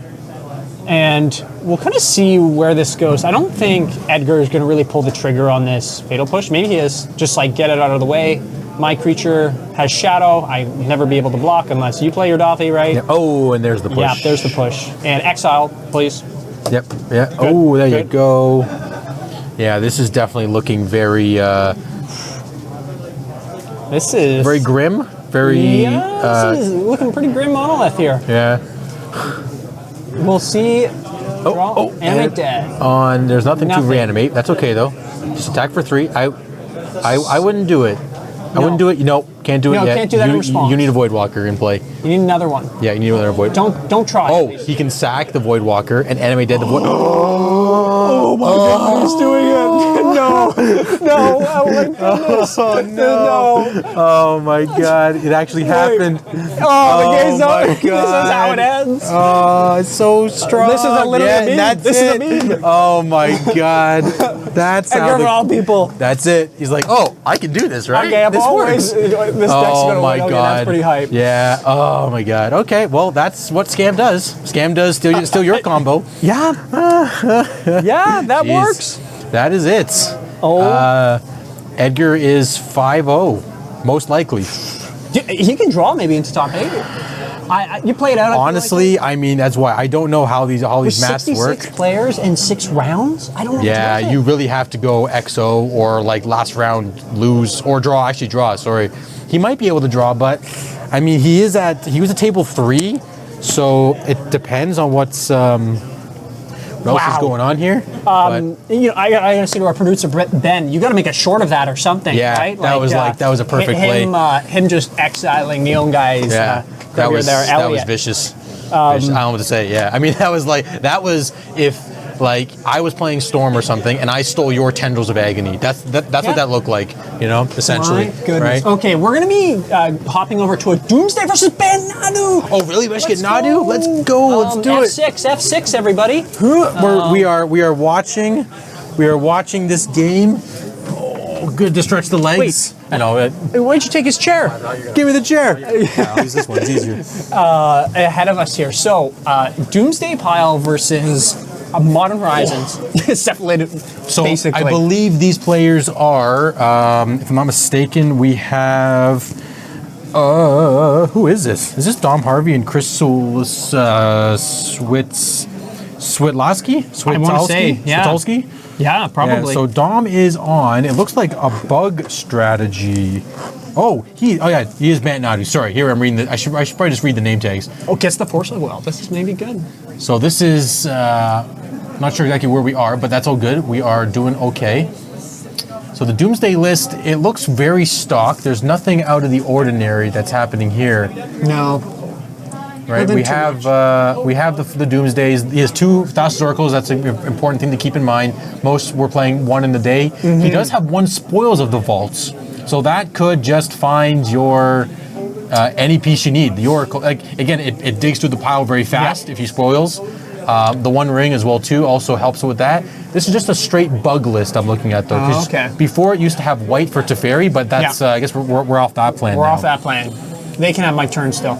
I wonder what kind of pile he's going to make here, right? You know, we saw that Dominic Harvey had, I think, he had a Force Wheel, but I don't know if he has a blue card or anything like that. Well, we're going to find out because Dom is going to investigate the pile. See what maybe he's trying to play around here, right? Yeah. So, good, Doomsday players, they can try to navigate depending on what's in their hand, what's in the library, right? And it seems like, Dom's a very experienced player. He's counting maybe what is here, what isn't, right? Seeing if there's a Veil of Summer or something like that. We have, 4? How many Veil of Summers? There'd be 4 in the main. Yeah, so seeing if that is in this pile here. Now, Doomsday, namesake, it's always kind of been in Legacy, it feels like it, right? Yeah. Of course, Thassa's Oracle made it even crazier, right, when that first came out. But really, what is it? How does Doomsday kind of work here? In this particular case, Doomsday, you're going to, of course, just put 5 cards on, as your new deck. You're probably going to have some number of Thassa's Oracle, Street Wraith, and Edge of Autumns.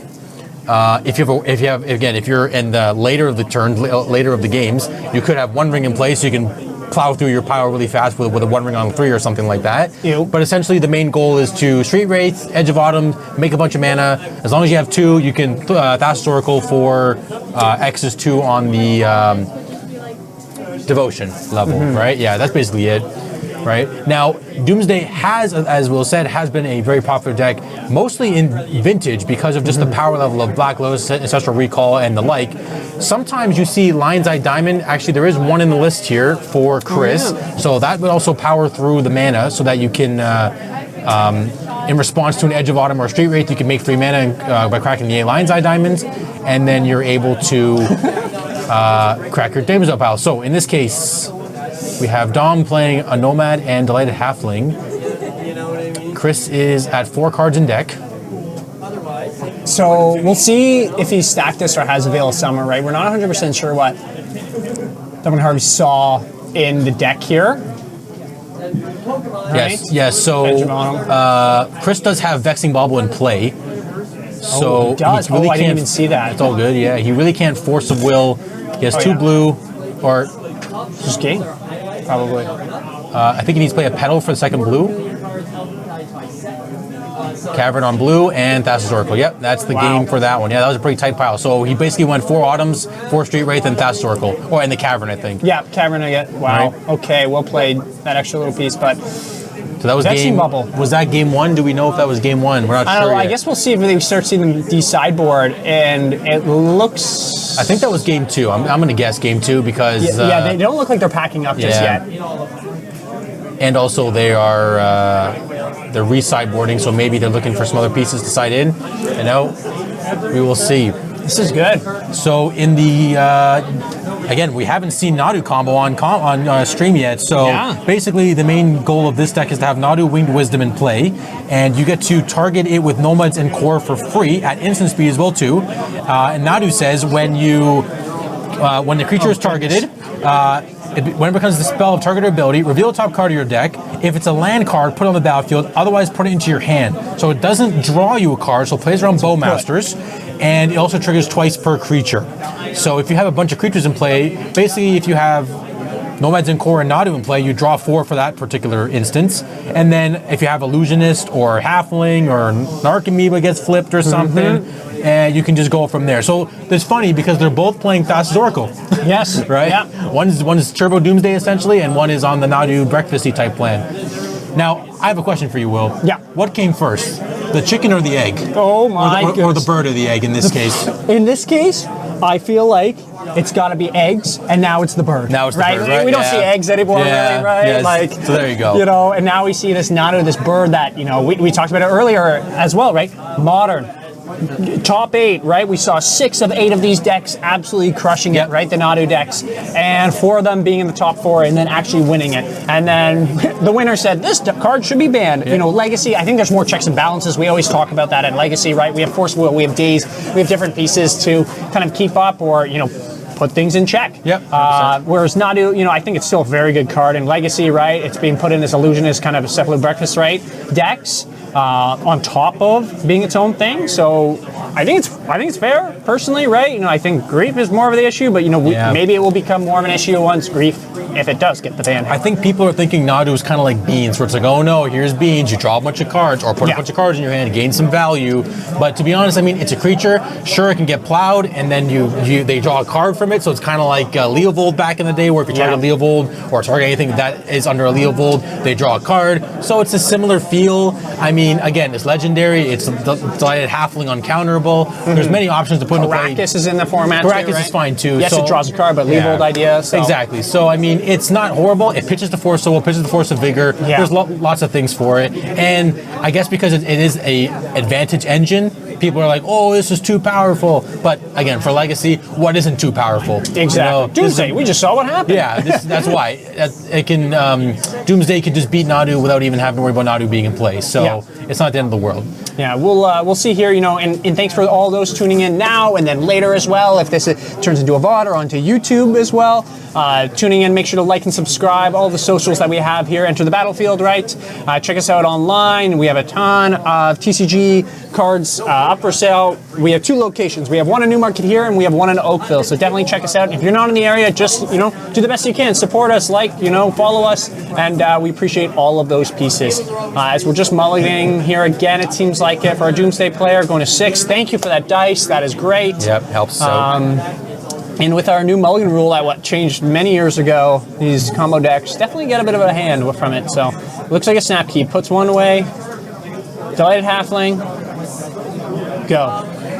We'll see. Let's see what happens here. Do you think Doomsday's trying to go as fast as possible? Kind of like what we were talking about in Painter before, Yeah, Dave? I would say so. I mean, especially if you're a combo deck, you have to force your opponent. Chain of Vapor. Chain of Vapor. Wow, that's a spicy one. Okay.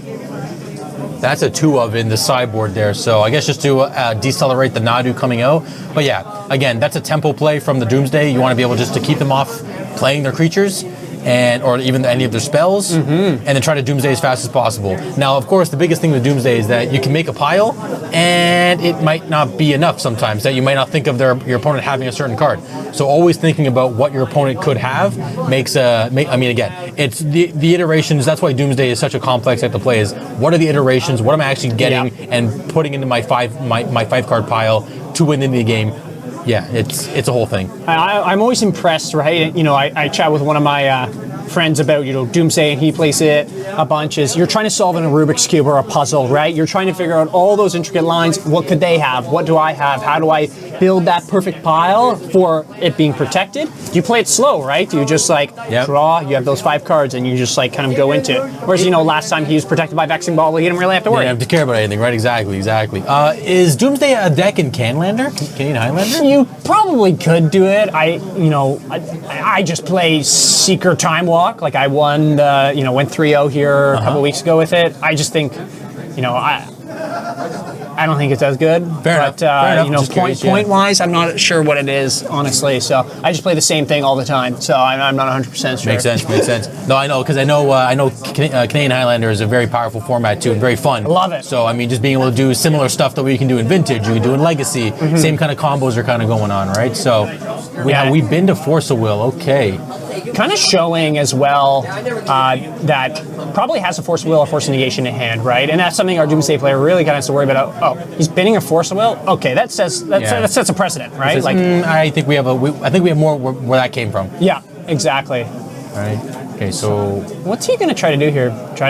Well, of course, we know he's going to try to put Nadu in play at some point. There's the core, but what else does he have here? Veil of Summer. Be interesting to see.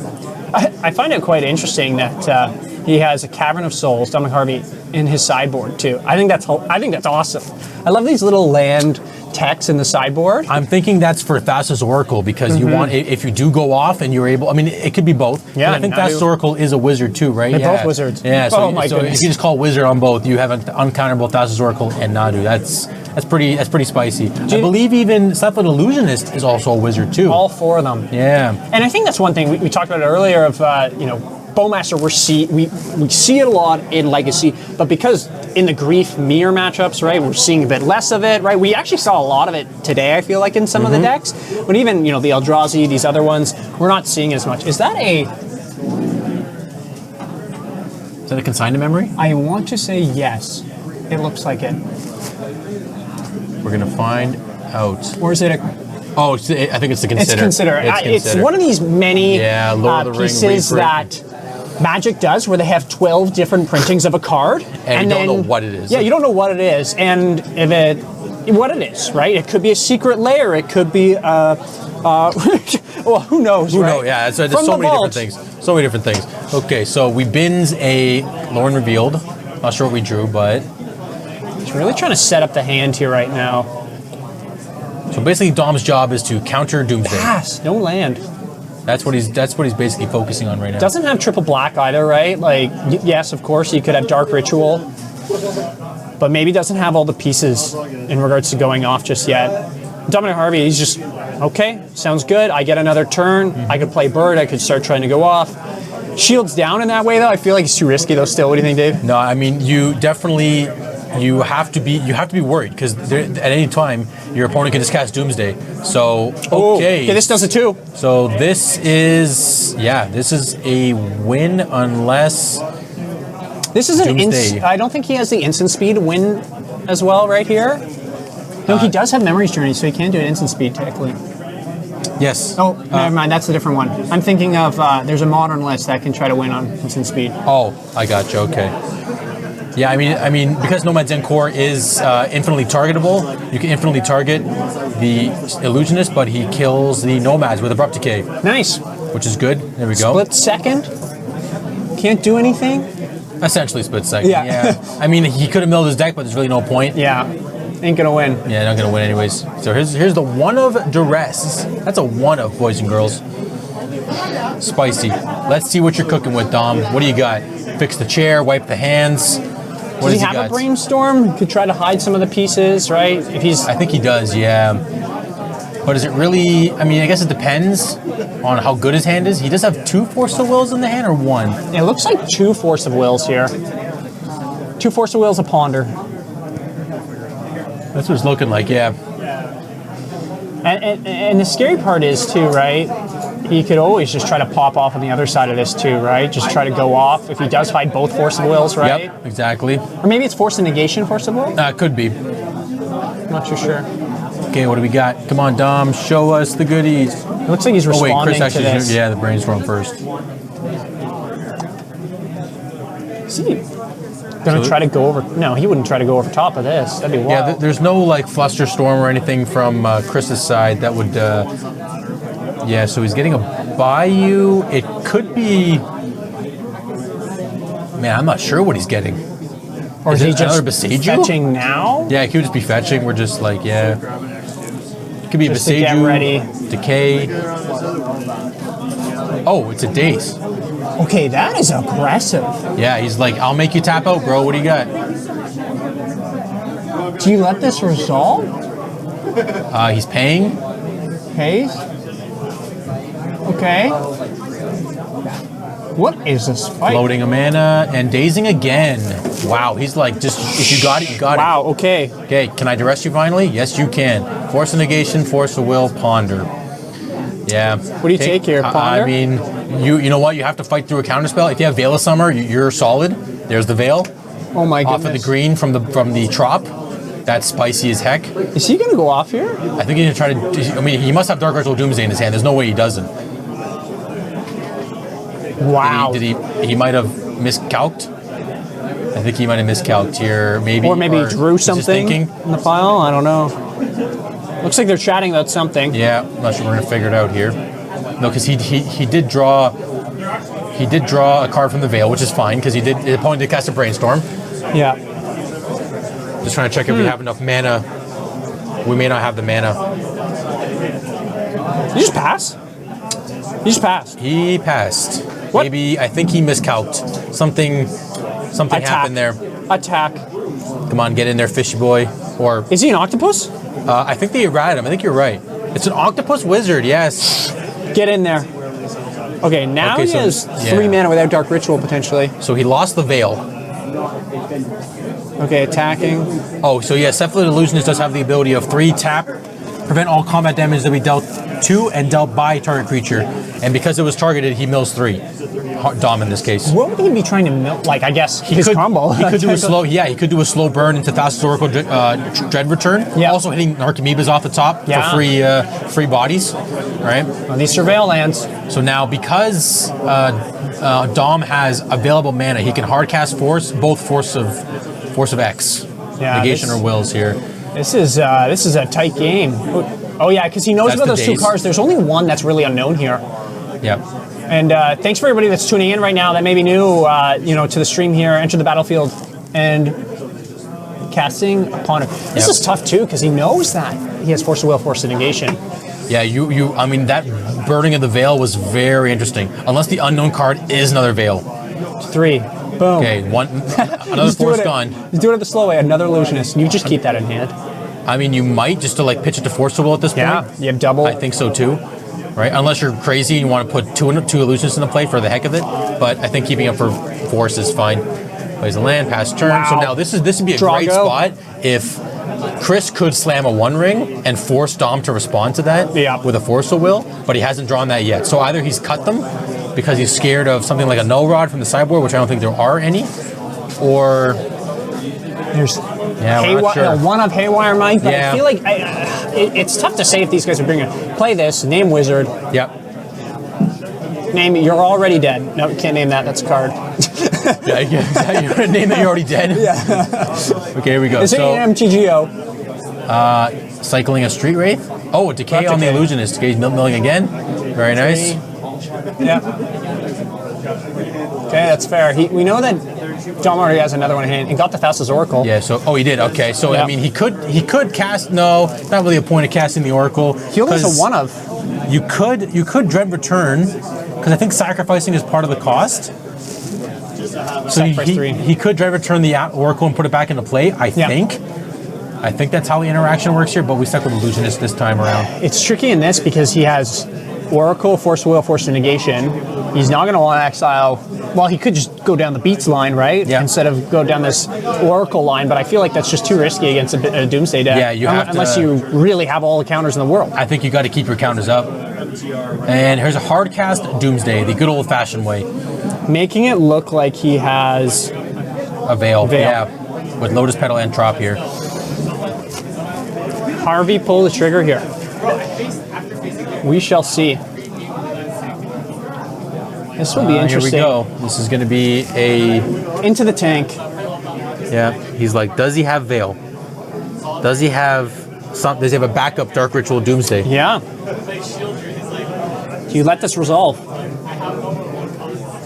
I'm trying to see his hand right now, and it's just too hard to see. I can't, yeah. It looks like a blue card. 2 blue cards? It looks like Force of Will. It's one of them.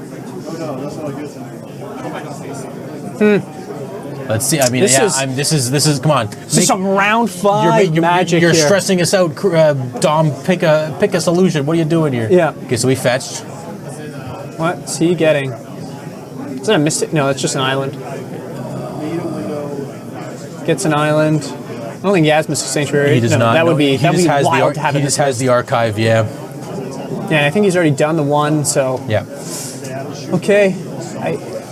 We'll see. Okay, hard cast Force of Will. I think that's fair.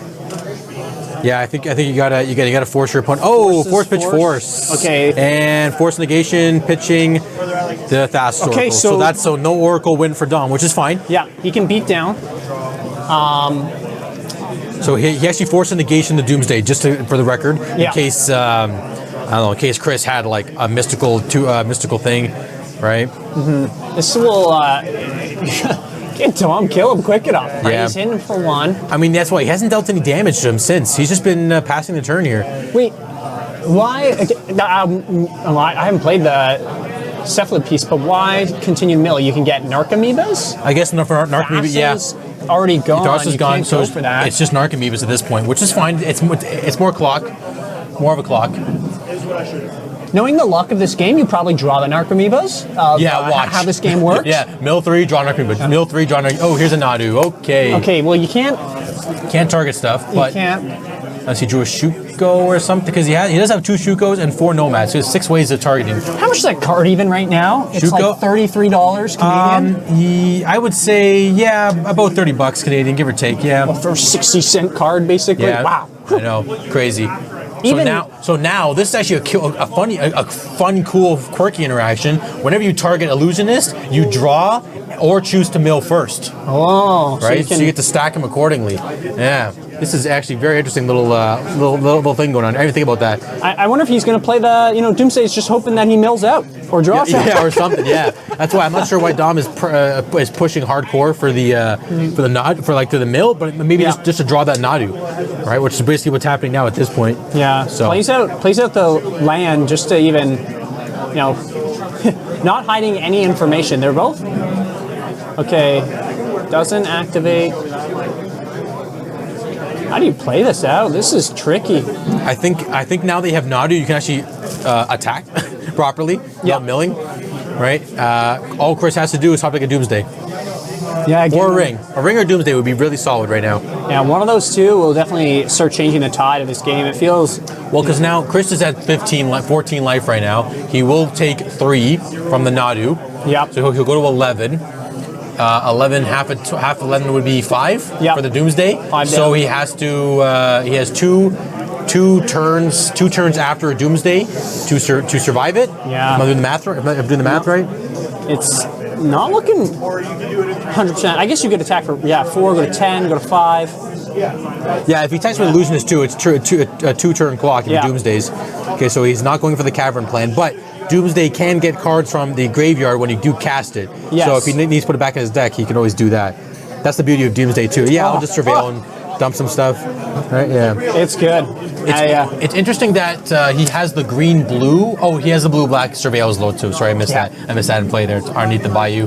Yeah. Okay, so he has Does he two have one of each, surveil. right? He has Edge the Maze and Understate. green-blue and blue-black. Yeah.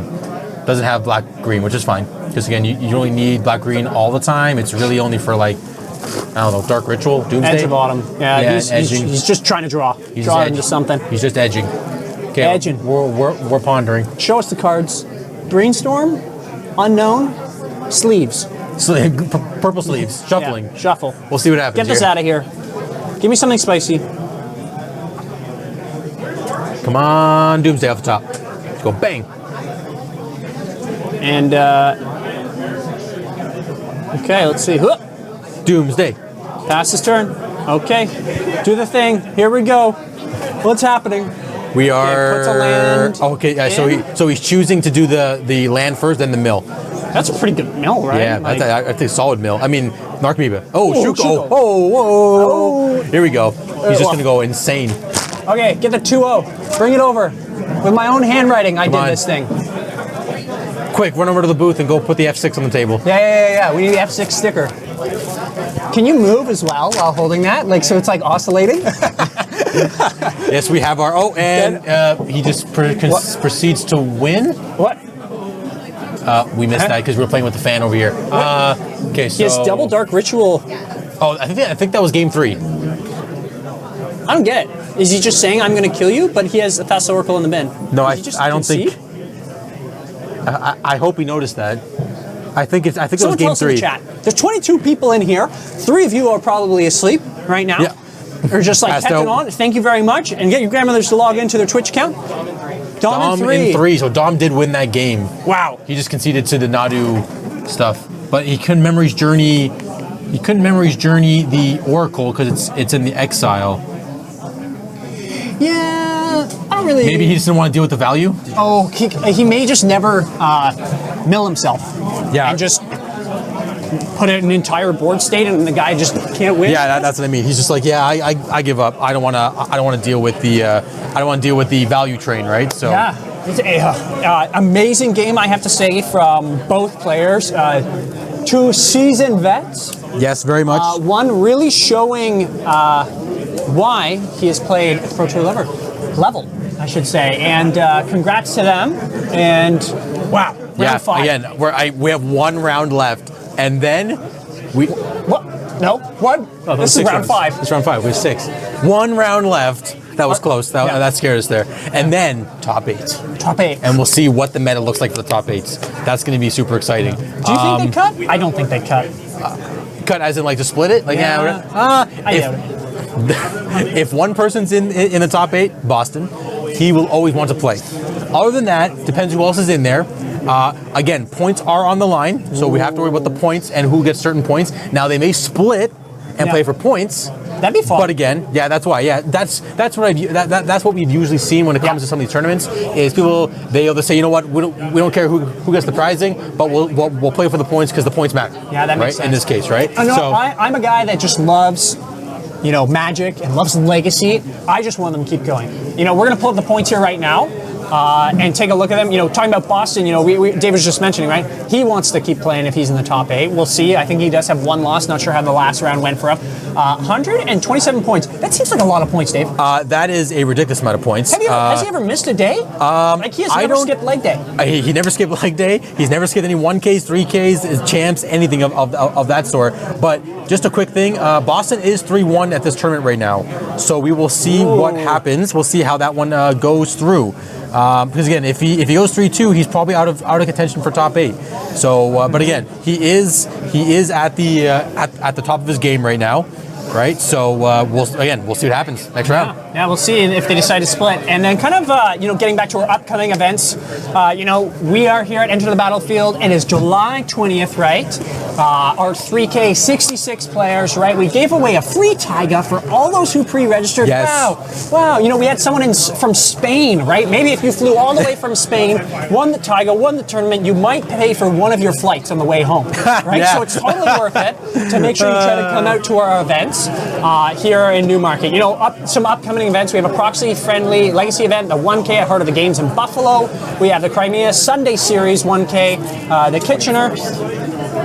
July 21st. Sorry, the Legacy of the North. It's Game Time, Mississauga. That's Bit tomorrow. Of a typo. That's tomorrow. That is I do tomorrow. remember So if I know you can't see this, but if you're doing a double feature weekend, this is the weekend to do it. 3K today, 1K tomorrow. Let's go. I know our producer Ben will be going to that.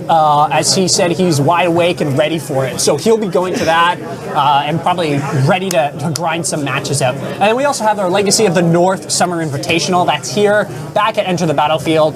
For those, we kind of pulled up the points earlier, top 32. Dave's still in the contention. Might get bummed out. Hopefully not. Maybe he comes out and plays. You know, I hope for him the best of things. We'll see what happens. And also the Buffalo Chicken Dip, a Warpgate in Westerville, and then our face-to-face Legacy Champs in Toronto. So it's September 28th. So lots of Legacy coming up. And, you know, there's tons of other, weeklies that are happening Wednesday and Sundays here at Enter the Battlefield. And then all throughout the GTA or even Ontario area. Right?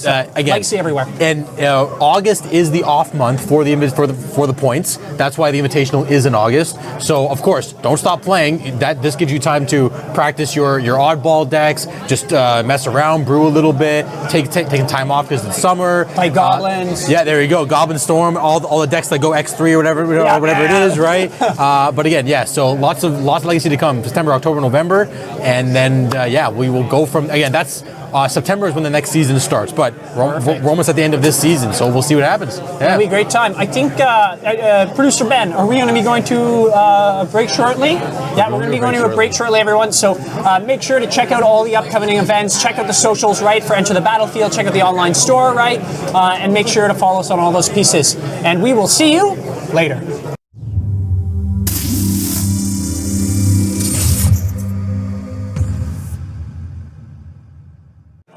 We are back at it. Hello and welcome, everybody. My name is Will. My name is David. And we are here at Enter the Battlefield Legacy event 3K in Newmarket, Ontario, Canada, Davis and Yonge Street. That's our major intersection. Now, Dave, how's it been? Oh man, five rounds of intense Legacy, awesome action. I've had nothing but fun watching all these games. I love all the plays that's been going on so far. I don't see any reason why you wouldn't love watching Legacy right now. I mean, sure, we saw the one Grief matchup. Yep. It went really quick. It ended in a weird way. Oh my goodness. In a non-Griefy way. It was pretty amazing, I have to say. Yes. I don't know if I've ever seen that within like Grief Reanimator. I feel like, for those who weren't watching at the time, right, they were playing against a Helm deck, and the Grief Reanimator deck helmed the Helm player. Yeah, like you don't see it. You don't see it every day, right? So, but that's how it goes right now, right? So I think we'll just do a quick little recap of. I think we can see standings here, if I'm not mistaken, right? So these are the round 5 matches, but how do we know what happened here? I think we can say Sia is 5-0. Yes, my man Sia. Sia is 5-0. Drake is 5-0. Edgar is 5-0. We saw Drake. We saw Edgar. You did a deck tech with Sia. Yes, we did. Yes, I did. Yes. So those 3 people are looking at possibly drawing, but I'm going to probably say I mean, it depends again on their breakers and whatnot. But those three are at least 5-0s, and then we have a whole bunch of 4-1s. We have Dawson 4-1, Frederico or Fred is at 4-1. We have Aaron Chong at 4-1, Kevin Green at 4-1, Dominic Harvey at 4-1 as 5-1. well. He's going to be 5-1. He just won the last round. Kevin Green will be 5-1. Oh, sorry. No, because we're going into sixth round. yeah, So this is up to date now at this point. Yeah. No, it's good. And we have Chris Edmonds and John B. 4-1. So yeah, we have lots of 4-1s. Not too many 5-0s at this point. No, just 2. But I think the biggest thing is the people we were kind of keeping an eye on was Dom Harvey. He's currently at 4-1. Yes. Boston is at 3-2, so he might not be in contention for top 8. Unless he wins his next one, he might get top 12. Again, I'm not a math guy, but we will see how that works out. Yeah. Other than that, let's see. I know we were looking at somebody else, but I don't know where they went. Was it Edgar? B? Oh, we were looking at, it was Edgar, right? Yeah. Edgar's 5-0, so he's just a maniac, and scamming is just doing the good things. Yeah, on the deck, good thing. right? That's it, right? And other than that, I mean, we're looking pretty good. We have definitely some contention going on. We will see how it all pans out here. Yeah, that's all I got. It's pretty amazing, Dave. Right? Like some of the decks, like we probably know most of the decks that are the 5-0, right? Yeah. We know, or at least like the 4-1s, right? We know Dominic Harvey, right? He was on the Bant Nadu, Yes. Cephalid kind of, piece, Pile, right? yes. Pile, the funness pile. Yeah. We know that Edgar was playing Scam. Yep. I think who was the other 5-0? Sia was playing Grixis Delver, which is actually with Tamio instead of Delver. Did deck tech on that. Make sure you watch that out. Check that out. And then Drake was playing the Painter deck. Yeah, the Painter deck as well. So there's a lot of diversity. Wow. It's not just Scam in top 8, right? Yeah, which is nice. So that's something that hopefully, right, when we have round 6, we'll see what we get for round 6. We'll try to get producer Ben or our TOs to get people fighting for contention for those games, right? Yeah, this is definitely able to. Yeah, no, 100%. This is the in the final round. So any X1s, they have to battle it out because they have to at least try to make their way into the top 8 at this point, right? Yeah. So I think they're cutting pricing for what top 12. I want to say 12. Yeah, 12 because there's a lot of prize pool on that's line, why, right? So that as well. And if you're looking for any kind of any reserve list or anything special, ETB here has a huge stock right now. They got a nice little influx of stuff going on, right? So come check them out for all their reserve list stuff, right? Yeah, someone was mentioning that there's a bunch of the Black Lotuses here today. We're going to say, Chris? I wonder if we can get one on the. Yeah, I wonder if you can flash it for us. You guys can see the gems that are on display. So we're actually prizing out to 14th place. Yeah, 2 extra. I'm guessing because of the 2 extra people that off of the 64, possibly, right? That's what I'm thinking. Just to add some numbers there. So I mean, that's actually pretty good. So if you go X1, you could still be in. Yeah, exactly. Right. Get your money back for it. Money back guaranteed. Maybe at this point, yeah, exactly. Right. So I mean, we have Drake, we have Edgar, Sia. Those are the 5-0s. So, is there anyone in this list here, 5-0s, 5-1s, that you are wanting to push for the win the whole way? They go all the way. Is there anyone in particular? You can be biased here. No. And semi. I would like to see Sia because again, he is the menace. He is the menace, the good menace of Enter the Battlefield. I know he says he only plays here, and he is playing here today. So I hope he can at least go to top 8. And we'll see what happens there. Because again, he's a very strong player. The deck he's playing is a very strong choice. He is 5-0, so he's doing something right. Yeah. Right. You know what I mean? He's doing it right. And then in second place, again, at this point, Boston is not going to probably make anywhere near top 8. He might make the top 14 if he wins his next round. Let's see. I mean, Dom Harvey is. Where's Dom Harvey? Where'd he go? Right here. There he is. 4-1. So he has to play his round or draw, but I don't think drawing is going to work either. Yeah, and also too the part where the Bant Nadu, right? Like something about just Bant always. I played that in Canlander. I did well within that. The last Canlander event that I played here at Enter the Battlefield, right? Look for the upcoming event on our pages for that. I was going to say, is that in a few weeks or July 27th? The next weekend? I want to say next weekend. So next Saturday. There you go. Okay. So that's next week Saturday for that piece. So lots of different pieces that are happening, right? But Dominant Harvey, I hope to see that Nadu list coming up too. It should be interesting. I wonder if there's any Eldrazi decks that we can't see all the lists here, right? That are maybe potentially going to get in, right? This is our painter list here. Yeah.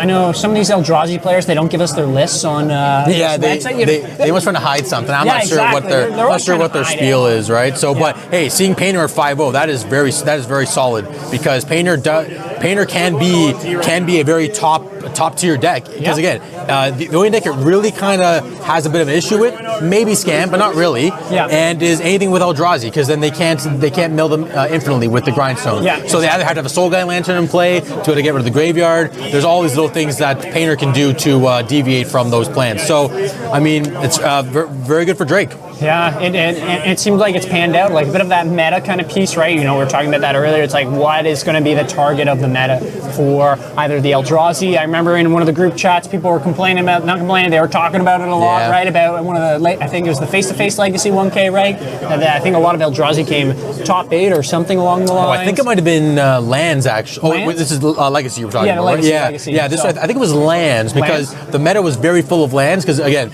this is a proxy event, so you're able to proxy your Tabernacle and your Mox Diamonds and all that stuff, and it was a good matchup for Scaminator back in, I think, February, March, wherever that tournament was again, right? So I mean, lands is a solid deck. We saw a couple of them in the early rounds of today. I'm not sure where they're standing as of now, but I guess we'll see if we see one later on in the stats. Yeah. Right. Yeah. One thing I always find too within this, we have what's the new set coming up? Bloomburrow. Bloomburrow. Yeah. I'm wondering if thinking into our chat, this question goes to you as well. Do you think there's going to be any huge impactful cards on the Eternal formats as well? I've looked through some of it. I think it looks like a pretty sweet set, I have to say. Like for Commander players, it definitely feels like it's pushing the envelope of that power creep. We talk about that with MTG all the time, right? And how Hasbro keeps pushing it. And a couple of the cards in there, I'm always wondering, like, could there be a Legacy card in there? Could there not be? I thought a fun card. I don't think it's Legacy playable.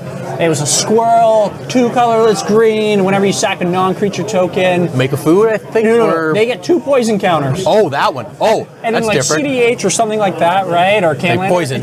Yeah, poison. You want to play Dockside? By all means. Yeah, go. I will poison you this time, right? Yeah, exactly. Go sack them. Interesting. So I wonder if I'm not sure. Is that an infect thing maybe for Legacy Infect? Probably not really. I don't think there's enough sacking, right? Yeah, not really. Creatures, right? Not really. No, that'd be tough. Different things, right? Well, again, that's why there's always sleeper cards. Like especially with OTJ, I believe there is the Caustic Bronco is one of the sleepers for like Dead Guy Ale type black white strategies.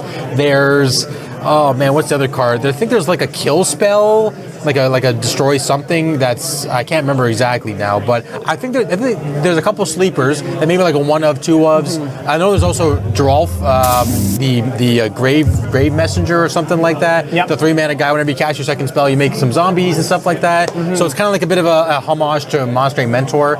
So I mean, like there's always some sleepers in this set that no one really plays, but maybe there is something for Eternal formats that we haven't seen yet. Yeah, someone's going to explore. They're going to play it all on MTGO. They're going to get some 5-0s. MTGO won't post the list, and then they're going to go to some local tournament and they just absolutely crush it. Exactly. 3-0. That, it might happen. Yeah, we don't know yet. So very possible. It'll be interesting to see what these new sets that Magic always pumps out will bring too, and which makes it fun.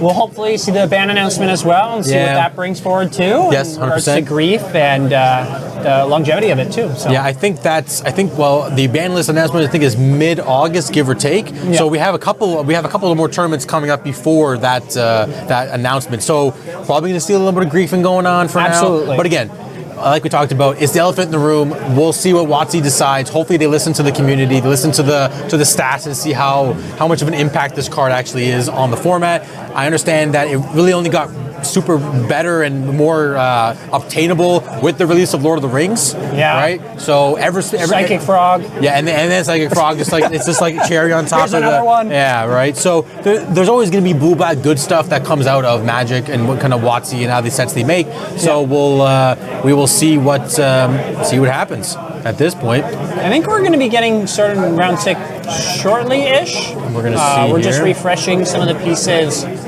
here. Round 6. And we'll find out who we're getting here. Okay, my guess is so we have Edgar and Drake, both 5-0s. You know, same thing. I'm not a stats guy, but I feel like the two 5-0s could draw in. Yeah. Oh, yeah. I think at this point they'd be like, we're good, right? Yeah, double 5-0s. I think Sia and Aaron, That might be interesting. I'm not sure if it will. I think Sia has to, like, this Aaron has to want play. to play. I think Aaron will have to play. How many 4-1s are there? 1, 2, 3, 7, 8, 9. There's 9 4-1s. Yeah. So so all the 4-1s facing each other have to play. Yeah. Aaron, Go ahead. that, you know what? Again, that's why if Boston was here, he'd be like, oh yeah, Aaron doesn't have to play, or Aaron doesn't have to play, because Boston's a numbers guy. He'll know exactly what's going on. But at this screen here that we're looking at, I think table 1 can probably draw if they like. Yeah. And Aaron and Sia, I mean, that's tough because they're both going to get, so that means they will be, how many points would that be? That's 12, 13 points. Sia would be at 5 times 6, 30. Oh God, that's a lot. Okay, yeah. You know what? I'm not exactly sure then. Yeah, I don't. But my guess is that Aaron will just try to play it. Yeah. Play to play, right? I think there may be too much of a risk. I think it depends on Aaron's breakers as well too. But again, I'm not a math. I mean, it would be a Grixis mirror match. Yeah, it looks like it. Psychic Frog, Grayson Board, Eldrazi, it's DRC. What a great card. Goodness me. Honestly, yeah, this would be. I mean, Tameo. So similar. He would be playing against Tameo as well, right? And yeah, so and Aaron does have Delvers to be able to swing over like a Tameo on the ground or anything on the floor there, Yeah. right? So Table 4 and Table 5 is what we're going to be getting here. So we'll check out what these players are playing. So Dawson and Daniel, both Yep. 4-1s, and Table 5, Chris and Lyle. So I know Daniel is playing a beans strategy. I believe it's Bant beans. Yeah. And Lyle is playing Enchantress, as we can see from the list there. It doesn't even say view deck list. It just says Enchantress. Enchantress. We know exactly what he's playing. Yeah. So I'm not sure what Dawson and Chris are on. We will see. We may have a paper deck list here. Yeah, let's look see if we through can our find stack one. of papers. Look, see, we have all. Okay, give us a moment here while we check our look. Let's see. This has got no name, so hopefully that's not them. Now, I'm not going to be that guy, but I'm going to say if there's a beans match, put that on the other table because that might still be going on by the time we finish this other one. Yeah, exactly, right. Nothing against the players in regards to where they're at. What names are we looking for? I just keep flipping through this. Steven. We're looking for Chris and Dawson? Chris and Dawson. Just to I get an have idea. Dawson's You here. have Dawson? Okay, I didn't I see see a a Chris here. Mistress Bauble, Molten Collapse, Ponders, Force Wheel, Murktides, Delver Secret. So looks like a Grixis kind of piece here too. And then who else do we have? Yeah, it was Chris Edmonds we're looking Chris for. Edmond. Yeah. Perfect. Not the Merfolk player. I didn't even look at the name, but I have faith it didn't make it. And I'm sorry about Yeah, that. I think Trevor was the Merfolk at the time here. Chris? So is that Chris Edmonds? Nope, that's Chris B. I don't know. Honestly, his might be missing too. It might be a no-name deck list here that we have because we have a couple of them. So you're taking Lyle's on feature. Lyle's on feature. Okay. One of the tables are Okay. Okay. So like completely? Like no other backup match? I'm finding it. Okay, no problem. Just curious. Okay, so we have Enchantress versus Unknown. Unknown. We'll look through our list here again. We hope everyone's enjoying the stream. Make Hope so, sure too. to follow all the socials, right? Check out the stores in person if you're able to, right? Newmarket and Oakville. We run weekly events, right? Legacy, Modern, Lorcana, Yu-Gi-Oh! The Yu-Gi-Oh! Players are right over there. You know, shout out to them coming out when we take up literally the entire store and they get one table. Yeah, we took up the entire store right now. Yeah, so it's we're thankful for that. You know, Chris, one of the owners here in the Newmarket store. So, and Ben, our producer, lots of people to thank, right? So, and all of you watching at home, your grandparents, your grandmother, grab your popcorn. everybody, grab your popcorn. Let's get ready for. We don't know. We don't know. Chris Edmonds is missing in action on deck list right I can now. look through this It's again. not burned. So, like, I have a. That's John. See, the thing is, there's two name spots, and some people just put it in one spot. It's not the right one. But Wilkins, It could be one of the no-name lists. Fran, no. Oh, Chris Wait, Edmonds. There you go. Edmonds. You Okay, got we it. got it. Just We did kidding. it. Just kidding. Okay, so Lyle is going to be on our left. We have and it. Cloud Post. Yeah. Okay, so we get Cloudpost versus Enchantress. Wait, that's a different person. Yeah, Lyle has a deck one, so I will look at Yeah, we'll Lyle's deck pull that up there, and then we'll get ready. Looks like they're just shuffling up their decks here. Looking at our lists here, Emrakul, the Aeon's Torn, Ulamog, the Sisters of Hunger, right?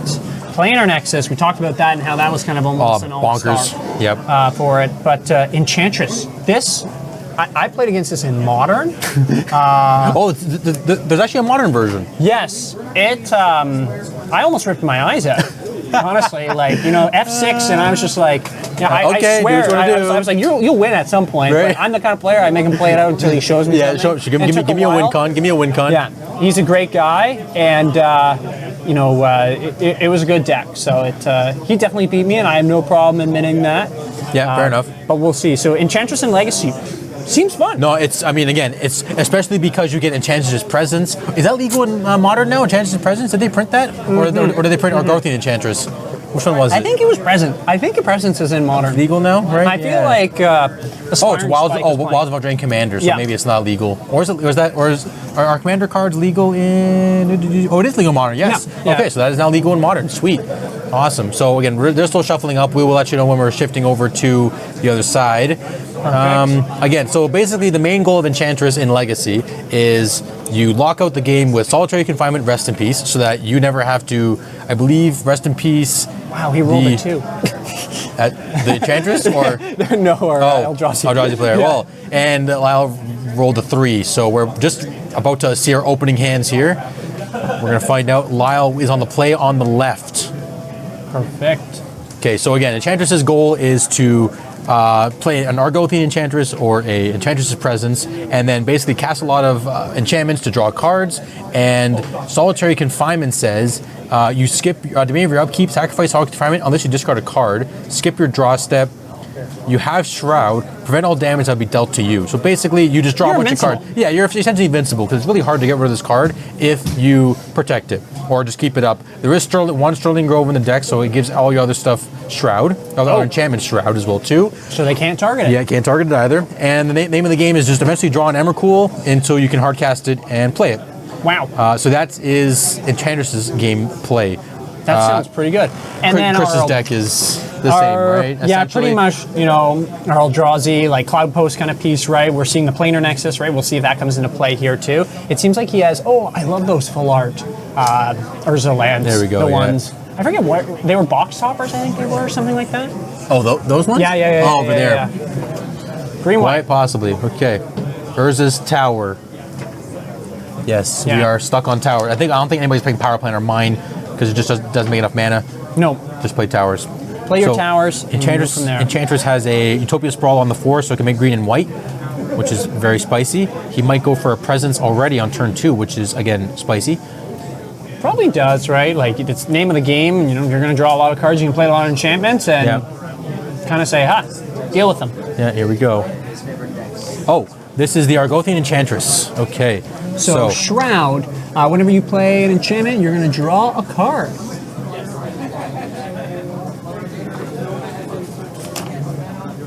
Okay, tables 1 and 2 actually drew intentionally. So we were talking about that earlier, right? Both of our 5-0s would probably draw, and then Sia and our other player, right? He was 4-1, but he's going to try to take the draw. Yeah, he said, what, let's, that's Aaron most likely. He's like, what, let's just try it out, see how it goes. Roll the dice, see what happens. But now, again, we're watching this game, and we have to see, somebody has to win this to get in the top 8. And I don't know, I'm rooting for Enchantress because it's such an old style deck. I know. Such an old school deck. Oh, it's been around, it feels like forever. Yeah, honestly, that's why. Right? Actually, I believe, if I'm not mistaken, some lists of Helm of Obedience and Rest in Peace. It's also another win con. So we have the opposite. Instead of Lay Down in the Void Helm of Obedience, we have Rest in Peace Helm of Obedience in this particular deck. So it does the exact same thing as Lay Down in the Void we talked about from last match there, right? Or last two matches ago, whenever it was. Oh, it's. I was wondering what the card was there. And his hand, Chris's hand there. And I was like, what is this block of text? But it's one of the cards that are written. Secret Lair, I believe it is. Yeah, one of the many printings that Magic has of many different cards here today. They printed Karn in I believe either collector edition or it was a. Commander deck, I think they might have printed it. I think they made it a tree. They recently printed it to be a tree. I thought that was a joke. No, I think it's legit. I saw that on Twitter. Yeah, I think it's legit. It looks hilarious. I think it's a very, very interesting card. Lyle cracks the bauble for a card. Looks like he's not going to get attacked. Not that means much. Yeah. Because that's an 0-1. Yeah, no, that is definitely not attacking at any point. Argothian Enchantress does have Shroud, so it's keeps people at bay. And is so that a he's Glacial static. Chasm in his hand? That's a static prison. What is he prisoning? I think he's going to prison the One Ring, and he gets energy Yeah. when this comes into play. Exile target non-land permanent and opponent controls until static prison leaves battlefield. You gain 2 energy. At the beginning of your pre-combat main phase, sacrifice prison unless you sacrifice or use an energy. That's pretty Expend good. energy. So it locks down the ring for 2 turns. It doesn't look like he has many other ways to get energy here other than that, right? Yeah, So that's basically it. Just play a bunch of static prisons and lock your opponent's stuff down, make a bunch of energy. There's Rest in Peace. Okay. He will trigger. His Vexing Bauble will Draw get card. exiled after he draws some cards. Make sure you exile that bauble file. Exile. Come on. Exile. maybe not. He's choosing not to. GRV. No, I'm just kidding. Exile that card. And yeah, it'll be interesting to see. Maybe This- it's still on the stack. We just decided we're Yeah. just seeing here. I think Ben the producer is going over there to be Ben the rules lawyer. Yeah. Oh, here comes. Here comes a fetch, So which is also exile. I'm assuming Lau doesn't care that it's actually in the graveyard, not exile. Yeah. Yeah. There we go. It doesn't. We want to keep the integrity of. Of course, we Magic. don't want to be cheating here, or making it seem like we're cheating. All right, so okay, we're getting a basic Forest. There's Snoo covered Forest too. I'm not sure it makes a huge difference, but if he has them, he owns them. Yeah, exactly. So it's looking pretty interesting for Chris here, right? He has 1 Cloud Post, right? I presume the Vesuva copied the tower, right? Mm-hmm. So he doesn't have a ton of mana still. His ring is gone. It's going to be kind of hanging out for a while there. And he has a Glacial Chasm, which is dead in this matchup. Essentially. Yeah. And just a small note is the reason why Enchantress is actually sort of better now is because there's less Bowmasters. Oh my goodness, that's right. We were talking about that earlier. Yeah. So it's kind of got a bit of a niche right now that no one's really trying to jam Bowmasters and everything. Yeah. So everyone is, again, you can play your stuff freely, draw a bunch of cards. So the only thing would be if for some reason Narset and Leovold and Hullbreacher become a thing again. But for now, that won't be a thing until at least Scam is in meta. So that's a Mystic Sanctuary, I believe. Is it? Windswept Or maybe not. Heath. Windswept Heath. It's a new border, right? Yeah. It's MH3 reprint, sorry, and a actually- proxy. Yeah, and a proxy. And for those who are maybe just tuning in now, or maybe you're watching the VOD of this, wow, okay, this is looking bad for them, right? So one of the pieces is that you can proxy 100 of the cards if you want, right? Every single one, 100% of the cards. Of course, right? A big piece of this is we want to allow people to get in the format. We want people to, have fun within it too. A big piece about this is getting Legacy as big as we can, and that's a big piece. Us, we love the format. Enter the Battlefield, hosting us here, and then many of the other events that we talk about throughout the week. Yes, I believe Cloud Post is running Myco Spawn. There are 4 sowing Myco Spawns in the list. Yes. Yeah, it's a good card. Scoops. See you later. Lord Hello, Commander of the Medians. Night Watch. Oh, it happened. There you go. Exile your entire deck. And we're going to game 2. Game 2, folks. Wow, that was actually pretty solid. Wow, that was Actually, Enchantress. Yeah, that's Enchantress. There you go. So now let's start with the Cloud Post because they lost. What would you bring in? What do you got over there? Force of Vigor and Prey, they don't have Shroud early. Yeah. And then, I don't know, other than Force, Dismembers too, potentially, right? But it's tricky. You have Destiny Spinner you can hit, right? Yeah, I mean... Argothian Enchantress, but the thing is, all of these creatures and enchantments give each other Shroud so quickly, right? It's a thing, or they just have Shroud themselves. So it's Dismember, is it really that good? Yeah, so Sithis and Destiny Spinner can be killed by Dismember. Mm-hmm. So I mean, it's not a horrible idea. Everything else is a Karn sideboard style. Yeah. Force of Vigor is your best bet. Those 3 are coming in, I think. That's basically it, to be honest. Yeah. Unless you want to Dismember the Sithis, but I mean, Argothian Enchantress is just cheaper and it gets into play quicker and has Shroud. Or do you just keep that in the sideboard? Because then you can Karn it. You might sideboard for it so that you can Karn for it to get, again, hit a Helm in response, hit a Rest in Peace in response, anything of that particular sort, right? Mm-hmm. Now, from the Enchantress side, I see a funky card called Ossification? Ossification? Whoa. What is Enchant land you control. When it enters the battlefield, exile target creature or planeswalker and opponent control. Oh, so it's an O-ring for 2. We have to enchant pretty a good. basic land you control. That's pretty easy for Enchantress, considering most of their lands are basic, it feels like it. That's not bad. We have a Karmic Justice. Whenever a spell, an ability an opponent controls destroys a non-creature permanent you control, you may destroy target permanent that opponent controls. What is this spice? Man, that's like an EDH card if I've never seen one. I mean, I think we were playing that back in the day in EDH. I've never seen this card in my life. Really, eh? Yeah, this is definitely EDH stuff. You know. Okay. Yeah, so blowing up, your stuff gets blown up. You'll blow up any of their permanents. That's pretty good if they bring in Force of Vigor. Oh yeah, Force of Vigor 100%. destroys 2 things. Okay, I'll destroy 2 of your lands. Yeah, I'll blow them up. See ya, right? Wow. No, so that's probably going to come in. I don't think Force of Vigor comes in unless Lyle is scared of Mycosynth Lattice. Yeah. Carpet doesn't do anything. Endurance doesn't do anything. So it's probably maybe like Ossification. It might come in because it's another. Yeah, Karmic Justice. Yeah, I'd probably say so. Stony Silence. Not really. I don't think it's worth it. No. Unless for Haywire Might, that's the only thing it stops. Is Haywire Might. Yeah. So I mean, hey, if you're deep in the tank, maybe you got to use that, get that. So, yeah. We'll see game 2. You know, it's on Chris to make the play here, right? It's top 8 or bust almost, right? Like, can he get it to game 3 against this Enchantress deck, or is he just going to get enchanted and just drop out of the game? Yeah. So we'll see how he goes here, right? You know, I think he needs a better hand. You know, a better hand than last time. I think he had a good one, but maybe just drew dead. Right? It didn't seem like he got his feet off the ground. The 1 ring was taken, and that was it. Yeah, really. Here we are. Okay, so Cloud Post on the play. Did he pile shuffle his opponent's deck? No, he pile shuffled his own deck. Okay. Yes. I was like, what? No, he was pile shuffling his deck. Yes, yes. We are in round 6 sticker. Round 6. Round 6 of 6 with 66 players. Yeah, exactly. There we go. Is it 6 o'clock? It is 5:17, almost 6. Almost Probably 6. by the time we get to round 8 or round 7, it'll be 6 o'clock. So Yes. we tried to line up the 6 for 6. You know. Yeah. Oh, good. At the 6. At the 6, yes. North of the 6. Yeah, north of the 6. There we go, Sorry, north of the 6. There we go. For the legacy of the north. Above, and we should put above the 6. Yeah, above There the we 6. go. Legacy of the North above the 6. Yeah, I love it. Okay, so Enchantress going to 6. So many 6s today. Man, I know. 6, 6, 6, 6, 6, 6, 6. Okay. Let's see what happens here. So I see a 1 ring in the Cloud Post hand. They're going first. They have a tower.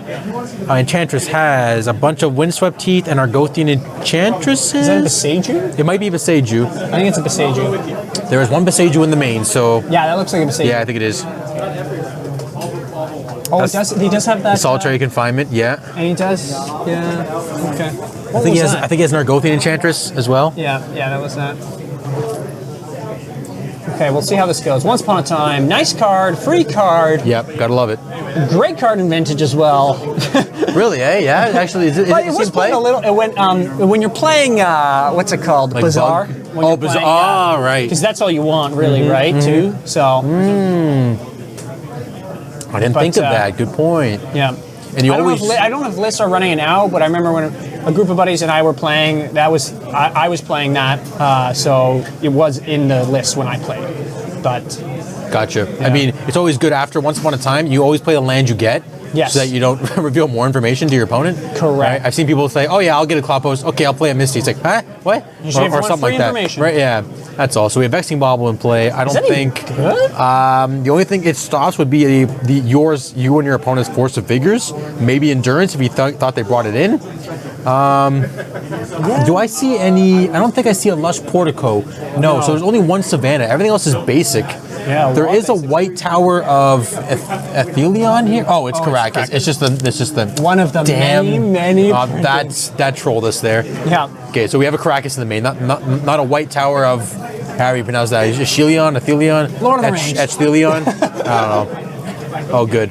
Okay, here we go. We cracked for the miss. So yeah, no. Basic? Even just to have one surveillance, but I guess just he wants to just power out his stuff and be able to cast his spells. Yeah. So we're vision. We're Okay. okay. Another Once Upon a Time. There you go. 3, 4, 5. That looks pretty. What is that? Planar Nexus. Yes. Okay. Nice proxy, right? A bit different than what our you know, our Enchantress player has of printed out cards. We have written out cards, but it's all in the name of playing. He kept Glacial Chasm. Okay, I don't know about that. But Yeah, you know, that is what it seems. Unless he just wants to, if he ever gets to it, he wants to be able to chasm the Emrakul loop. Yeah. If it happens, right? Protection trigger, drawing a card, loop. Okay. Oh my goodness. I mean, if he has another green mana, he's like off to the races. Yeah, he can Okay. filter mana, right, with Planar Nexus and do that, like tower into Nexus and then go from there. Like another great utility piece of Yep. getting those colored mana, that colored mana that he needs, but still feels like, Here's a you know, Sith. Oh, it's 2 mana for Sith. That's Yeah. right. I thought it was 3. Okay, we're off to the races. We have 2 Enchantresses. this playing. is really good. So it looks like Lyle's a bit of a slower hand right now. I don't see any cheap enchantments in his hand. All I see is Solitary Confinement. Not sure what the other one is. Losing 1. He's not slamming that yet, right? No, I don't think He's so. gotta wait for at least maybe At least one more piece. I think he has to have, I would say, a good number of cards in hand, like 4 plus, I'm thinking. Yeah. Right? So now the Myco Spawn can blow up basic lands and beside you, so it doesn't really matter if his opponent has basics in play. So the Myco Spawn might be able to come down this turn. There's a Crop Rot as well. Beautiful Crop Rot. I don't know what. Okay, make 6, Filtering some mana. 7. So is Yeah, he, 4, is 5, he, 6. I'm not sure if he's kicking it. I presume, yeah. Yeah, he's No? kicking. Yeah, he is, yeah. And then is he running Wastelands as well? I don't No, most of the Cloud Yeah. Post decks aren't on the Wasteland plan. They're just, they just blow up your lands and get their own Cloud Post and such. That's fair. Right? Yeah, because they want to keep their big fat lands Yeah, around. They're big boys. Yeah. They're big boys. Exactly. Yeah, get Ayu, who again probably try to activate it next turn. Yeah, gives your future Myco Spawns 2 cost reduction. Okay, it's on the Enchantress player to start making things happen because it's not looking. He's fallen as good. behind, yeah. fallen behind a bit. Yes, he lost the land, not ideal. That's Okay. the Enchantress's Presence, I believe. So he has a fetch land, but I think we're just going to start casting a couple cheap. That's a Wild Growth. Oh man, super old school. 1, 2. Oh, there's a Static Prison on the ring. That might not be a bad idea. I feel like he came here today. You know, last night he's like thinking, I can't wait for the Legacy 3K at Enter the Battlefield. What am I gonna play? And he's like, oh, there's no Bowmasters. I'm gonna play Enchantress, and then comes out. Unless he plays this a lot, I don't know. No, this is sweet. I think he said he wanted to play Nadu. Yeah. He didn't want to play that style Yep. today. I think he also has Beans available. Didn't want to play Beans. Doesn't want to play Rescaminator because it's a boring deck. So he's Yep. like, oh, I'm going to play a fun deck, right? So here he is getting Enchantress out and about. So, I mean, hey, if he has the ability, and again, because we're a proxy event, he can proxy the deck up and proxy the Yep. pieces he needs, and without any worry of spending the money and feeling bad for buying or go with the Enchantresses. So here we are. He is, Or even cards that may be hard to find. though, Yeah, right? no, of like cards course. sometimes are Of expensive, course. but you can't get them. especially in Canada, it seems to be a very, sometimes you get lucky and you can find the cards you're looking for. Sometimes it's like, why is everyone buying these cards? Where are they going? Surveil lands. Can't get them. Impossible Yeah, to exactly. get. Exactly. Okay, casting. Static Prison. And taking I'm going to say the ring, but we'll see the what ring. happens here. Maybe the spawn. Absolutely not. It's 7 rounds? Since when? Oh my. 66 players. No, but they said 6. Okay, well, we've been lied to. We've been lied to. We have We've been one lied more to. round. Commentators are never wrong, I have to say. And we've been lied to. Someone told me it's 7 rounds. But how do those guys draw then? Yeah, how do they draw? Don't they get screwed? Wait, I thought. Are you, No. something seems weird. Okay, my brain's like all messed up now. And, Yeah, now I'm confused. But I want to say back to the game, but at the same time, we were told 6 rounds. Now 7. I think we need to protest. We need a strike. Yeah, I can't think work under these conditions. I think we'll stop selling alcohol Yeah. at our facilities now, and we'll just do online orders Yeah. only. I was going to say the LCBO, but they're on strike right now. Yeah, so. until Tuesday. Tuesday. Okay, they're I coming think back. I think they came to a semi-conclusion. Oh, Yeah. okay. Right. So Well, here is our Cloud Post turn. Has a couple mana under his belt. Gonna have a lot more. 1, 2. What does this Cloud Post even tap for right now? 3. Cloud Post stops for 3. Yep. 3, So he yeah. has 9, 10, 11 mana, 12, 13 for Eldrazi's. And passes. Wow. Yeah, probably just gonna What does he have in his hand? Crop rot. Oh, crop rot and stuff. Okay. He Yeah, really doesn't have a lot. I mean, I guess but you could just Eye of Ugin off of 2 towers and a Planar Nexus. on the Enchantress player to try to do something. Yeah. Play your cards, or you're gonna get Ulamogged. That's basically it. I wonder if he's going to try to pop off here, draw 2. No, draw 2. Yeah, draw 2. And then go from there. Well, for those watching right now, tell us who you're voting for here. Enchantress or big scary Cloud Post? Let us know. I don't know. I'm still for Enchantress, I have to say. I'm here with you, Dave. So Yeah, I mean, it seems like he's got a pretty good handle of the deck, and it's just a matter of finding the right piece to do what has to be done here. I think the best thing he can do is, okay, there's an Emrakul. So he has to be able to make a bunch of mana, but he can't do that unless he has a Serra's Sanctum right now. Yeah. So I'm not sure if he drew it yet. Did he play a land for turn this? I don't think so yet. not sure yet, I have to say, but we'll see in due time here. Huh. Well, as the ball keeps rolling here, Yeah, I think this just gets worse for our Enchantress player. I think so too. Eye of Ugin comes back. What can he see, cast with a he's- million mana? You can cast Ulamog Yeah. and Emrakul of his own. Just cast Emrakul, maybe. Right? Would he have enough? Yeah, so his opponent would have to solitary confinement for him not to die to the Emrakul, but again, the sack trigger would do enough damage to that Lyle could not survive this attack. Yeah. Unless he can keep the solitary confinement while losing all his permanents. Yeah, So there is a Serra's Sanctum in the hand, but I don't think he has enough enchantments. 1, 2, 3, 4, 5, 6 right now, so it's not enough. He can only make 6 mana off 1 Serra's Sanctum. Did he make a land drop? I don't think he did yet. That's what he's still calculating here, because he tapped the forest with 2 wild growths on it for some mana. Yeah. So he's casting a Rest in Peace off of the Savannah. 7 mana. Yeah, get rid of those. Good work, guys. Getting rid of those lands and everything else. So we have a Utopia Sprawl. He has 2 green left on the forest. Interesting. Wait, how's he gaining life? I missed that. From Sithis too. Whenever Oh you my cast jeez. enchantment, you gain a life draw card. Oh, so good. Okay, so that's one way to survive an Emrakul and Ulamog attack. Green white as well. Yeah, he could just take it, I guess, right? But he does get. So this makes green white and green green, because he has 2 wild growths and a Utopia Sprawl on it. So it makes 4 mana when he taps that forest. Sweet, I love it. Using the Wasp green to go for another Utopia Sprawl, draw the same 2. one. Yep. That land makes quite a bit of mana. 5 mana, yeah. I wonder within the meta right now, because of Mycosynth Spawn, right? You don't put it all on one land. That might be true. Do we see a Mycospawn in the hand? Not in hand, but just like in general. Like one was played earlier. So I'm wondering right? I wonder if Chris Eye of Ugin's for a Mycospawn, because he's like, this is just, you're going out of control here. I got to slow you down. Yeah, or just cast Ulamog, And just kill exile him. the 1 permanent. Right? Or do that too. Yeah, there's I that could too. do that. Okay. So Serra's Sanctum. So that would be 1, 2, 3, 4, 5, 6, 7, 8. Yeah. Oh, 9. A couple. 9. Goodness. 9 white. So the problem is that most of the enchantments that are good to cast are green. Use 3. Okay, this is the target. This is the Karmic Justice. Yeah, let's go.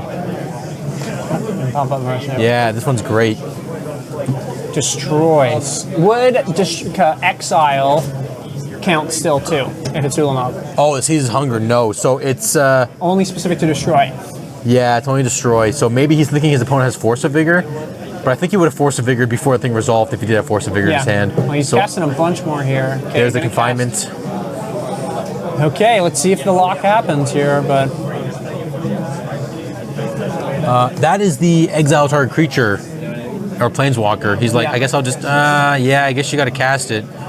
kind of need to. You need to give it Shroud if you can. Nothing has Shroud yet, right? That thing just exiles a creature or planeswalker. So he's gonna exile the creature. So That's basically, scary. his opponent has to, Chris has to eye forward Ulamog to exile the Utopia Sprawl and Solitary Confinement. Yeah, and that gets you back Mycosynth Spawn. Is Mycosynth Spawn on cast? Yes. To destroy, or is it? Yeah. Yes, it's cast too. So, yeah, it won't do anything for but that. again, he's just going to probably search for. Okay, one spawn time first. That's fair. So maybe just find the Ulamog. Yeah, find it first, then you can get, Emrakul or something like that instead. Right? One colorless. What do we got? Force of Vigor. Did he find the Forcer? Okay, so at least we know one's going to the bottom. That's good. That's good to know. Have it still, yeah. I mean, I don't know. I just want to see the rogue oddball deck win. Yeah, you know what I mean? exactly. Yeah, I'm That's just the like thing. put the Force to the bottom. Don't do anything with the Force. So now he's going to activate the Eye. Here we go. Finding either Ulamog or Michael Spawn. I'm assuming Ulamog because again, exiling is a lot better than destroying. Well, we're going to find out. There she is, or it, he. I don't even know what Ulamog is. Ulamog, big, scary Eldrazi. Eldrazi, that's it. Okay. I still love how they give people say Emrakul is a female and they're like, yeah, I'm gonna cast her, you know what I mean, all these things, right? It's like they're fictitious characters. I don't think these things have genders or anything, It's all just up in the air. Yeah. Whatever. Ulamog, that's it. It's only one It's funny. solitary confinement too, That's right? it, yeah. So, Yeah, so if he gets rid of the solitary confinement, he can get damaged. yeah, that get damaged. That goes away. That kind of soft lock piece is gone now too, right? Now, because only you have Shroud, but currently his permanents do not have Shroud. He would need solitary confinement. His enchantments can still get hit because he doesn't have what's it called out that can give them protection. Sterling Grove, right? Yeah, Southern Grove, yeah. Which would be huge in this spot, but we'll see after how Chris wants to play this. He's looking at that one. He's like, I'm gonna blow it up. 1, 2, 3, 4, 5. 5 enchantments are under it. Task for 5 mana. And then 6, like, Chris does have to worry about Destiny Spinner and just, like, spinning up and just, like, getting attacked a little bit. That is true as well. Making a bunch of lands 4/4s or XXs. What does it do again? It's XX for the amount of enchantments. Right. Right. It's 4 mana to do that too. Okay, yeah, that's yes, doable. It's a lot of mana. Sarah Sanctum, Yeah. Utopia Sprawls, and all these lands. Unless it gets destroyed, we're gonna find out. Yeah, I think he just casts Ulamog, get rid of that basic, and then Maybe the Sarah Sanctum or the Solitary Confinement. I think Solitary Confinement. I think you're right. Well, see, if he gets rid of Solitary Confinement, right now Lyle cannot draw cards. So if Lyle doesn't have any more enchantments in hand that are, he probably has some kind of enchantment, so he's gonna draw. So it's probably not the best thing to do. Yeah. But I think it's the Utopia Sprawl, Wild Ghost lands. We're gonna find out. Here we go. Let's see. Cast this big boy. Let's see. And what are you gonna do? Oh, What? whoa, that is unheard of. Okay, it gives him protection. No, only when he casts. Only when he casts yeah, the that's ring. right. So right now he will draw a card if you like to. I don't understand. Oh wait, he does have Caracas in his board, and he could start bouncing Ulamog. Oh I know yeah, that sounds if he crazy, but I guess you could crop rot for it. yeah, Crop Rot, get Caracas, start bouncing. Like that sounds kind of wild, right? It's like slow, right, per se, but it will start whittling down the board that he has here. Yeah. Okay, well, not what I thought was going to happen. Me neither. I'm interested. Maybe he's going for the crop rot plan, like you just mentioned. But I feel like there's better things to do. What is he? He has to Raptor Flute too. Like, I don't know, just letting him untap with all of those enchantments on the basic. Yeah, Let us know your thoughts. In the chat, right? What would you have hit with the Ulamog? Would you have kind of the same thing, like this? Whoa, okay. So there's this discard of the Enchantress's Presence. Yeah. Okay. So I think he's going to cast Emrakul because he has it in his hand. yeah, And this he is- can definitely make enough mana for it. So I think it's going to happen because he drew it. He's probably going to cast a couple more spells first just to make sure it is Wild. doable. Yeah. Well, I'm not sure why he didn't eat that land with the Ulamog. That's how much mana? 1, 2, 3, 4, 5. 5 on it, right? So Because it is permanent. target permanent. Yeah. So he might eat this. Like he might have eat his play when he gets back to the drawing board. he did look at Destiny Spinner. Maybe he was worried about dying to that, but even then, that still takes off 5 power, and 5 mana, but, more than 5 mana, because how much mana does that land already make? Oh, it. Like, what? How many wild? Okay, right now, this land is wild. Yeah, Literally, it's wild. It's a Utopia Sprawl and a wild growth. It is unreal right now. This land is wild. It can make, I think it's 1, 2, 3, 4, 5, 6, 7, 8. I've never seen a basic forest of so many. He has three wild growths and 3 Utopia Sprawls on it. Okay, make 1 million mana. Yeah, make a boatload. Okay, so Float 1 million mana. so 4. It's gonna be. It's 6, 7. It makes 7. Yeah. Cast Emrakul. Take another turn. Yeah, it's got to be. Like he does. I think this is a win. Yeah, I think. Unless he has enough. Does he have Krakus in hand too? Does Lau have Krakus in his hand? Or, well, I guess he could crop rot Caracas, right? Wait. Oh yes, his opponent. Yeah, but what? You just Unless he took out Krakus. He just concedes. He has a Krakus in his list. Yeah, he has a Krakus in his main. Maybe he took it out. Maybe he didn't think he was going to play against that. Does his creatures get Shroud? No. What's happening? Well, because Lyle could loop Emrakul's, because even if he cracks it back to his hand, he gets the cast trigger, right? And yeah, so Lyle gets it in 2. But I feel. I think. What just happened? No, I think we should have Ulamogged either the Sarah Sanctum. Yeah. I think it should have been the Sarah Sanctum in the forest, and the land that had all the enchantments on it. Yeah, that's basically it, right? Because there's nothing else that really he's scared of. Yeah. Antonice, yeah, that's a great card. Antonice is good too. Yeah, no, 100%. Wow, congrats to our Enchantress player. Making top 8. Maybe we can push the button to transition back to us. Do you want to do that, Dave, or? Where's it here again? You might have to scroll up on that left side there. Go down a bit. Oh, thanks for Swag for following us. A bit more. And one of the commentator ones, yeah. Oh. No intro. Commentator 2, just both of us. There we go. Hey, we're back. Did you do the transition slide thingy? I did not. We're back. Okay, perfect. So, welcome back, everybody. Yeah, we're here. Yeah, I can see this there too. So we changed it, but we got it. Lyle in 2, Enchantress in 2. Yeah. Lyle is going to top 8. I think Chris played to his outs. I think one big thing, we talked about it before. When you start getting into what hour are we in? It is 5:40. We started at 11. 7 hours. So 6. 7. It would be 7 hours in total now. Yes. Yeah. 7 hours of Magic.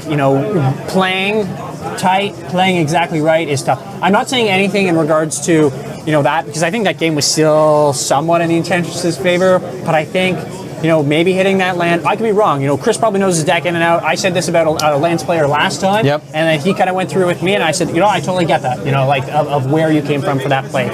So I think it's tough when you've been playing for so long. Pressure's on the line. Top 8 at our 3K Legacy Tournament entering the Battlefield, Ontario, Canada. Let's go! Right. So some great things, but well played from both of them. Proud of them both. So tough stuff. So we're gonna go to a 5-minute break, everybody.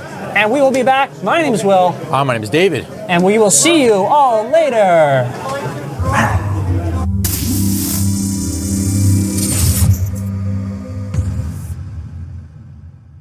Welcome back, everybody. My name is Will. My name is David. And we are here at Enter the Battlefield's 3K event. Thank you for waiting patiently during the time the transition from round 6 into our magical, as we found out, round 7. There's apparently always 7 rounds. That's this is the first. This is the first. Yeah, but it's okay. We always knew about that. We were just testing the viewers to see if they were listening to the things they can't hear behind us. Were you listening? Yeah. And so right now, we're excited though for round 7 because some people are going to battle for top 8. I was going to say, there's going to be a lot of breakers and tying and drawing and stuff like that. We will quickly look at the stats here if our producer will unlock the device that gives us the stats to see what exactly is going on. Thanks, Producer Ben. But while he does that for us, we are at Enter the Battlefield, Newmarket, Ontario, Canada. Legacy of the North, big piece of this as well, right? Legacy events all throughout Ontario. Your people are playing for points for August 10th, where we actually kind of, it's a similar to the old Star City Games kind of piece, right? Where they get an invitation, right? Top 32 players, so there's points, they get to it. So that's kind of another little piece that players are battling for on top of the 3K prize and the free Taiga that was already given away. Yes, that was given away today. in the middle of round 1 and 2. But I mean, it looks like the people who are actually on the top tables here are the ones that are in the spreadsheet in contention here. Like they have pretty good records at this point, right? So we have a repair already. That was fast. Again, we're just talking about the standings here. We currently only have one 6-0 player. Ooh! Yes. Who is this player? His name is Sia? Sia. Sia. Yeah, I don't know. Is there like a thing we can do for him? Like, I don't know, is it like a nickname or just call him Sia? John, Sia. Yeah, something like that. That works. So he's the only 6-0. There could have been another 6-0, but the two 5-0s drawed in round 6, which is fine. Drew in round 6. Other than that, yeah, I think we'll have to see what the repair is looking like here, but I don't know how many of these guys are maybe going to play. Like, Sia will draw. yeah, Sia will draw. Edgar said during our interview that he knows math really well. Like, not to that avail, but he said, I can draw, basically. Okay, so if there's they need two. to play it. Yeah. But Sia probably won't need to play. He can have a rest, right? Been playing some great Magic. 6-0. Definitely shows for it. And then some of these other players, right? Like, do they draw? Do they not draw? I don't know. I don't know. Looking at Lyle and Daniel, they'll probably have to play. Yeah, they'll have Daniel to play will it be out, right? Yeah, Daniel will want to play to make Lyle 6-2 or 5-2 rather. In this case, I think most of the others can draw. The 5-1s. I think the first 3 tables can probably draw. Yeah, first 3 tables can draw. Table 4 is iffy. I think Lyle should play if he wants to guarantee it. Yeah. Yeah, 1, 2, and 3. Yeah, there we go. We knew that. 1, 2, Perfect. 3. Drew. There matches. Is there oh my god, a jingle for that? I don't know. Maybe. That's okay. We'll make one up. We'll figure it out. It's all good. So table 4, 5, 6. We're probably going to see what's the situation there. We're probably going to have to see a table 5 and 6 play if they want to at least be contending for kind of points. It's going to be on breakers. My goodness, look how many 4-2s there are. So looks like we're going to have table 6 and table 7. If there's any way we could have a choice, could we have table 7 on the main feature? We have 1, 2, 4, 6, 8, 10, 12, 15 4-2s. 15 4. Yeah, I know. That's a lot. That's why there's a lot of 4-2s. They're really beating up. Right? They're really beating up. So I think we're going to try to get Tom Fryer and Boston Chapman on feature match. Boston. Yeah. Fighting for top 8. Yeah, I think it's either him or we have to see the Kevin Green Chris, which would be Eldrazi versus Doomsday. But we did see Doomsday already on camera. We've seen Eldrazi as well. So yeah, we've seen Eldrazi too. I mean, I'm not sure what Tom Fryer's on, but we have the power of Moxfield here. It is Dreadnoughts. Stifle Dreadnought. Stifle Knots. Yes, that's going to be... Okay, we have to watch that then. That's all there is to it. So, Boston is saying now we can tell by the shirt and his opponent's Tom Fryer. Oh, this will be a great game. This is going to be good. This is great. We have Stifle Knot versus... I'm pretty sure it's a type of Scaminator that Boston's playing. He's playing a Grizzlebrand. I saw him cast a Grizzlebrand. Yeah, you know what? We have to check the deck list here because I've never seen him in my life play Grizzlebrand. So it must be a one of. Yeah, okay. He cast that card. I heard, yes. Yeah. Mana. Yes. And his opponent, what was it again? He cast a Grizzlebrand and his opponent was under I have no Harbinger idea. of the Seas. That's what it was. Oh. Under Harbinger of the Seas, too. So he just got completely annihilated from that. He had quadruple black with Harbinger of the somehow he got, I don't know how he got there. Or maybe just wait, what? 4, 5, 6, 7, and the swamp, or like I don't even know how he did Under it. Harbinger? Okay. Yeah. Maybe the Harbinger came after? Yeah, I think the Harbinger came after. I think he went Grizzlebrand, then he went Harbinger and passed, and his opponent lost. Okay, that must have been I it. think, Yeah, that's wild. Good on for him. Yeah. So we have a Grizzlebrand in a Scaminator deck. So it looks like I can't tell exactly what has been cut. I want to say an Animate Dead because I've noticed some lists are trimming on the Animate Deads to suffice either more bodies or more threats. So maybe this is just a concession to less Bowmasters. Screw it, let's play a Grizzlebrand. right? Yeah. So again, Boston does have the 4 Psychic Frogs, 4 Griefs, 4 Trolls. One Atraxa there. Yeah. Yep. 2 Brazen Borrowers in the main, I guess. That's to fight. kinda unique. I'm thinking to fight the ley lines and to fight like the mirror match There's and so stuff much like hate that. right now Yeah. for this Yeah. reanimator list, like in sideboards, right? Definitely. So that's a big one there. And then again, Tom is on this blue-white. We're gonna double check. Yeah, blue-white Phyrexian Stifle Knots. Phyrexian, yeah, or just Stifle Knot. Right. So it's 4 Nord Drifters, 4 Doorkeeper Thralls, 4 great Phyrexian card. Dreadnoughts. Yeah, this is great. 4 Stifles, 4 Dress Downs, just like all in on the Stifle / Dress Down effects. Mm-hmm. We're watching them roll to see who goes first here. Boston got a 2. Yeah, he's like, oh no, I'm done. He rolls 1 dice off Oh, screen. off screen, it must have Probably been wins. more. Must have been more than 1. So, nonetheless, here we go. We have Tom on the right, Boston on the left. Tom is on the play. Let's battle. Round 7, winner probably gets into top 8. So exciting stuff. Boston, we talked about his little storyline before.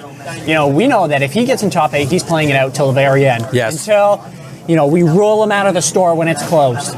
And, you know, here, we'll find out who wins. Do you think either of these decks has a little bit of a favor or the other? I feel like, of course, we should just say Scaminator's probably a little bit favored. Right? Yeah. Over Stifle Knot, I but- would think so too. I mean, it really depends on what kind of game Boston's going to play. Like if he's going to play the Frog Days Force of Will plan, or if he's actually going to have the Grief Reanimate Grief Troll Entomb for Atraxa type stuff. Yeah. Now, Dress Down and Stifle do counter Archon, Atraxa, Grizzlebite activations. That's good. Frog. That's good. So there's a lot of main deck hate for this matchup here. So again, we'll see how it pans out. Dreadnought's on the play, so most likely I'm hoping just to go like land pass is probably the opening plan. Oh, he is. Right. Oh, going to oh, 6, Malta 6. Okay, which so start is with that. terrifying, mulliganing at all. And we'll see kind of what he does here. Just land pass, Land as pass. mentioned. That's basically what Interesting. Dreadnought does. Not keeping the days. Yeah, guess he maybe wants because everything else? I guess because now he's on the. I mean, he's on the play, so maybe he should have, or maybe because he knows is that that a Boston second is. days? Oh, is it? Maybe it's a second day. Oh, I think there might be. I think they're right. I think you're right. Yeah. Yeah. Also, he knows that Boston is a Delver player and knows how to play around days yes. to a T. So keeping that in check and just conceding to Boston being a strong player. Mm-hmm. Do you know Tom? No. I do not know Tom either. do not know Tom either. So this No. is great. At least we get to see some fresh faces on camera here. Okay, he's fetching, I guess, on the upkeep. Yeah, maybe? to play around because he knows his opponent's playing Stifle. So usually you want to make your opponent use their mana on their turn. Yep. If they want to stifle your fetch land. So this is like an old Rug Delver like situation where you would fetch on their upkeep so that you could spell pierce them. You could again if you stifle you or something like that. It's not the end of the world yes. in regards So to yes, because- it's still bad, but Because then they're behind a land for the turn because they've used it to counter your lands, let's say, Yeah. right? So that's essentially the mentality on that. so Boston does have a troll in hand as well. We'll see him probably cycle that maybe at the end of the turn, right? Unless he cycles now or he's just fetching for a land first. Yeah. So we'll see. Now, does Boston have any... Oh, yes, he does have basics because he's island in a swamp. So he does have Flutterstrand. So the only thing he could do is get an island and then swamp cycle for the other swamp, like for the basic swamp. So I'm thinking that's what's going to happen here, yeah. Does Tom even have? I don't think he's. Yeah, he is running for Wasteland, so yeah, that is the right play. Boston, you know, pretty seasoned player as well. Definitely going to try to play around it. Tom shaking that card, making sure that It's a magical one. It's a magical one, yeah. Draws the Dreadnought. Yep. Now this card's pretty fun, right? If you don't know this card, it's what? 1 mana? 1 mana. 12. 1 mana. Wow, Commander players. Wow, this is so playable. Who would have Whoa. thought it was a good I love good this card? card. But when it comes into play, you have to sacrifice it unless you sacrifice any number of creatures with total power 12 or greater. But I'm going to sacrifice 12 squirrels. for 1/1s, hey, no problem. You're Perfect. good. You're good. I'm That you can golden. totally do. But I think in Legacy, you want to do it as quick as possible. So hence the two choices you have are Dress Down, so that when it comes into play, there is no effect, or you can stifle the trigger when it's on the stack. So Hence the name. Stifle Knot. Yes, For the deck. and we did cycle for that swamp, so he knows he's playing against a Wasteland deck. But yeah, so Phyrexian Dreadnought is a great card. But the only downside with Phyrexian Dreadnought is that it requires it's usually a 2-card combo. Again, two-card thingy that works together. That's the problem here. So he has to always have a Dreadnought and always have either a Dress Down or Stifle in hand. So he has to choose what he wants to do at these moments. Now, he could Daze his Frog. He chooses not to. Yeah, it doesn't seem to. So I think he wants to resolve this Dress Down. Yeah, end step probably Dress Down here. Yeah. So we'll stay on his turn, right? Yeah, instantly putting that Daze down. Okay, looks like we're going to Daze in response. Yep. Now, Boston does have 2 Force of Wills, another Frog. Yeah, 2 Force of Wills and a Frog and a Brainstorm, is it? Yeah, Brainstorm, yeah. So, yeah. Oh, we're going deep. Counter war. Yeah, and that's probably the end of this little counter war here. Yeah, it looks like it too. And Tom's saying, okay, Bloop, bloop, bloop, you bloop, win bloop. this one. Push all the stuff. Our free spells are gone. Reset. And it's kind of scary now for Tom, even in the way of, okay, there's a Psychic Frog. Yeah, I Boston mean, has a Reanimate as well, and Troll might be coming in to attack at some point. and currently we're at 4 for 4 cards, so Boston will be ahead because he is going to draw an additional one from the Frog connecting as well. So Boston is currently ahead in this exchange, even though we see Brainstorms and stuff like that. There is no fetch from Tom here. No fetch, no land. Like, of course he Daze, right? But no additional land, it looks like, in his hand right now. Yes. It'll be interesting to see, okay, is he going to plow this? That's the question, right? Like, I mean, Boston's holding the fact that he has Reanimate, but that's something Tom has to respect a bit, too. Yeah, and I think if you're Tom, you have to say, you know what, you have to be able to force this plow because this frog is just too good on the back and forth. So Boston is still up a card, right? Because I'm always thinking of the attrition aspect right now. Boston is still up a card against Please, another frog. because he has another frog in play too. Frog. Yeah.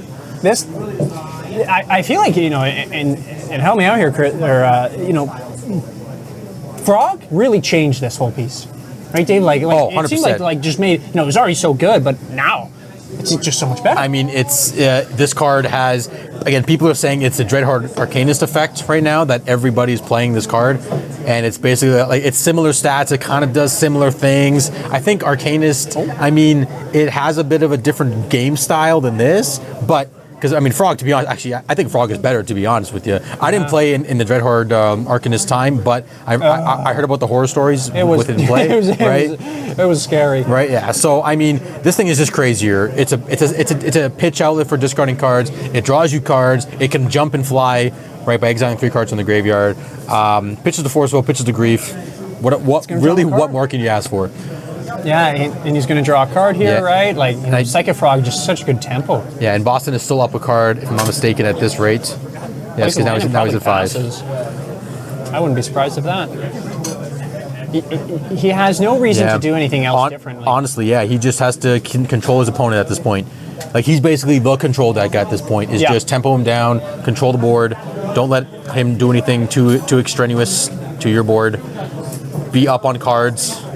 Another frog. Okay, he does go for the other frog. Yeah, I mean, I don't see why not. He does have a force brainstorm. Like he doesn't want to pitch the frog to force. Yeah. And he can always reanimate a frog if he's feeling froggy, right? Oh, okay. Gonna play a Doorkeeper Thrall. That is scary because are there true dreadnoughts in? No, there's 2 null drifters, I think. One, yeah, definitely a Dreadnought. Oh, sorry, it's a ponder. That's a ponder.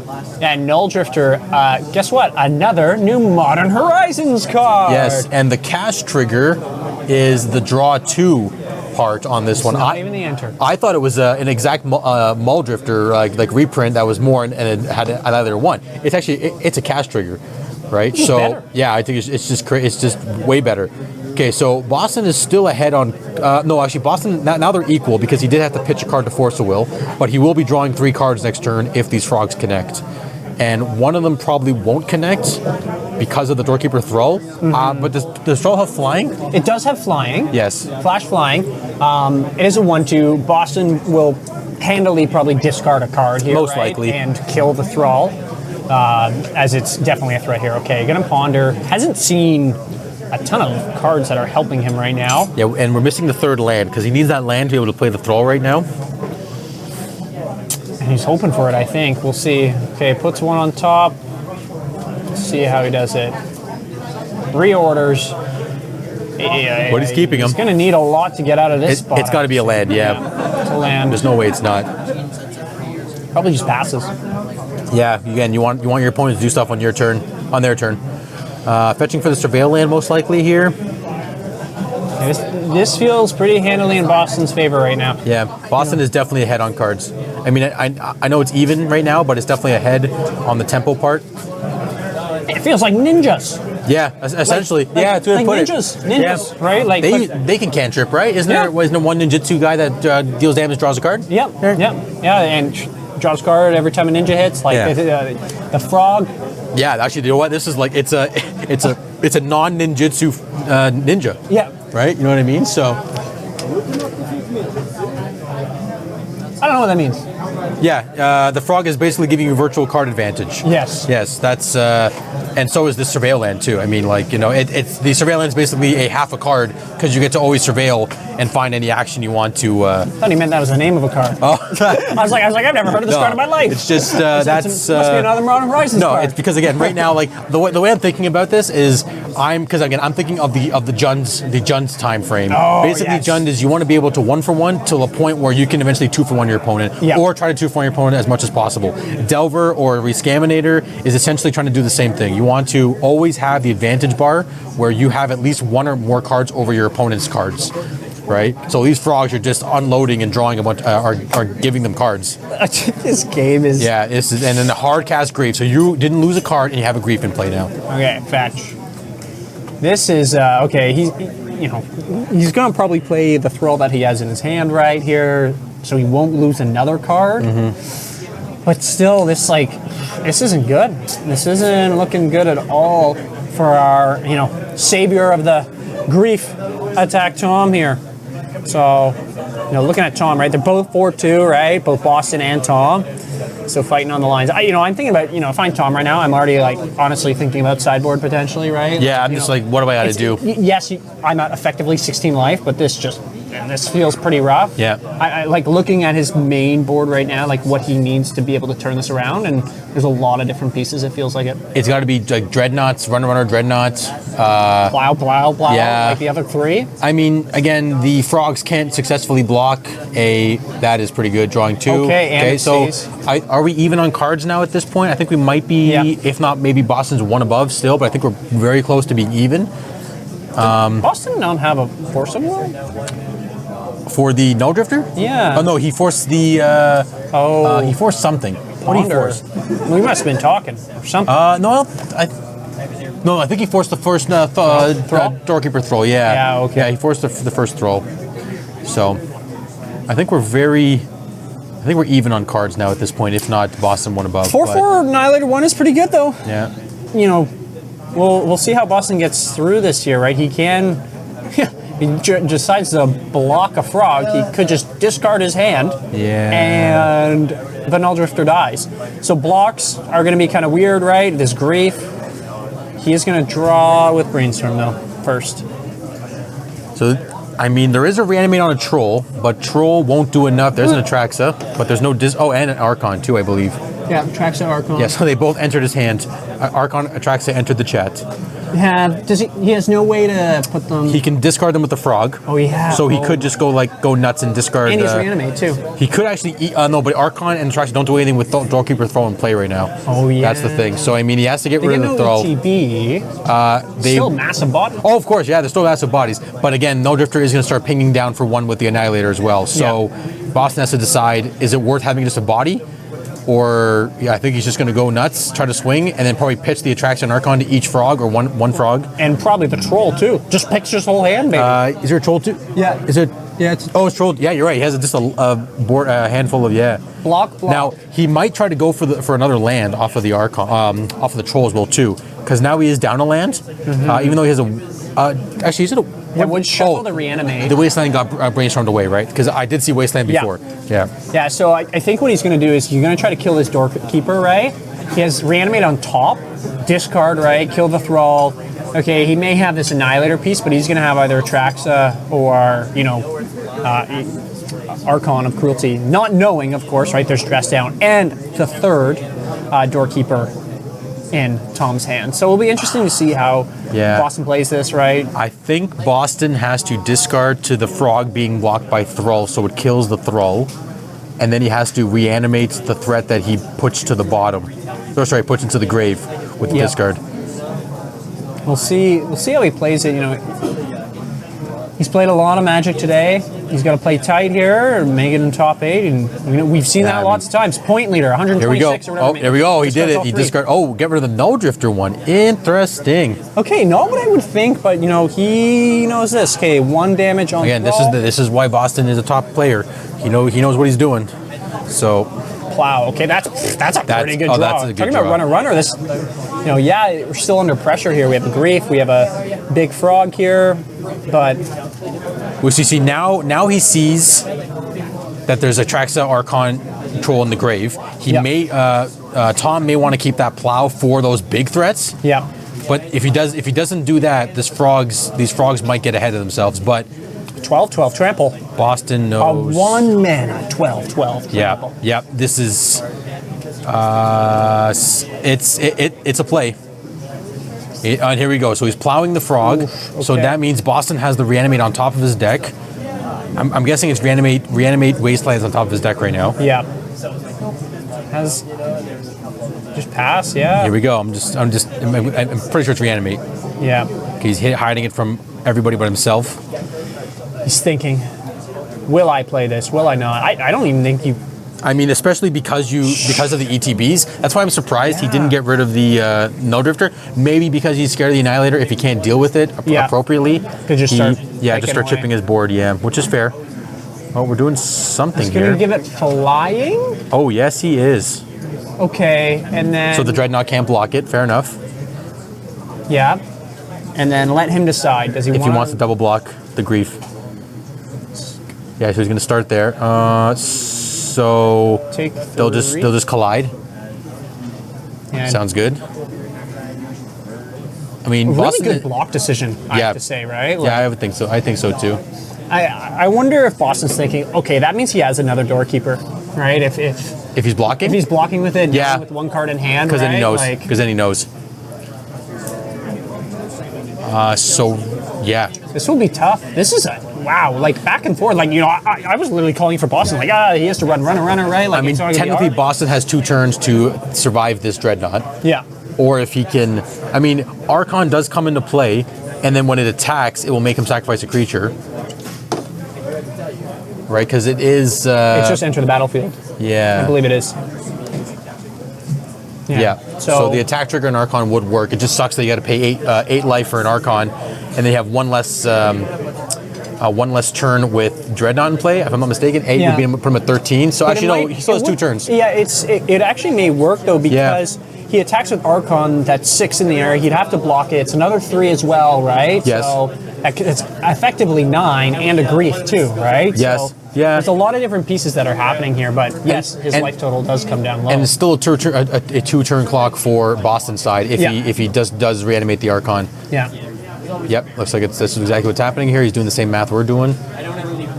He's gonna take. 8, so he goes to 13. Yep, and then he goes up. He actually gains 3, so actually it's even better. I mean, it's still a 2-turn clock on the. Oh, sorry, he won't gain life yet because of a throw.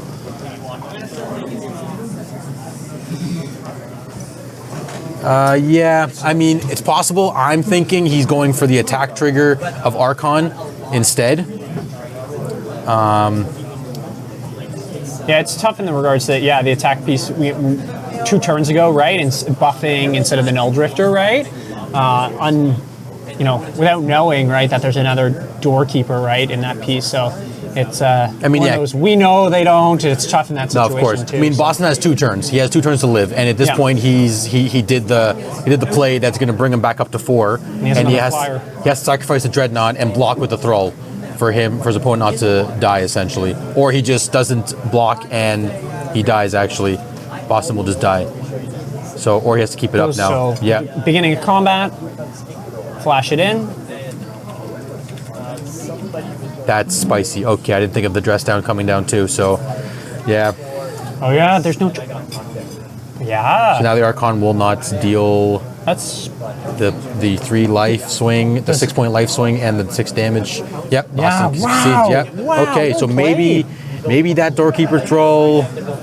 But again, he only had the reanimate. So if he drew the wasteland instead of the reanimate, then maybe he would have had a better chance of pitching the wasteland to buff the frog, and then draw the reanimate on the turn after, on the swing after, Yeah. right? So, well, we're going to game 2. Yeah, game 2. It looks like, looking at Tom's sideboard here, we have surgicals. Those will definitely be something that's brought in. Another Path to Exile, right? Containment Priest. I'd say, yeah, absolutely, right? Like it could work well. I would say Containment Priest, Grafdigger's Cage, Path to Exile might be something, and Surgical. Those are probably it's a whole whack of cards, right? So, yeah. Do you remember? No, Swords Away in the main. Oh, just the extra one. It's the fifth plow at this point, yeah. Right? So, I mean, that's Boston. That's for that particular deck. In the sideboard of Boston, Orcish Bowmaster. It's not the best, but it could hurt potentially. I mean, your opponent has Dress Down and Stifle, and you're not really drawing too many cards. You are on the draw now, so Daze can probably come out. You could go for the throat to your opponent's fatties, like large creatures, right? Non-artifact creature. Yeah, it's great. And Dreadnought. I see. That's why. So for him, this is Boston's board. Yeah, so he probably wouldn't play that. That's what he kills Doorkeeper Throw or something like that, or Null Drifter. Pushes, though, for sure. Fatal Push comes in. I think. Did you bring in the third Brazen Borrower?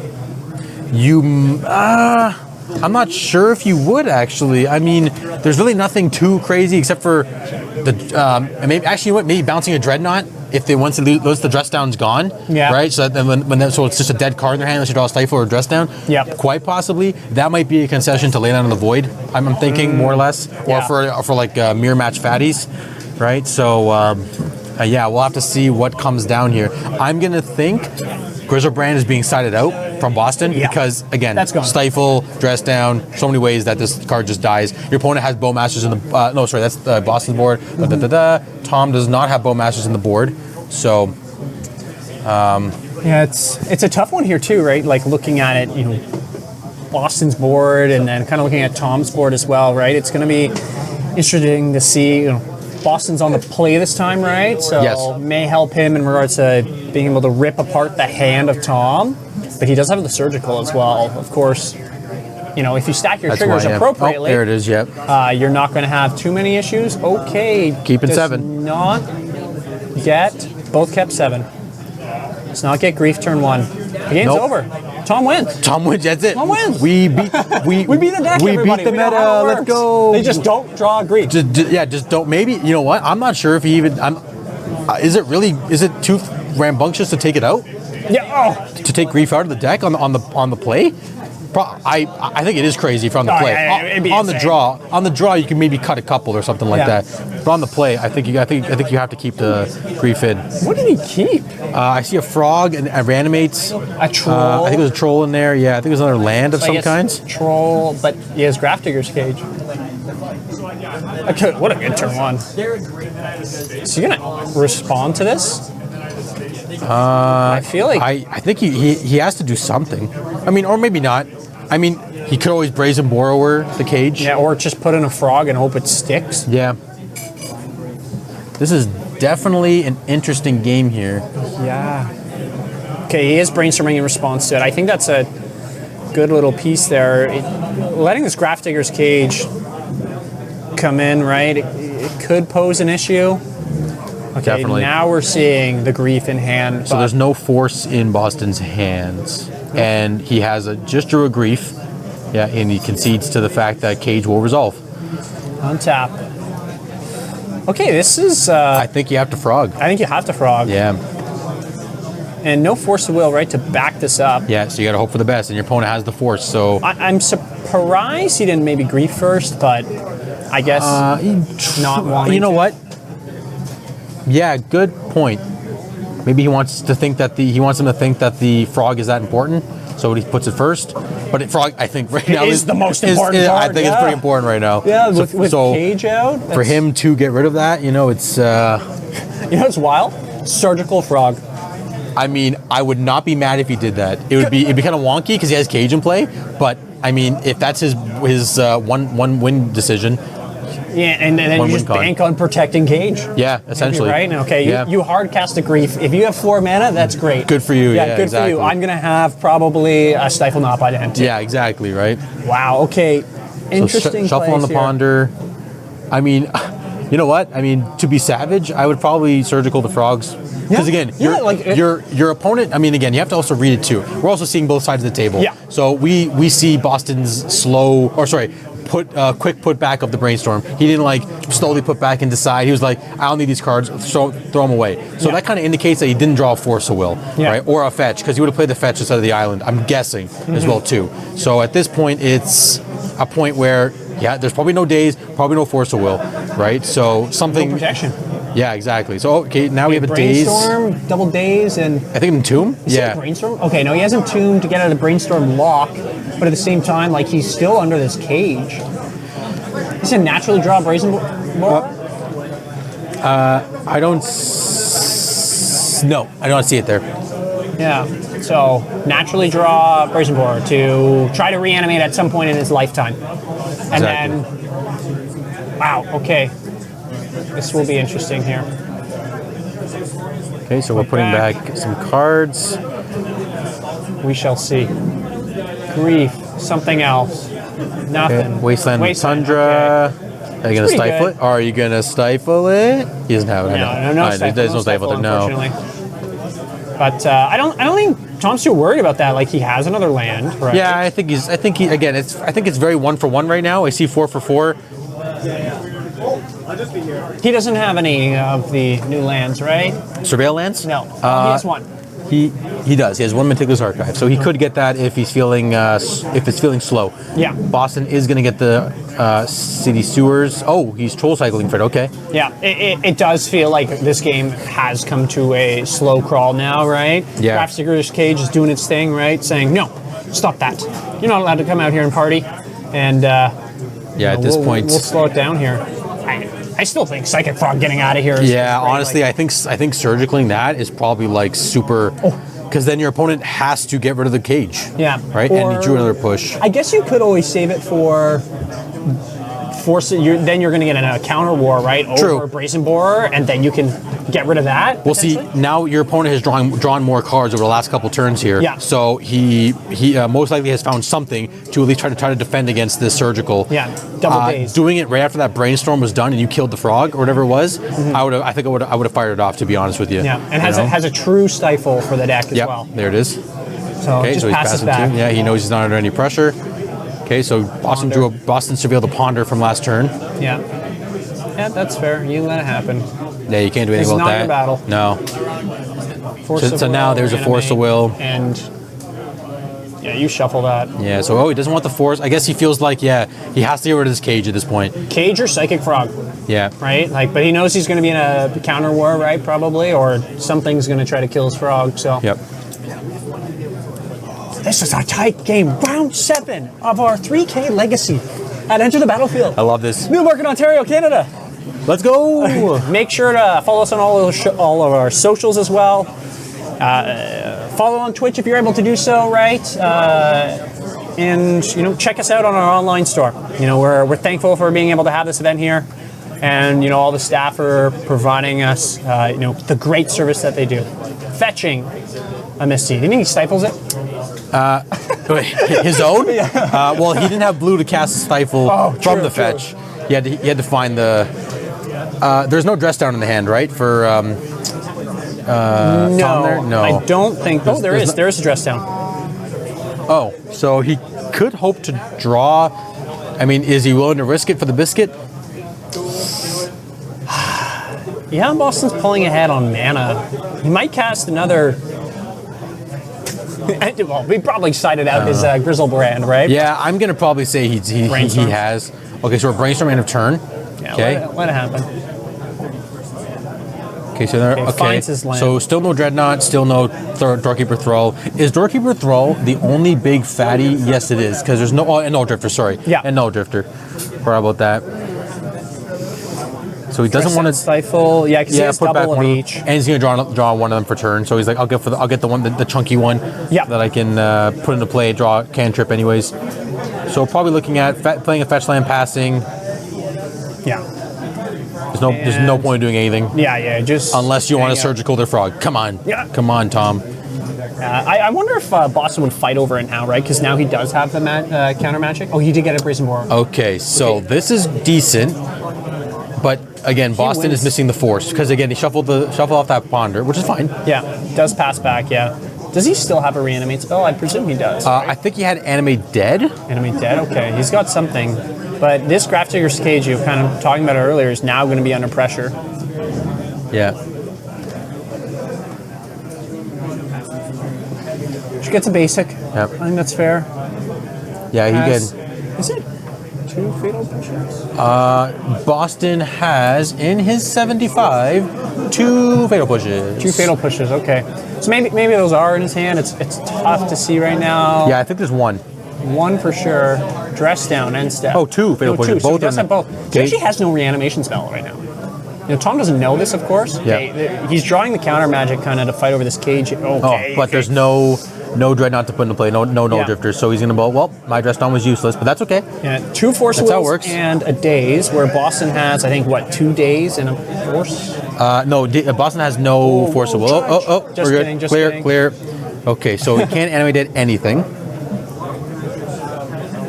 Yeah, probably passes back and on end step is going to try to do something here. Yeah, so I'm wondering why he's not griefing. Oh, because the opponent can stifle the grief. That makes Yeah. sense. Yep, took a second there. Or dress down. Okay, so now we have 4 mana on both sides of the board. Wasteland can get rid of the city. No, get rid of the sea. It costs more. Yeah, get rid of the C. Get rid of the sea. Nah, boo. Boo. You chose the wrong one. Boo. Boo, instant Ew, loss. judge call. Where's the judge? Okay, We need a judge for that. making the action now. Oh, because the sea was tapped, right? Yeah, that's Yeah. why he needs it for mana. Yeah, so he is going after this Grafdigger's Cage now. So we'll see how much he commits to protecting this here. Here we go. We'll find out because I he think has triple force. I think it is. Jay's double force. Oh no, yeah, that's the dress down in the corner there. Yeah, I think he goes fully defending this, honestly. I think he. Well, I hope he does because it will assert dominance on. Then surgical the Brazen Boar. He could, because that is the only I think the bounce. The game would be He beat him down. Yeah. That would actually be very vicious if he did that. Oh man, that would be that's like next level play. Like my you God. only have 1 bounce thing in your deck. It has to be this. No, don't let him pass. Do it. Oh, okay, so I mean he could on his draw step. Yeah, but- that's fair. Okay, so Wasteland does absolutely nothing, which is fine. Is it up to 1? Brazen Boar up to 1? Turn target non-permanent and opponent controls with orange hand. You do need a target. Yeah. I was wondering if he drew the Brazen Boar and in response cast Oh, the Brazen nah. Boar, right? But Oh, that like would- yeah. I mean, for its- he could I guess still you do could flash the piece, yeah. just the instead of petty thefting, he could actually brazen borrower. Yeah. Right. So we're dazing the grief, which is fair because again, your opponent tapped out for it. That's what you get for tapping out for a grief. Surgical the thing. Nope. Okay, so now we can not yet. wasteland the wasteland another C, which is Yeah. pretty vicious.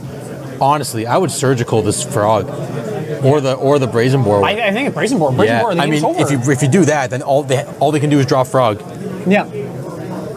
Oh, they're looking at they're comparing Japanese and I think the Japanese not Japanese, French. Yeah, that's a French something. one. I think it's a French one too. Maybe they'll trade at the end of the tournament. Oh, they'll yeah, say, hey, yeah, you beat there we me. go. Yeah, they're gonna play for pink slips on the wasteland. Yeah. Right. Okay, he has Okay. a Stifle Knot. There we go. Now your opponent has 2 days, so don't do it all in one cycle there, Yeah. Tom. He drew the worst removal spell for. He does have 2 fatal pushes for Oh. the. He got the go for the throat. Worse Yeah. against the Dreadnought, but it is what it is. He has 2 pushes. Okay, so it's his turn, so he can't cast the force of negation, but that's okay though. Yeah. Okay. Gonna cast the Dreadnought. Yeah, it's good. It has to happen. Yep. Cast the Dreadnought. And step. That's down will die. Yeah, It no dies. problem. Oh, there's the push. Okay, so Boston has 3 mana. I don't think you fight this. It's still your turn, so you can't force the negation properly. So you have to pitch the force of negation if you want to force a will. But honestly, I think you're at 16. Yeah. Your opponent is still struggling to get rid of this cage. I mean, you have to assume he's got to have more than one push. Yeah. Again, he can't go for throat it, so Force pitch. yeah, force negate because you want to keep the ponder.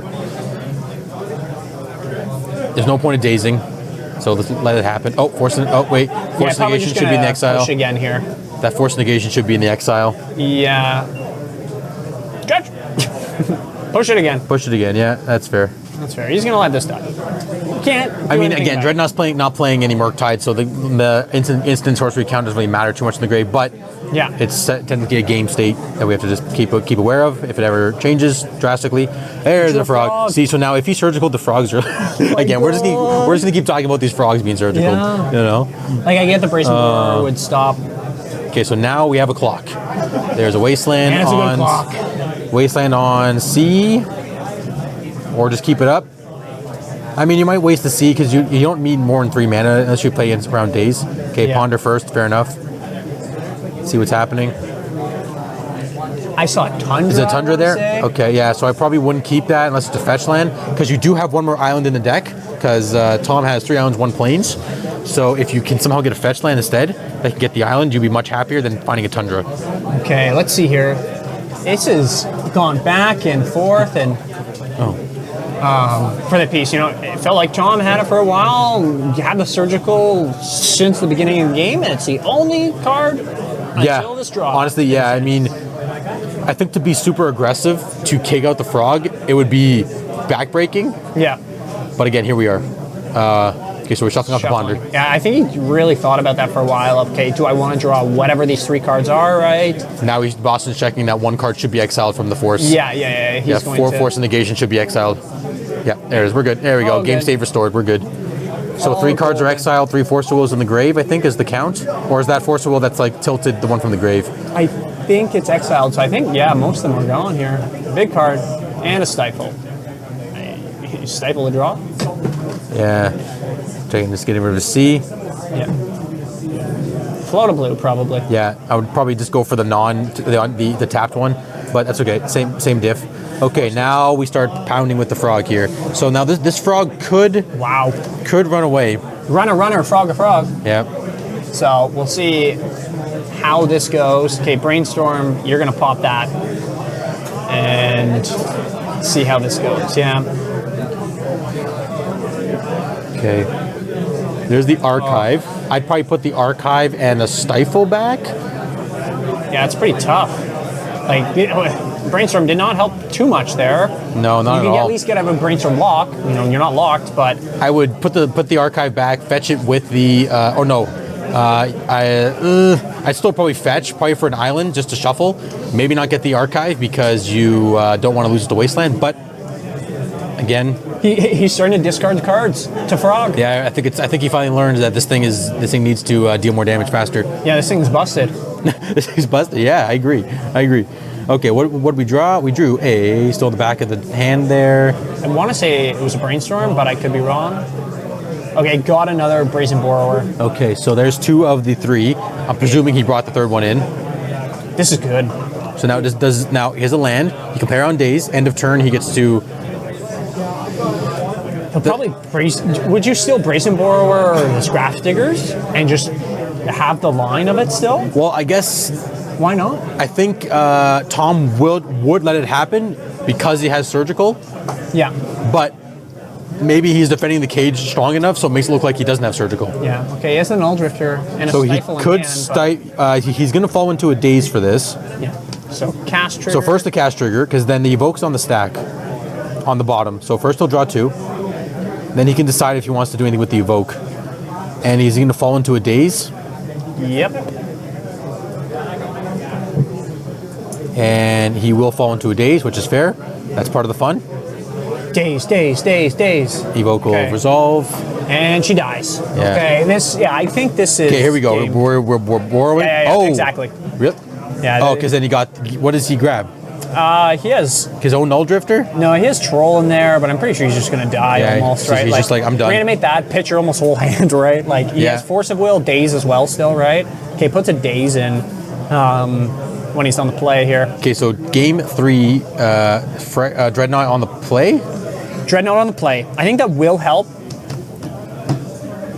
the biggest thing is, it felt like Tom maybe didn't push the lead as much as he could have there, right? Yeah. Like we were talking about the surgical and the frog. The frog took away the game, right? Like the only other option that, Boston had to come back in there was Brazen Borrower, Petty Theft. Yeah, it's Petty the Theft, yeah, actual Grafstigger's Cage. And it was semi-protected. He, I think, made the decision to protect the cage at all costs and not go for the aggressive play, right? So, Yeah, makes sense. did he ever even cast that surgical?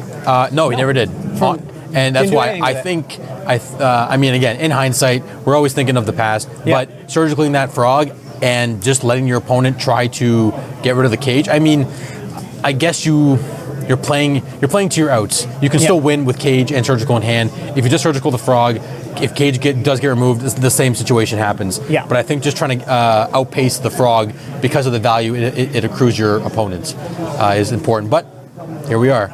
Here Game we 3. are. Round 7, Game 3. Making it to top 8, right? Like this is a big deal for both players, crazy. Right? There's a ton of prize money on the line. I think it's 900 give or take, right, for first place. Yeah. Not much less for second place. I think it's like 300, something like that. It's crazy. I think we can even look at it. Yeah. So here's the prizing structure right there.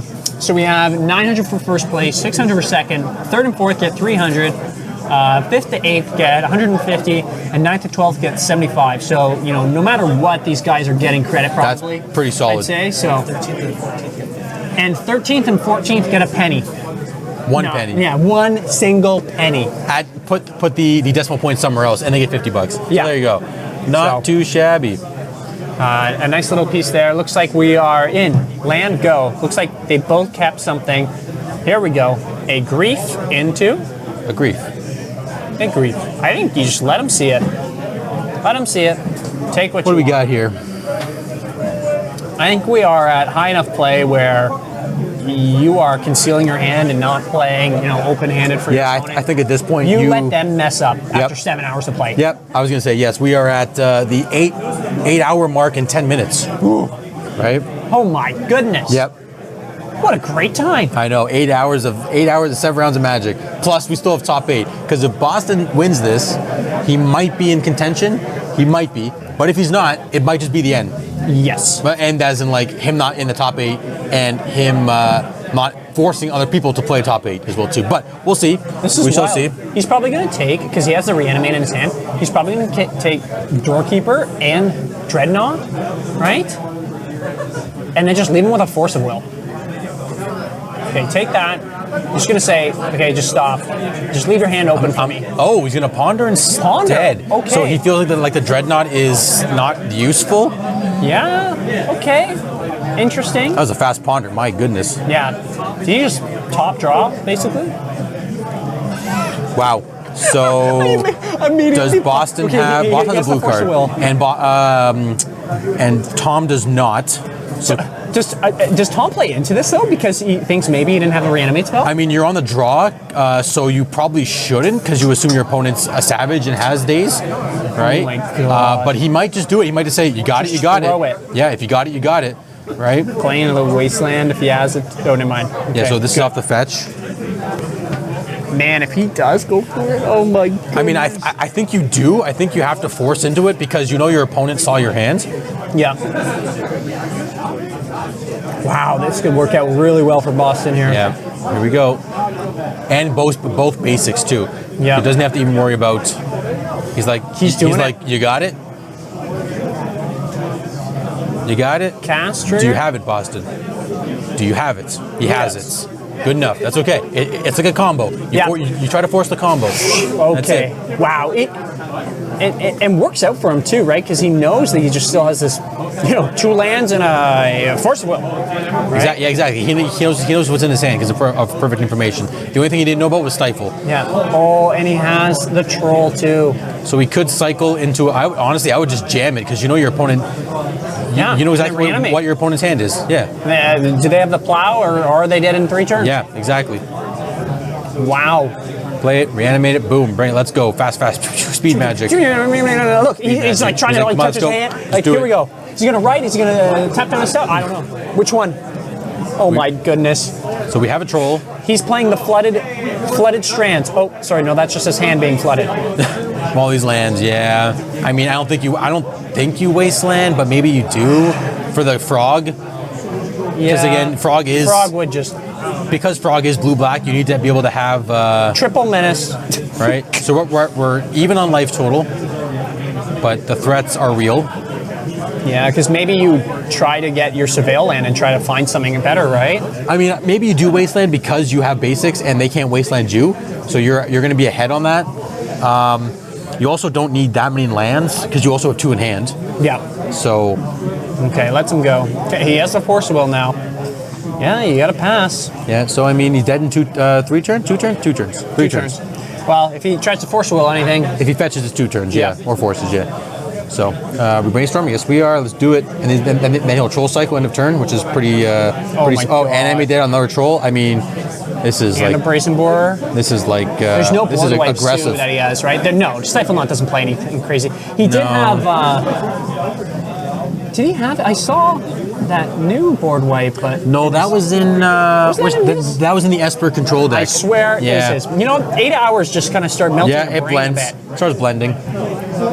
Yeah, this is getting scary here. So he's not even cycling for the second troll there, which is fair. Okay. I think he's pushing to his outs. If somehow something sticks, just bounce it maybe and just keep going. Yeah. Right. Enemy dead on the target grief. Grief. Yeah. If you got a force, you got a force. Yeah, you're dead next turn. turn. If not, you're losing the force. You have to choose. I think he has to force this. Yeah, what was he tapping 2 mana for there for? Maybe. Oh, he's trying to like bluff a dress down. Dress down. Yeah. You're playing your dress down if anything there. So. Okay, so he's at 5. Oh, 6. Sorry. Now he's at 5.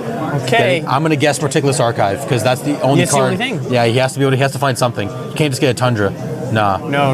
You have to go for the Archive. Okay, like top deck of the season, and then you're still dealing with a brazen borer going to be beating you down potentially, right? Yeah. Okay, does Boston cut or leave the decision into his own shuffling? He's a Boston cutter. Will cut. He's Boston a cutter. Will cut. He's a cutter. He will cut. Yeah, in this instant, I just like leave it. You say up to your own demise, right? Yeah, let's see it. Here we go. We don't know. Boom. Don't need that. Won't help me. And will this help me? you? Nope. GG's. It is game. Boston wins the rounds. 3 We're here for another 3 hours. Amazing. Let's go. Amazing. Another 3 hours. Well, we'll see if he actually does. Get in? Yeah. It's still pretty tough. I feel like it, no matter what, for our 4-1s, as what we said, there were, 13? I don't know, there's something wild. There's weird. So Lyle went 2-0. So Lyle is in top 8. Table 1, 2, and 3 are in top 8. Lyle's in top 8, and Frederico's in top 8. So it's 2, 4, 6, 7. Who's the 8th? It's got to be. Oh, actually, I'm not sure. It depends on breakers. It could be Kevin. Could be Kevin. But again, I'm not sure about the math here. It's got to be Kevin. Am I doing this right? It's got to be Sia, Drake. Yeah, those guys. Hey. Drake, Sia. Oh no. So who goes here? This is based on breakers. Yeah. Lyle. 4, 6. No, they'd all get in. Sorry, you're right. Yeah, you're right. Yeah, so and there's 6. 7. So it's gonna be Lyle and Frederico then. Frederico. So maybe I'm guessing. Boston Well, didn't. they haven't reported yet, so it'd be 5-1. Or 5-2. 5-2. Right? Yeah, and these are 6-1s and 5-1s. So it depends on 1-1s. Frederico's breakers and Boston's breakers. Yeah. Again, not a mathematician. Yeah. Boston will tell you exactly the math, and who's from there. Somebody else is talking about. Well, Lyle is talking about the math too, but nonetheless. Yeah. Round 7 in Complete. the books. Wow, at our 3K legacy event and enter the battlefield in Newmarket, Ontario. Wow. 7 rounds done. How many hours again? 1. No, I wish. Plus 7. Yeah, plus 7. Oh my God. Plus 7. This is unreal. That's amazing. Unreal. Hey, I can't believe we are still alive after all this. This is great. We're crushing it, Dave. We're having a great time watching Legacy. I mean, this is great. I'm excited to see who top 8 is just going to be, just to see what we're doing here. Yeah. We'll be playing it out. Will they be drawing, splitting? We'll see kind of what happens. Yeah. I have a feeling that they'll be playing at least one more, is my guess, and maybe top 4 will split. Yeah, it could possibly. If because again, I don't think Boston's getting in there. I could be wrong. Yeah. I'm not sure though. We'll see. You know what? And I feel like Sia, he's a guy that would try to split. You know, I asked Edgar about it as well, right? And he said, you know, I have a buddy maybe hopefully making top 8, but at the same time, why travel all the way and not play it out too? Yeah, of course. That's why too. I mean, like, hey, we're here to play Legacy. Again, the points matter because of the Invitational. Yes. The credit semi matters depending on what you need the credit for. Yep. Again, credit's always credit. Why not? And again, it's Legacy. Yeah. Come out and play. Yeah, come That's out and it. play. We're here to play, right? We're not here to just split all the time and leave, unless we're getting older, right? You know, then some days, right? So. Okay, we will be back, everybody, in a moment. We will see you soon. Peace.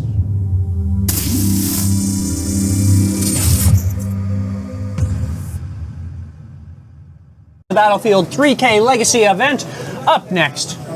You know, my name's Will, first of all, My name is David. and we're here. It looks like drawing our cards. We have a big matchup here. We actually had Edgar on Scaminator told me today in a one-on-one interview that he's never played the deck until today. I keep saying this deck plays itself. Literally, I think it that does. shows that, one, he is an amazing player. Just came back from the Pro Tour, right, of the piece of playing in that Modern Horizons Nadu stuff, I'd say, right? Yeah. And then we have Dominic Harvey as well, another Pro Tour player, and playing Nadu Breakfast. So I chatted with him a bit on the side. We had him earlier on the feature match, and we're getting right into it, seems like it. Just maybe figuring out our mulligans. We do have to flip the images. We have Edgar on the right, and we have Dominic Harvey on the left. So we'll get our production manager to do that in a moment. So please don't be scared away yet, because this is where we're at. Looks like Grief off the rip. We just need our producer. We just have to flip the names for Nadu here. Perfect. Okay, and so go from there. we don't have a deck list again for. We do have it somewhere, remember? Because we were chatting about it earlier. Yeah, no, Oh, fair right enough. here. That's Edgar. Okay, and then Dom's deck, just to make sure. Oh, it does show up there. There it is. Okay, I didn't see that. Okay, just to make sure. So, Dom's deck, Nadu Winged Wisdom, Shuko, Nomads and Core. That's basically what we're trying to do here. He knew he was playing against the Grief deck, so he kept a mediocre hands. Yeah. Very, very fair. Oh, I love it. Keeps it open. Yeah, he's like, you know what? I'll let everybody see what's happening here. Now, He reanimates it? He has one. I mean, He has 2 reanimates and an entomb. it'd be kind of interesting if he actually. No, that would have been bad. If he actually picked the Nadu and tried to reanimate the Nadu, but then Dom would have just pitched the Force of Will with Memory's Journey there. Yeah, that's true. Right? Yeah, so maybe not the best thing to do. But again, I'm thinking like big name. Okay, so here's the Entomb. Oh my goodness. This match is basically going to be over in a couple seconds. What do you think he gets here? I'd probably go with Traxa, to be honest. Refill the hands. Don't let... Japanese as yep, well? everything is... Yeah, this is a very beautiful deck. Everything is Japanese.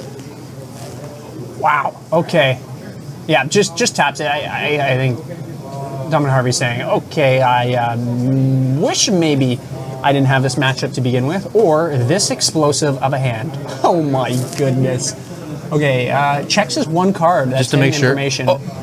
Oh, wait. Wait, what? Reanimate's Grief. Oh, because he does have the second He's just done? Okay. Okay, wow. On to game 2. So he just didn't want to even deal with the Atraxa, which is fair. Because again, the value is just unreal. Wow. Okay, looking at sideboards, Fairy Macabres are coming in.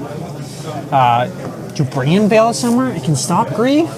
I would say you're on the play. Veil of Summer, Soul Guide Lantern, Force of Negation, Fairy Macabre. Yeah.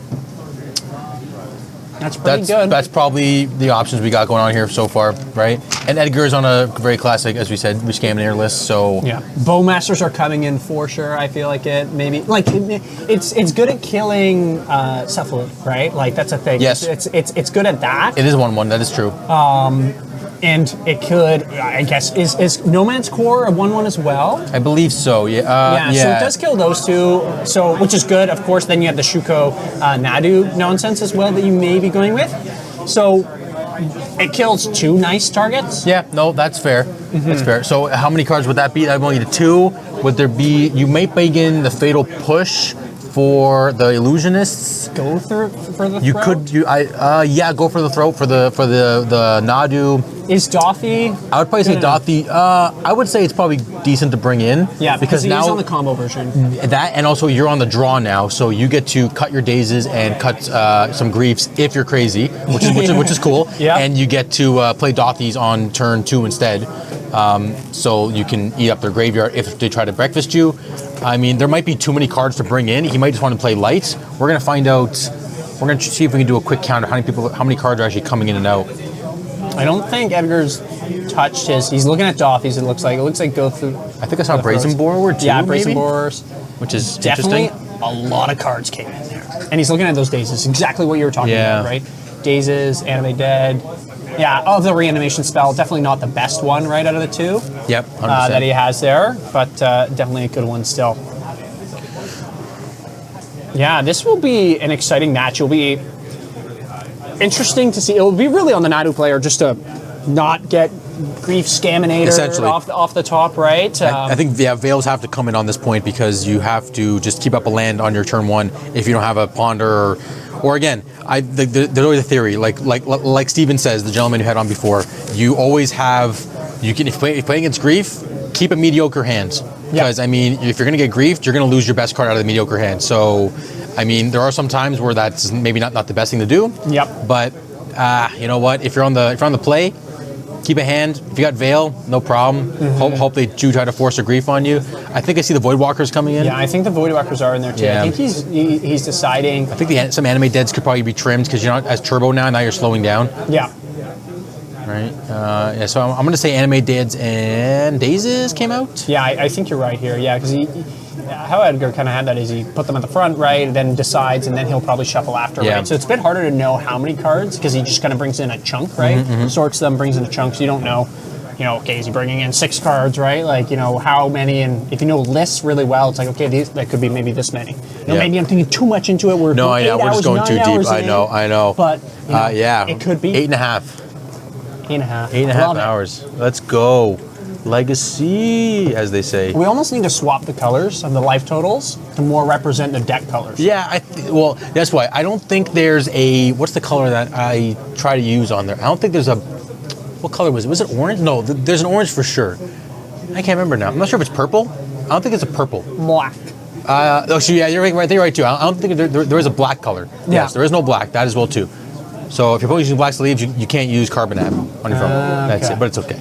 That's okay. Just a little, extra little points for the players, just for a little spice of life within the thing. So That's all. we'll kind of see what Dominic Harvey wants to have here, right, for a hand. Like last time he kept, as you were mentioning, right, a pretty okay mediocre hand. That was a against very mediocre hand, to be honest. But you got Scaminator pretty effectively and got absolutely crushed. I would say so too. And it looks like he's keeping the hand, and Edgar is mulliganing to 6 here. We'll see what he keeps, kind of the piece too. I don't think he has any. Yeah, no, just Urza Sagas. Yeah, the pretty standard kind of piece. One of our Surveil lands. Yeah, it's Cavern of Souls. One in the sideboard too, right? Did he have? Yeah, so 2 caverns in case. yeah but for the fast historical lines and stuff like that. did you bring in the other cavern? I don't think so. It's too slow. Against Scaminator? It's Nah. not worth it, right? Nah. You just need some type of action, if anything. I think so too. Basically, you want to turn 1 halfling or keep up a veil. He has the grief. And- he has to reanimate.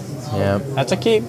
And again, there is no. So there's only Fair Macabre. Oh, that was close. Yeah, old way. Put it on top of the deck? He fixed it. We're good. That would have been interesting. Okay, well, Yeah. that's representing a Brainstorm or a Veil, Yeah. but we will see what he actually has.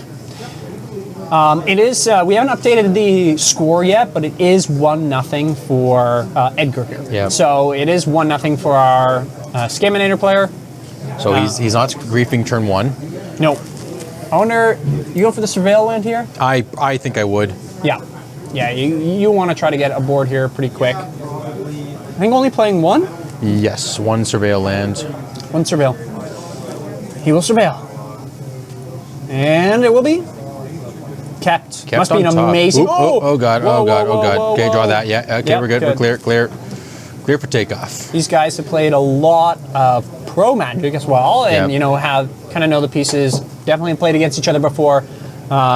Most likely at some point. Yeah, at some point, especially because both of them will come out to locals, right? Like if it's a PTQ or something like that, Yes, right? that too. Whatever it may be. You know, I just remember playing some Pioneer. I saw Edgar there, right? One time, okay.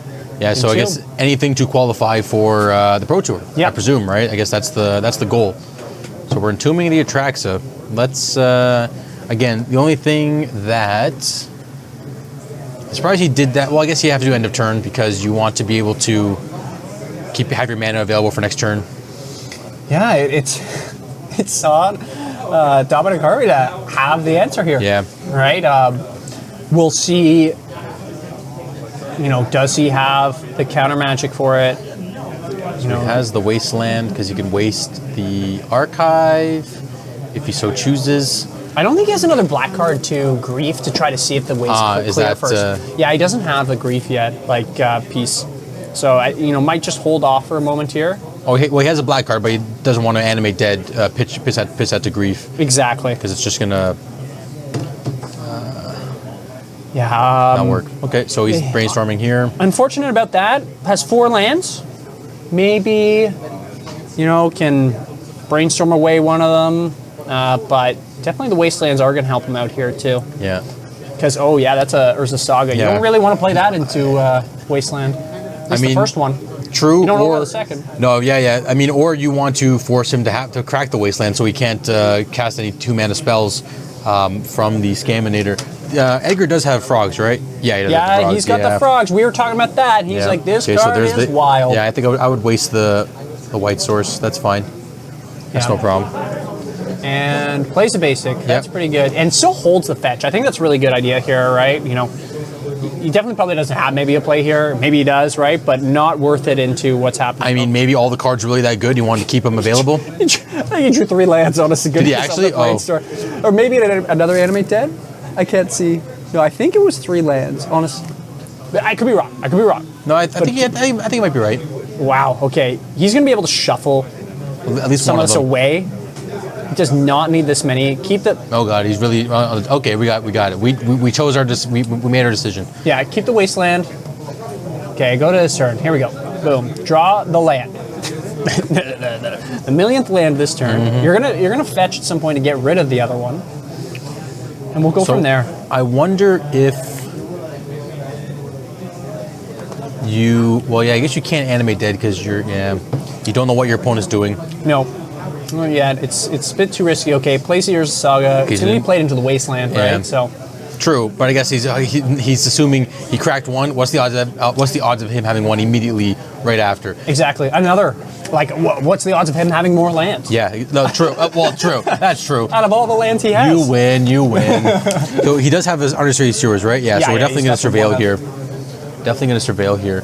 We're looking for either some type of counter magic or really just a black card, right? To be able to grief his way through and then animate dead. This piece. Essentially, yeah. That's basically the name of the game here. Keeps it on top. High probability of being A black card. Yep. You think? Yeah. Oh. He just life total. Lose your life. Oh, because It's he another fetched. Right. Okay. Wasteland. So grief pitching grief, and then just go for the animate dead on the Atraxa. That's basically your best. That's your best play. Yeah, that's good. Pretty vicious. Yeah, he's like, yeah, you got it, man. What do you got? So you probably have to take the plow because you want your opponent to. Is that a mind break trap?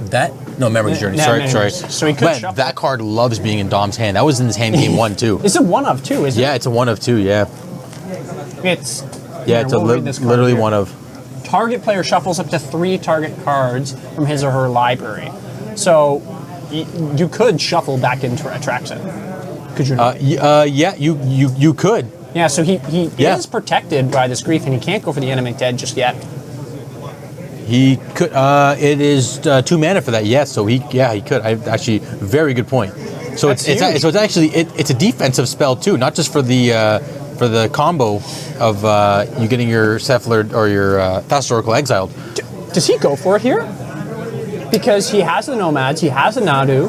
I mean, there's no instant speed reanimation, so he might actually, yeah. Is he? Might be doing this. He may be doing this on end step to shuffle back in the Traxa Yeah, I think so. preemptively. Yeah. Yeah, He's that's like, a what great the heck idea. does this card do? He's like, what? And it has flashback. It's basically Noxious Revival, but puts 3 cards to the deck. Yeah. Is it fully shuffled? Yeah. Oh yeah, fully shuffled too. Yeah. It's not like these new cards shuffle, put them to the bottom of the library. Yeah, or these modern weird Horizons cards. Yeah, this I think it's Innistrad, Innistrad. OG Innistrad, yeah, which was just to get an idea. Yeah, 2011. That's when I started playing Magic. A couple years ago, A couple years ago. but like yeah. 2. Yeah, 2 plus 12, whatever. Yeah, whatever it was. Right. Oh man, Wow. long time of Magic. I mean, Hit you for 1. not as long as some of these guys, some of these players. Oh yeah. Right. I wonder how long Dominic Harvey or That's Edgar's actually a been fair playing point. for. It's a fair point. They might have just joined in more, I don't want to say recent, but more competitively. Yeah. Because maybe they played tabletop, maybe they played EDH back in the days. Who knows? Yeah. Right. They have their styles. So we still have the Animate Dead, but the Traxa is now gone. So we're getting the Nomad beats. Nomad might go all the way. Maybe, What do we definitely have? not. 17 turns. Yeah, we can 17 do it. turns. We can do it. Okay, got a Dothy Voidwalker, I think it is. Yep. Yeah. Gonna So cast this is where the mid-rangey plan comes in now. I think you let this happen. Oh, okay. So we're just getting rid of it. A lot of respect for the. He's like, the I don't Dothy. want to deal with it. Just says goodbye. I guess Get outta here. because it'll eat anything that Dom puts into the yard as well too. Yeah, that's fair. So yes, we are in the top 8 now. We are in the top 8. This is the quarterfinals. Yeah, so we have these 2 players playing here. We have Dominic Harvey and we have Edgar playing. And then the other players that we have in the top 8, if we look at it, we have Sia, Lyle, we have Drake, Dawson, and John and Kevin. Yes. So we have actually showcased, I feel like most of these players at least once on the cams, either the show match or within a deck tech. We did see on a deck tech, right? Dawson, what is Dawson playing again? I'm not 100% sure. I want to say Dawson, we don't have a deck list on here, so it So might maybe be we in one haven't here seen it. somewhere. But I don't think we've seen Dawson, Yeah. and we haven't seen John. no, I don't think so either. So it's been pretty good in Yeah, regards to we've the seen diversity. everybody. I think this is the only scam list maybe. The only scam in the top 8, yeah, because we have Delver, Enchantress, Scam, Painter, unknown from Drake, Nadu, unknown from John, and Eldrazi. So very wide meta, very wide top 8. One of each deck. Who says Yeah, Scaminator's broken? I know, right? Yeah. There's only one guy playing it. Yeah, and he's pretty okay at Magic. Yeah, right? I mean- like I've never seen him before. Again, Did I? he said this is his first time playing a deck. Yeah, You know, exactly, right? right? So, no. Edgar's a No, great no, player, no, he's- right? yes, he's played on strong. Pro Tour, right? So, He's strong. and qualified for the next one too, right? He was telling me, so, we'll see how he navigates through this Nadu breakfast pile of the potential of Nadu and Teferi. Yeah, down at some there point. is a Teferi here. We haven't seen that even against the Doomsday guy. It might have been sided out. Go for the throw? Okay. So go for the throw. Yeah, is it go for if the, Yeah, is it, go for the if throw. You saw it there? Oh, it's Japanese. You can't tell, but yes. So he's discerning. It's just protection. So he can push or go for the throw. It is no problemo. It'll be interesting to see how this is played out, right? He has the Animate Deity, he does have a Grief. He could try to hard cast things, like it's not clear. Yeah, There's this nothing is, in the graveyard too, right? Like yeah, I think it's very stagnant right now. So he's keeping the. Is that the go for the throw he kept? I want to say yes. Yeah, it looks like it. Looks like it is. Go for the throat is kept in hand. I mean, again, it does kill Nadu Does kill on the stack, this or like as creature. yeah, the Nomad. Abominate. No, I'm just kidding. I mean, it might Not be. as the Abomination. It might be worth. Oh, there's Teferi and Dom's. Yeah. I didn't even noticed that after all this too. It's just so covered by the other cards there. But I'm wondering if you just go for the throat the Nomad because the bird. Can be instant speed, right? Yeah, that's what I mean, right? So just if start you doing everything. if you kill the Nomad before the bird comes into play, at least you don't get looped, right? The Nado loop stuff going on. Yeah. I just realized he's not playing Springheart Nantuko because he's playing against the Illusionist plan instead, right? Because that's been a new little tech as well too, being able to put creatures into play and then just keep Shukoing them or nomading them so that you can keep drawing cards. Ooh. Okay, I would do something in response here. Yeah, looks like he is. Either counter or you have to go for the throw with the bird. Goodbye, Steven. Peace, Steven. Yeah. So yeah, probably I think exactly what you're saying, like go for the throat for this. I think before the yeah, Nadu sticks. I think right? you have to kill a nomad because if you let them instant speed do the loopy stuff, you're just gonna get out yeah, it ain't gonna be muscled. Good. Yeah, this is the way. This is the way. is Mandalorian. That's Yeah. it. I think he's The counting. no Mandalorian. Yeah, no Mandalorian. There we go. Love it. Okay, so he's on the fence. Dom's on the fence here. I wonder what the other 3 cards are in Dom's hand. Mm-hmm. We're not. I mean, because I we think didn't Animate get any. Dead is one, right? No, in Oh, sorry, Dom's. in Dom's Yeah. card. Oh, okay. So there's a force there. Okay. You know what? I think you have to do it because you want to keep this Nadu in play. Yeah, and it makes Edgar have the have to- response. yeah. Do you have it or not? Yeah. And he's going to be like, I don't. But he's going to maybe, Tank about it a bit to see. Yeah. and here we go. Yeah, Wait, I did what? it. Oh, that's what, oh, wait, I that's didn't your write that that's one. your card. No, Wait, that's where's a your different card? one. I think that's a different one. Get the other one. Where's the other card? Oh, I know where it was went? out there. Maybe that is the one. Oh look, he did it with dice instead. These guys probably know better. Oh, that's the Shuko. Oh, he's doing. I like that. He's like Yeah. representing it by moving him over. Does he have another creature though? He does not. Unless he has one in his hand that he's hiding. No. Nope, doesn't look like it. Because he would have probably fetched for like a halfling or Says something like that. Go ahead. But the thing is, he can draw 4 cards. Yeah, Potentially that's- in act. Okay, doing it on upkeep. Oh, on his upkeep too. That's wow. I forgot about that part. What is this? That's a proxy of. Something borrower? Oh, it's Brazen Borrower. Brazen Borer. Yeah, Okay, that. My goodness. and the halfling there in his hand too now. So Ah. okay, so he didn't draw a force. So That's good. his opponent does have free reign. Did put 3 lands into play. True. Oh, that is true. I forgot about that. And has a borrower in hand too. This. Oh, is- right. So he could just And the Animate Dead.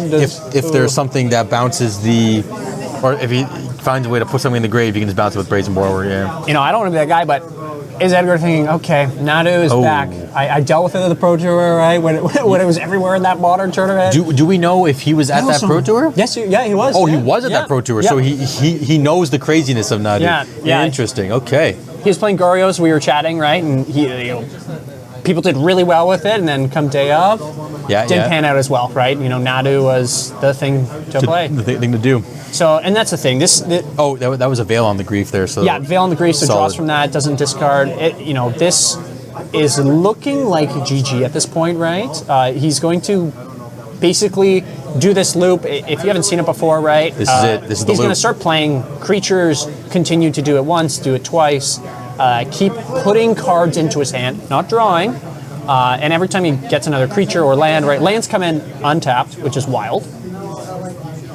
Does he get another? He still is short a creature. This is actually, to be honest, I haven't seen this in paper yet. So this Yeah. is actually, this is nutty. I feel like he's done this before because Yeah. the speed in which he's doing it as well, right? Okay, he's going to play that, going to do it 2 more times again. Oh my goodness. Where's the F6 Wow. card? Yeah, that's what That's what Edgar needs here. Agony's right now. Exactly. Yeah. Okay, exile. What do you want to exile? In Wasteland. Who cares? Floodstrand. Doesn't yeah, matter. I mean, maybe get rid of Wasteland in case they somehow shuffle it. I don't know. It almost looks like he's ready to pack it up here. But let him play it out, right? I think he wants to see like what his win con is. I'm assuming he must know at least what. It's either one of 2 things: nothing or Thassa's Oracle. Yeah, exactly. That's I will it. attack you with all of these that's creatures. it. Exactly, right? There has to be something. And I doubt he's sideboarding out the Thassa's Oracle piece, right? He does have the Cavern of Souls in his deck too, so it does become uncounterable. Yep, it's not in player graveyard yet, so That's something that he will hopefully flip into with Nadu. Just going to make sure his turn is his turn. Do Yeah, not he can- bounce that grief. You could, I but think he might. or just or bounce, maybe not. No, Oh, no, he you plus. bounce a He 1 drop plus. to your hand. Pluses it. I guess he just says go ahead. Yeah, sorceries now can be cast. So he's going to cast maybe a Ponder. Yeah, he can. Yeah, he could. He doesn't have to do it now. Okay, how many cards? He does have to do a little cleanup. Get rid of the Shukos So on your up. Oh, they let him draw. Okay, he let him drew. before going to discard. He did draw a card. Yeah, I think. Yeah, probably realizing Too many cards in there. that's a lot of cards. Yeah, he's like, I don't need to do it again. I'll wait. I'll wait for my turn. Yeah, Ponder on his end step, if anything, right? Has Force of Will, Force of Negation backup, and a Brainstorm if need be, if he doesn't want to Ponder, right? Oh yeah, he's another fetch land too. Okay, well, this is I think the opposite of what happened game 1, right? We're doing Nadu things. Yeah, and, Grief did Grief things. Yeah. And then Nadu's doing Nadu things. Yeah. Oh, man. Okay, putting it back in the middle. And the thing is, he can do this all again. I know he on could, his yeah. turn. That's why I'm not sure if he's going to do it at end of turn or... he's just going to so we're attacks. attacking. That's fine, because it will kill the... But in response, he's going to prevent the damage. Yeah. And then do the Nutty. whole thing. Gonna do 4. So before... And then... Oh, okay. Yeah, so he's preventing all the damage to the halflings. These are... It's just, redirect 1 damage. So he puts it, he redirects all the damage to the halfling that's going to die, or to the halfling he chooses to die. yeah. If I'm not mistaken there. So Interesting, okay. yeah, so Nomad's actually it's a wall too when you have a bunch of like little creatures in play, because you can just redirect all the damage to another creature. To creature you control. This is, it'll be interesting to see what kind of happens next year. I feel like Edgar's almost done in the piece. So, redirect piece. He's going to do it again. He's going to flip. He's going to be able to... Yeah. No, that part we got. No, but he still did 0 on it when he was right. Yeah, he was still doing the whole loopy stuff, right? That's all. Yeah. No. Before it died. I think this game's almost over, right? Like written in stone for the piece. Yeah, so. like all the cards in Dom's hand. Like all the Brazen Borrowers in the world. Okay, so now I understand why this is a pretty nutty deck. Oh, Dom's life total. Dom's life total is a little bit mumbo jumbled there. That's okay. I don't think he's going to get hurt anytime soon, honestly. Yeah, that too. Or a creature's going to stick to the board. Going to cast another one of these puppies. I'll be honest with you, when he's not going for the combo, it makes me think that he maybe sideboarded out the Thassa's Oracle. He might have. And is just going for the pure value piece. Yep. Because it doesn't seem... So Edgar could fetch and push the Nadu, but then he's like, but I'm just good. He's like, I'm good. You got enough cards in he's it. dead. You're 1, good. 2, 3, 4, 5, and then he goes to 1, so he's dead because he has to fetch to get the piece. So Yep. he's dead there. 100%. So now we are at Edgar's on the play. Wow. What a game. Hey, at least it's 1-1. If it was 2-0, it'd be kind of like, So Yeah. this is a good matchup. At least we're 1-1 right now. Yeah, 1-1. Top 8. Quarterfinals of our Enter the Battlefield Legacy of the North as well. 3K tournament in Newmarket, Ontario, Canada. Yes. And we hope everyone at home or wherever you are, the tube, the subway, maybe you have a friend in the car and they're watching it and telling you play-by-play is exactly what's happening, are enjoying the stream. Let us know in the chat, right? Who you're rooting for in this game. And we'll see, Game 3, who takes it. Who wants to see Scaminator win? He's played the deck once. Edgar, not me. Yes, Edgar. Edgar, Yes. not us. Yeah. I haven't touched that deck. Yeah, I didn't play Scaminator. I played a Tin Fin style deck actually, okay, right? So okay. it had the grief package in it, but it wasn't anything special. It doesn't do what it's supposed to do. It's just outpowered by the Scaminator deck, right? So Yeah, it does its thing, and it does it well. yeah, I know. That's why. Again, you could pick up the deck literally, and this deck just literally plays itself. Yeah, and Edgar even said that. He's like, it kind of just plays itself. Right? Yeah. So And easy mode, I think in so quotes. what exactly does Edgar have that can really make the Swayer weigh him into a better position here? Again, Bowmaster doesn't do a whole lot except for the breakfast plan. Maybe even because we didn't see a single illusionist get flipped over from the Nadu. No. The entire time, right? And there's 4 of, isn't there? Yeah, so he might have sided the whole combo out, to be honest. He might have just outvalued him. That's what I'm almost thinking right now. Which is true, which is a fair plan. Fair plan, right? Especially, the potential, and that's what we were talking about earlier, is because of the grief kind of package, right, this Rescaminator is so strong right now, sometimes we just see it in the meta, right? We're not seeing as much of the Bowmaster because, well, it's just not good in the mirror.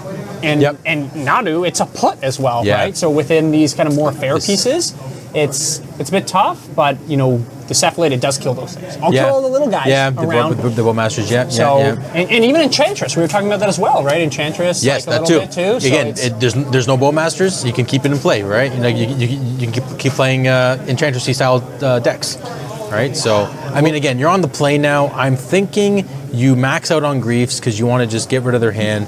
It looks like we can kind of see what's out. That's Anime what the Deads are board. out. Brazen Borrower still in the board.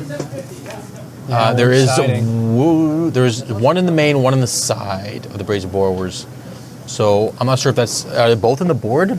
Yeah, I think this is kind of like that going to sideboard. It's one of the toughest things, right? Edgar's maybe thinking, okay, maybe he sideboarded out the whole combo, right? Like Yeah, he so doesn't he's need like, his graveyard anymore. Dude, yeah. Gothic Boardwalker, is it good enough to be played? Yes, now? exactly. Right? Like he's not using his graveyard as much. Right? Like he's not going for it. We he's saw just no not semblance. doing- We saw no of that piece, right? Definitely. I think he might have put 2 Anime Deads back in the main. And then taken out maybe 2 of the pieces. Something there, yeah, I'm not sure. But we will see. In a moment, they'll finish up the shuffling. The beautiful shuffles that they have. Yeah, I mean, yeah, because you might just cut Thassa's Oracle, Dread Return, 3 Mark Amoebas. That's already 5 cards coming out. Yeah. The you're putting Illusionist, to take the Illusionist out, that's 9 cards. Yeah. And then you have Veils, Soul Guy, right? You have Fairy Macabres. Yep. Right? Yeah. Like that's yeah. what, 2, Yeah, just outvalue 3, your opponent, 4, 5. like we saw. Yeah. You just have too many cards in hand and you win. You just. That's it. That's Easy, it. That's right? it. It's easy. Too many cards in hand, you win. Yeah, That's it's it. easy. That's how it goes. As we transition back to it, looks like maybe just figuring it out still. Yeah. Which makes sense. Deciding a little bit more of what they want 100% from each here. of it. Let's see. Wow, what a great event it's been. So John. we have beat- a record of John in 2 in the top 8. He beat Lyle, our Enchantress. Didn't you sponsor this guy to come out? How'd you know that?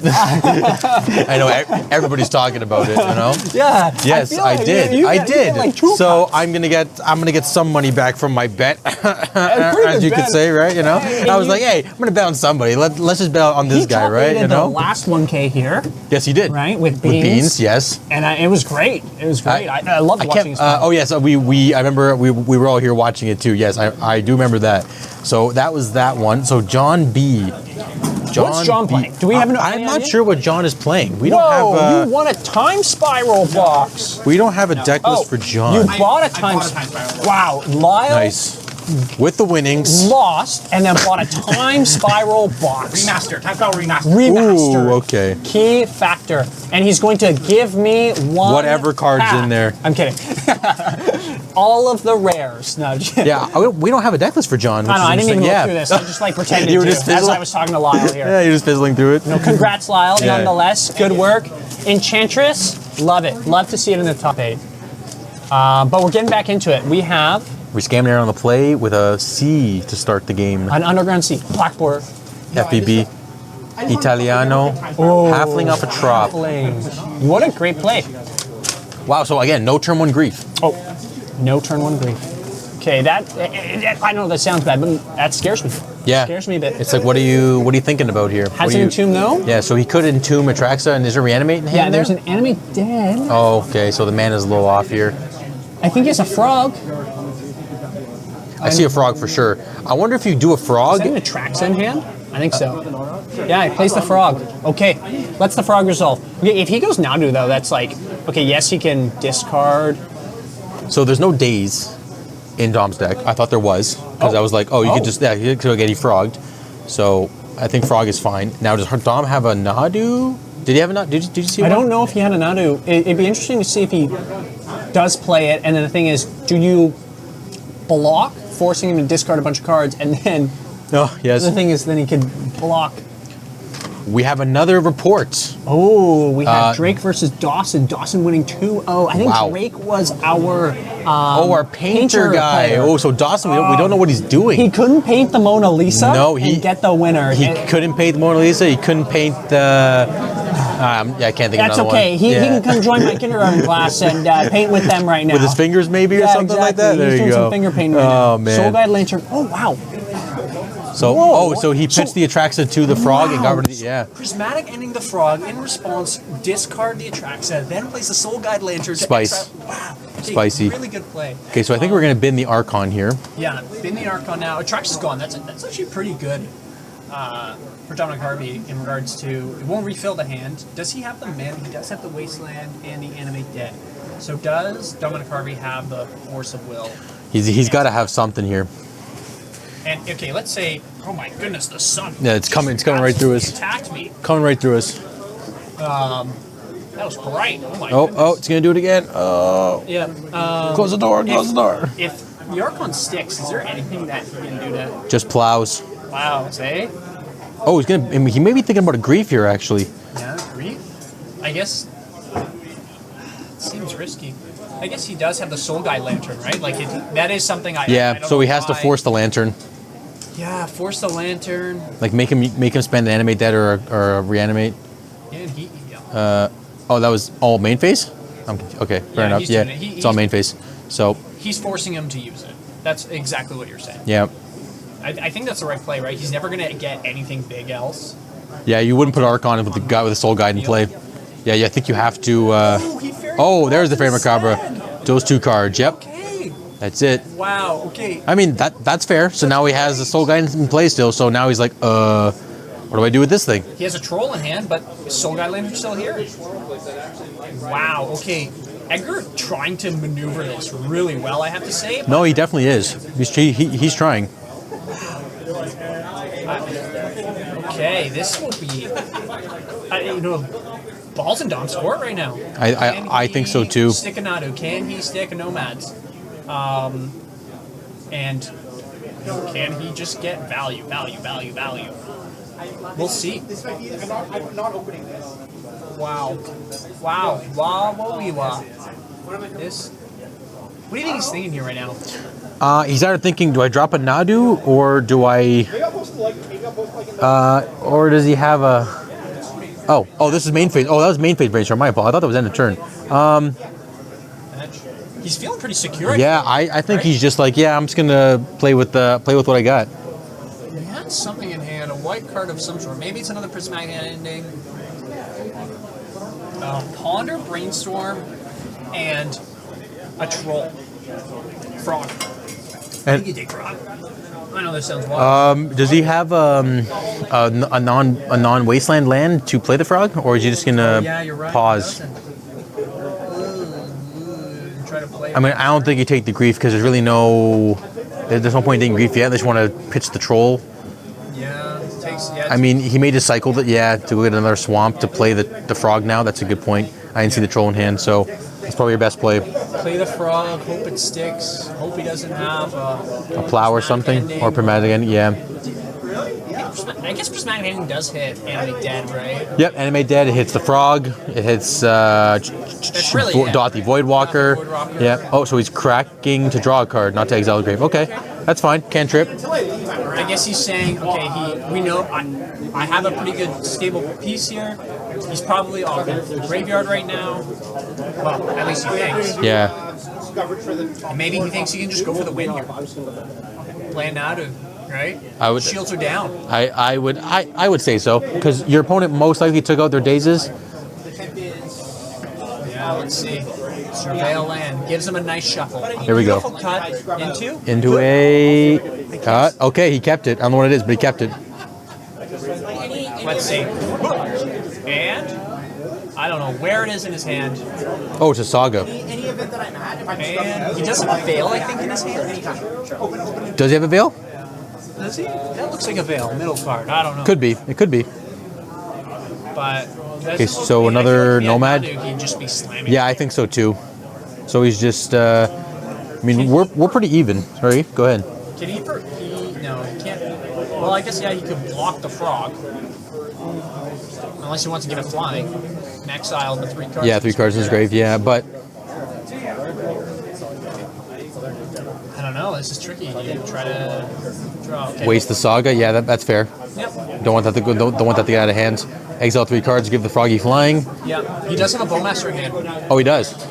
Yep. And so he could kill one of the Nomads. Yeah, if he does decide. Okay, just lets it through. I think that's fair. Okay, this doesn't seem like it's too far out of Edgar's hands now. No, I think he's doing a pretty good job. I think it's just a matter of Nadu landing. Okay, So he- animate dead and into. So he could animate dead the troll. Yep. But it does put, no. Yes, he doesn't have Bowmaster per se, right, to kill one of these. I feel like you almost just hold Bowmaster in this situation. Right? You want Bowmaster still, and then. Yeah, you might hold Bowmasters, yeah, for the Nomad. Tricky. What will he decide? Is it Brainstorm? Those cards do go in your hand. Yeah, they're. And just deciding what to put back on top. Yeah. He's looking at this animate dead too. It's a tough decision. I mean, he may try to animate this troll. Yeah, I think you're right. In the tank right now. Yeah, very much, At our which is good. 3K Legacy event. Is it 3K? 3K. I don't know if I've said that today, but it's a 3K Legacy event at Enter the Battlefield. Ontario, Newmarket, Canada. That's a lot of credit, Will. A lot of credit. First place, if they play it all out, 900. Wow. 900. Almost get you, probably, with a 10% discount, which they're giving today on... Oh, they are. There you go. It is. Yeah, I think so. I think you're right too. Yes. You can maybe get an underground seat. There we go. Or if you want, you could buy a box of Time Spiral Remastered. That's right. You could get a box of Time Spiral Remastered and open it with your friends. Open the box. Open the box. Or you get foil Tarmogoyfs. Foil Butricide Tarmogoyfs. This could be a blowout. I think this, he's going to double block, like ping one and block one. Yeah. For sure. You probably, yeah. Oh, he can veil the ball rights. Draw. So he did the veil. Okay. Okay. Yeah, we weren't 100% sure about that one. Might be tough here. Because he'll block, and then can redirect the damage, right? Oh, so he has to ping his guy. Oh, so he didn't actually he didn't ping and then veil. He just, in response to the Bowmasters, he veiled. Because to eliminate the orc coming into play, if he targeted the creature and then veiled, the orc army would not come into play because it would fizzle. Yeah. So I think a bit of a mistiming on the veil there. Yeah. I think he jumped the gun, which is hey, that's the level we're at. You got to play tight. Got to pick your time. Would it still make another orc because of he cast a black spell? Oh, that's why. Good. There we go. So, good catch. I knew we'd figure it out eventually. Yeah. So I think even if he blocks, right, like it will go from there. So it's I will a tricky try it piece. next time, I swear. Magic. I think he's reading it just like just to make sure. How do I block here, right? Like, am I going to redirect 1 damage from Nomad's Encore to a creature you control? So Probably did the halfling. yeah, it's Make it a 1/1. Yeah. Right. So like, okay, he blocks both of them. He can just it looks like he's just gonna take it maybe. This is a tricky situation. I wonder what Dom has in his hand here. Yeah. Is it anything good or is it just? I'm not sure what. Again, they're both very sneaky players, which is awesome. Yeah. Okay, so we're pondering. Oops. Oh. I think that was a Nadu. Actually, it might have been Nadu or Windswept Heath, but maybe I saw the other one. It's a put as well. We have to remember that it's not a draw. It is a put. There's some glare. I'm not sure if the thing fell, which is okay. Yeah, it's the only place of player that we Yeah. 1-1. To see who makes it to the next round. Both players. This is a tight game. It felt like it was swinging back and forth on the swing that we have here. Wow. Okay. Just this is coming down to the wire. I know they're at 17 life, but at a certain point, somebody's going to pull a trigger on something. It's going to just be game breaking. Yeah, and it's going to be hard to pull out of it. Like, of course, Plow is something that is always on the table for Dom here and versus any big creature. But once, Bowmasters, you have the Frog. The Frog! I don't know. it's something that we asked ourselves too. Ooh. Would the winner of this win the event? I mean, they're both very strong players. I could see it. Edgar's played the day. You know what? You know what? I'm gonna regret it, but I'm gonna say Edgar takes it. Yeah? Yep. I'm going to say Sia takes it. Ooh, okay, okay. I don't know if he's bossed already, though. That's one thing we don't know about. Yeah, we're still waiting for that game. Yeah, We'll have to see. I'm gonna say that. Don't place your bets yet. Yeah, I'm not going to place my bets just yet. So, what is going on here? I don't know. I just feel like Edgar is like in the zone. I mean, for Edgar to go, I believe he went. 5-0, draw. Was that the situation here? Yeah, 5-0 draw. Right, so we shall see. We're about to get a report on the Sia Kevin match. I wonder if there's a judge call here of something. Is there something happening here? Oh, Sia gets it 2-1. So Not that I'm happy or rooting. yeah, of course. So we have Sia in the top 4, John in the top 4, and Dawson in the top 4. We're still waiting for this intense matchup of Nadu Breakfast versus Rescaminator. Yeah, it looks like there's some type of judge. Yeah, I saw Jacob walk over there. Yeah, Right. I don't know what that was. maybe he was trying to figure out what Nomad's Encore does, or because of the Bowmasters on the Prayer of the Ponder, My guess is, the Bowmasters piece, right? because he's still under Veil. Yeah, he's still under Veil. Is it you and your permanents? You and your permanents Hex. that came into play that were in play before Veil. That's the important thing, right? So, but again, everything that's in play, it was fine. So we're good. You could always just redirect it to The Orc army. The Orc, shoot it. Orc still grows, right? Yeah. And then go from there. Okay, so we're entombing the Archon. And then he's going to. Probably animate dead this thing, and then I'm guessing Harvey will Sack. the halfling. No, maybe not. It could be the halfling. It's either halfling. I mean, it has to be one or the other. I don't think you sack a nomad though, because that is. I mean, you haven't. Ping it if you try, Yeah, at some point that you too. draw a card. Yeah, I think you have to get rid of the halfling in this point. Actually, no, wait. You get rid of the nomad because you want to keep the halfling around because they can't ping it. Oh, and then you can just redirect it. Yeah, Take that's it. I'm thinking, right? So, Draw a but card. let's see what happens here. Moment of truth. Are we animate deading I think on it was a the troll he drew, Archon? I'm not sure. I think you do animate dead here. I know we can't see with the glare right now, but it is a Archon of Cruelty. Yeah, it's a Great cruelty addition deck. for what's it called? Reanimator list. Reanimator, And yeah. It can't be bounce because it's not a legendary. Yeah, that's the beautiful. And against Maze of Ith, it just doesn't do enough. Maze of Ith doesn't stop it. It's definitely become a staple.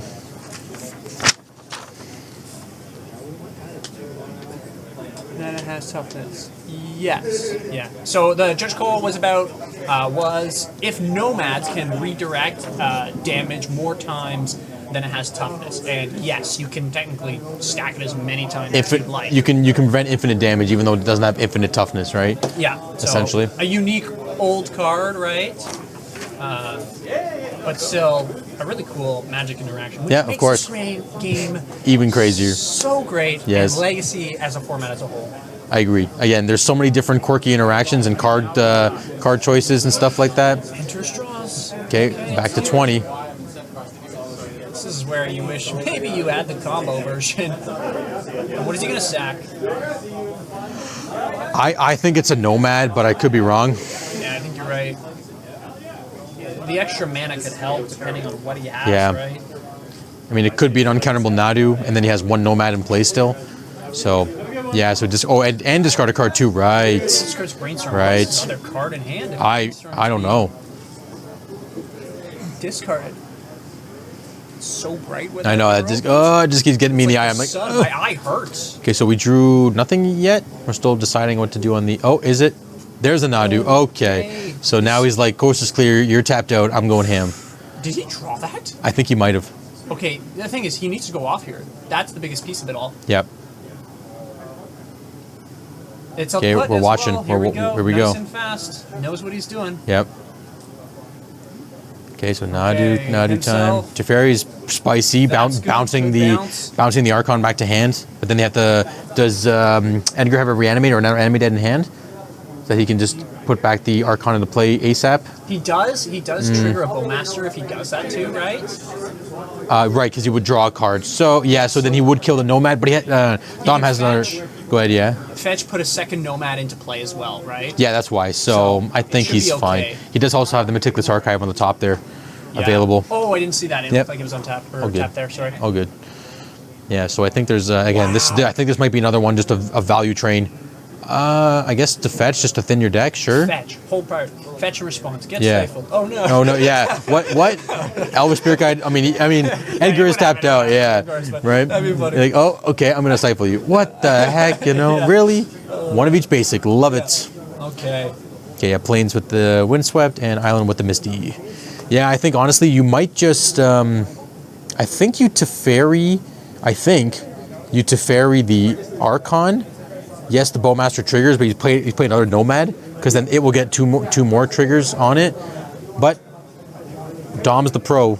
Yeah. We're just the ones on the outside here. He's gonna want to maybe cast this Delighted Halfling too, right? Like. Oh, right, 3 yes, mana. definitely. And so, yeah, I was about to say he's got another drop. I'm pretty sure within. I was just checking the list, right? He's got 2 drops, 2 tundras, and I was checking the graveyard there just to make sure it wasn't wastelanded. So he still has 4 puts or looks, right, with Nadu here, if he decides to go this route.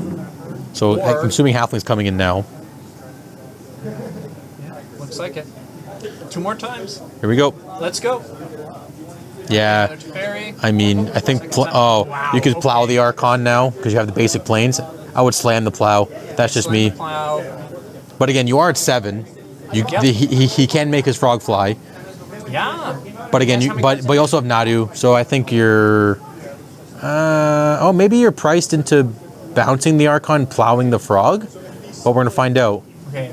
Or do you plow Bowmasters, bounce the Oh, maybe. pluses?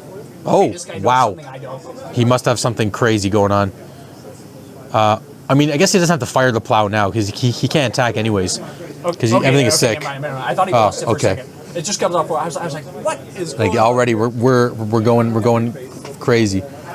Okay, so What does he want to do here? Okay. Yeah. Okay, Plow, so I think we're that's exactly okay. what we're thinking. So plowing. Nope. Plow the Bowmaster, bounce the Archon, animate deck goes to the graveyard. What does he go to? Life total. Because Archon comes back. I think you. Okay. Yeah. Plow that. Yeah. So I wonder. I'm just curious if you were to bounce the Archon with Teferi, plow the frog first, so that they can't discard the Archon to the frog. Yeah. What does that do here? I mean, it probably doesn't do anything much crazier than what's happening here. Bouncing the frog. Yeah, and that's trigger a Bowmaster. semi-fair. Now he's gonna ping the. Oh, he can ping Teferi, which Nomads, okay, so he's pinging the Nomads Nomad. will Redirect to Delighted.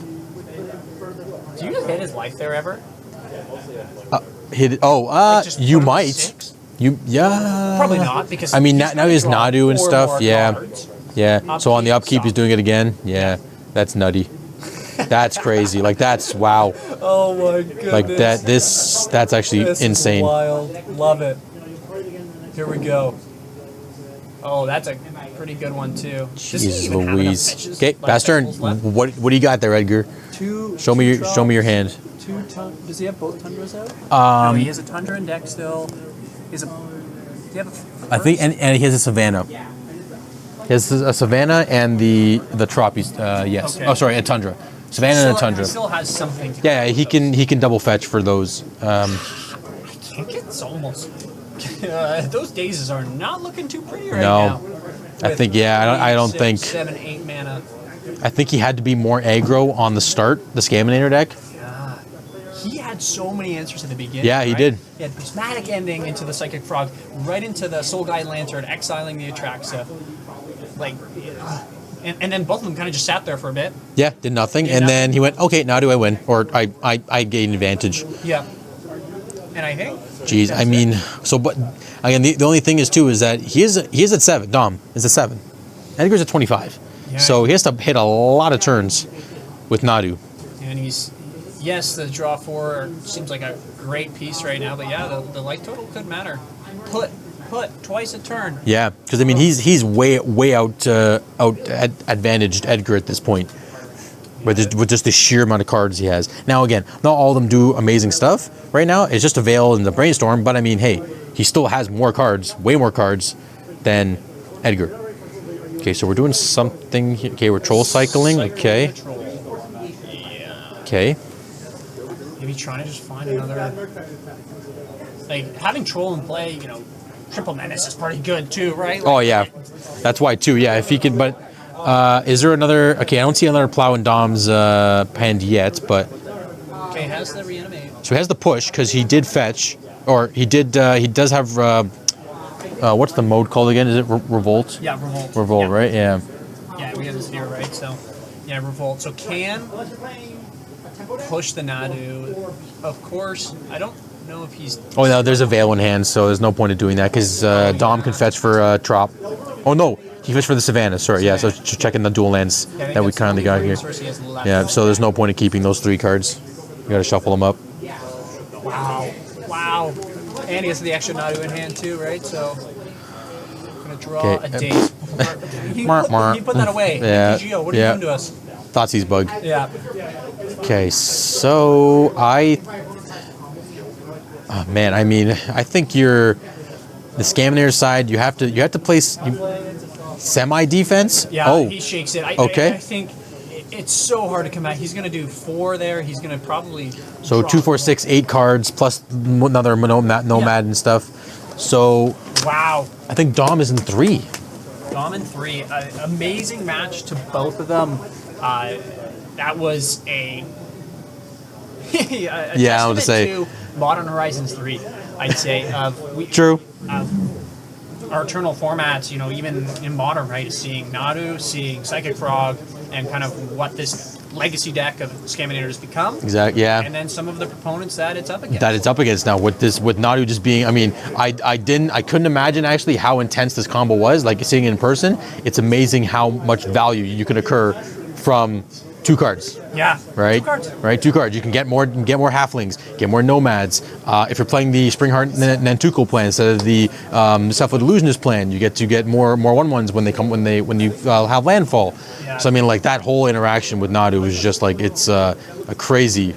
I mean, yeah, crazy. It's crazy. It's crazy. But again, this is Legacy though. This is okay for Legacy. This is hey, if you can't stop the Nadu plan, then you know what? I don't want to say it, but it's part of Legacy, right? You know, and that's why Rescaminator is so good because if you can't stop the Grief Animate Grief, is what it is. Go ahead though, but I'm betting Nadu gets banned in Legacy and Grief stays. Ooh, I don't know about that. I don't know about that. Could you imagine? You know? Look, I feel like the whole community would. You know, Like what? That desk, like me. Yeah, literally, this would flip right now. You know what I mean? Great. Nah, I don't. I mean, again, sure, it pitches the force of vigor, pitches the force of will. It does. See, now the thing is too is that it never really won the game. It just occurred too much advantage for your opponent to deal with. So much. Yes. How many cards? 8 cards a turn? Yeah, minimum on that all board. Pieces I need to just say you can't play the game. Yeah, exactly. That's what it came down to. Is okay. Now I have a handful of stuff.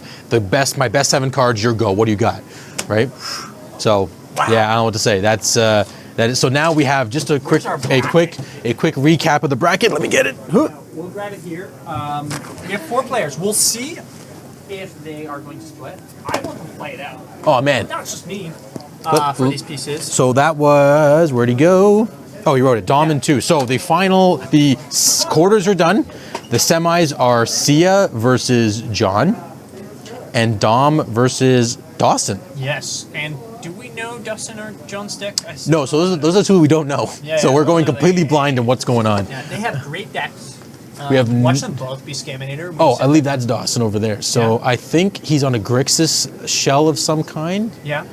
Right? Is that top 4? It's probably. No, wait, no. We're missing Dom. Dom's still here. Yeah, Dom's still playing there. So there's 4 people there. I'm not sure what's it, but nonetheless, we have 4 great players ready to split or play. We'll see what happens, I guess. Right? We'll see what they decide to do. Yeah, right? You know, super impressed by all the competitors today. You know, coming out.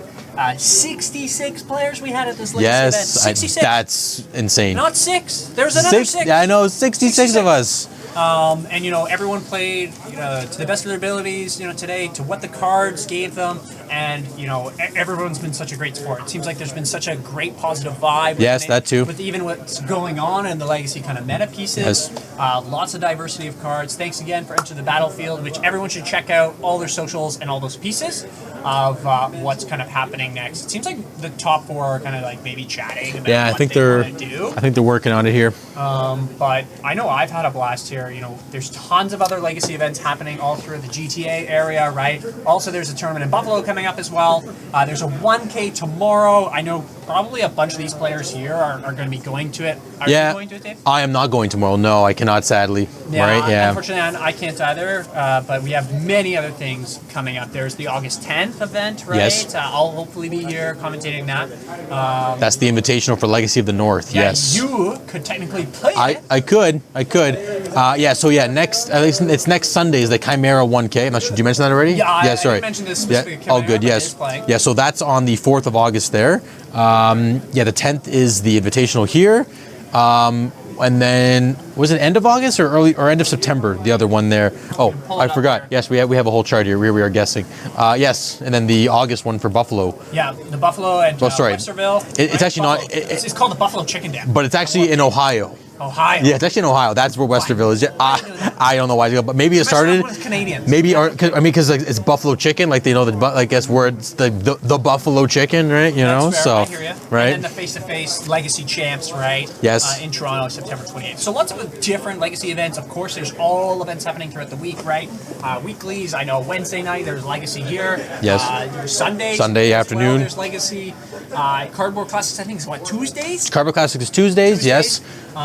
Face sometimes has it on Fridays as well, right? Oh yeah, they always do a 4-rounder as well too, because they always get at least 12 people, 8 people, give or take, like That's plus. So if you're looking for super competitive Magic too, they are probably your best bet for more competitive Magic. Again, outside of the 1Ks, 3Ks that you're seeing here today as well, right? Yeah. So, I mean, We'll see kind of where we're at. We're just kind of getting our production manager telling us what is happening. They are splitting. Dom is the official winner for Lord of the Rings. Lord of the Rings. 9 hours later. Yeah, Legacy of Lord of the North, Rings. points. We did it! Yay! There's a couple things here, right? Fortunately, the tournament is coming to an end. All 4 are winners. Dom Exactly. is the official winner for this.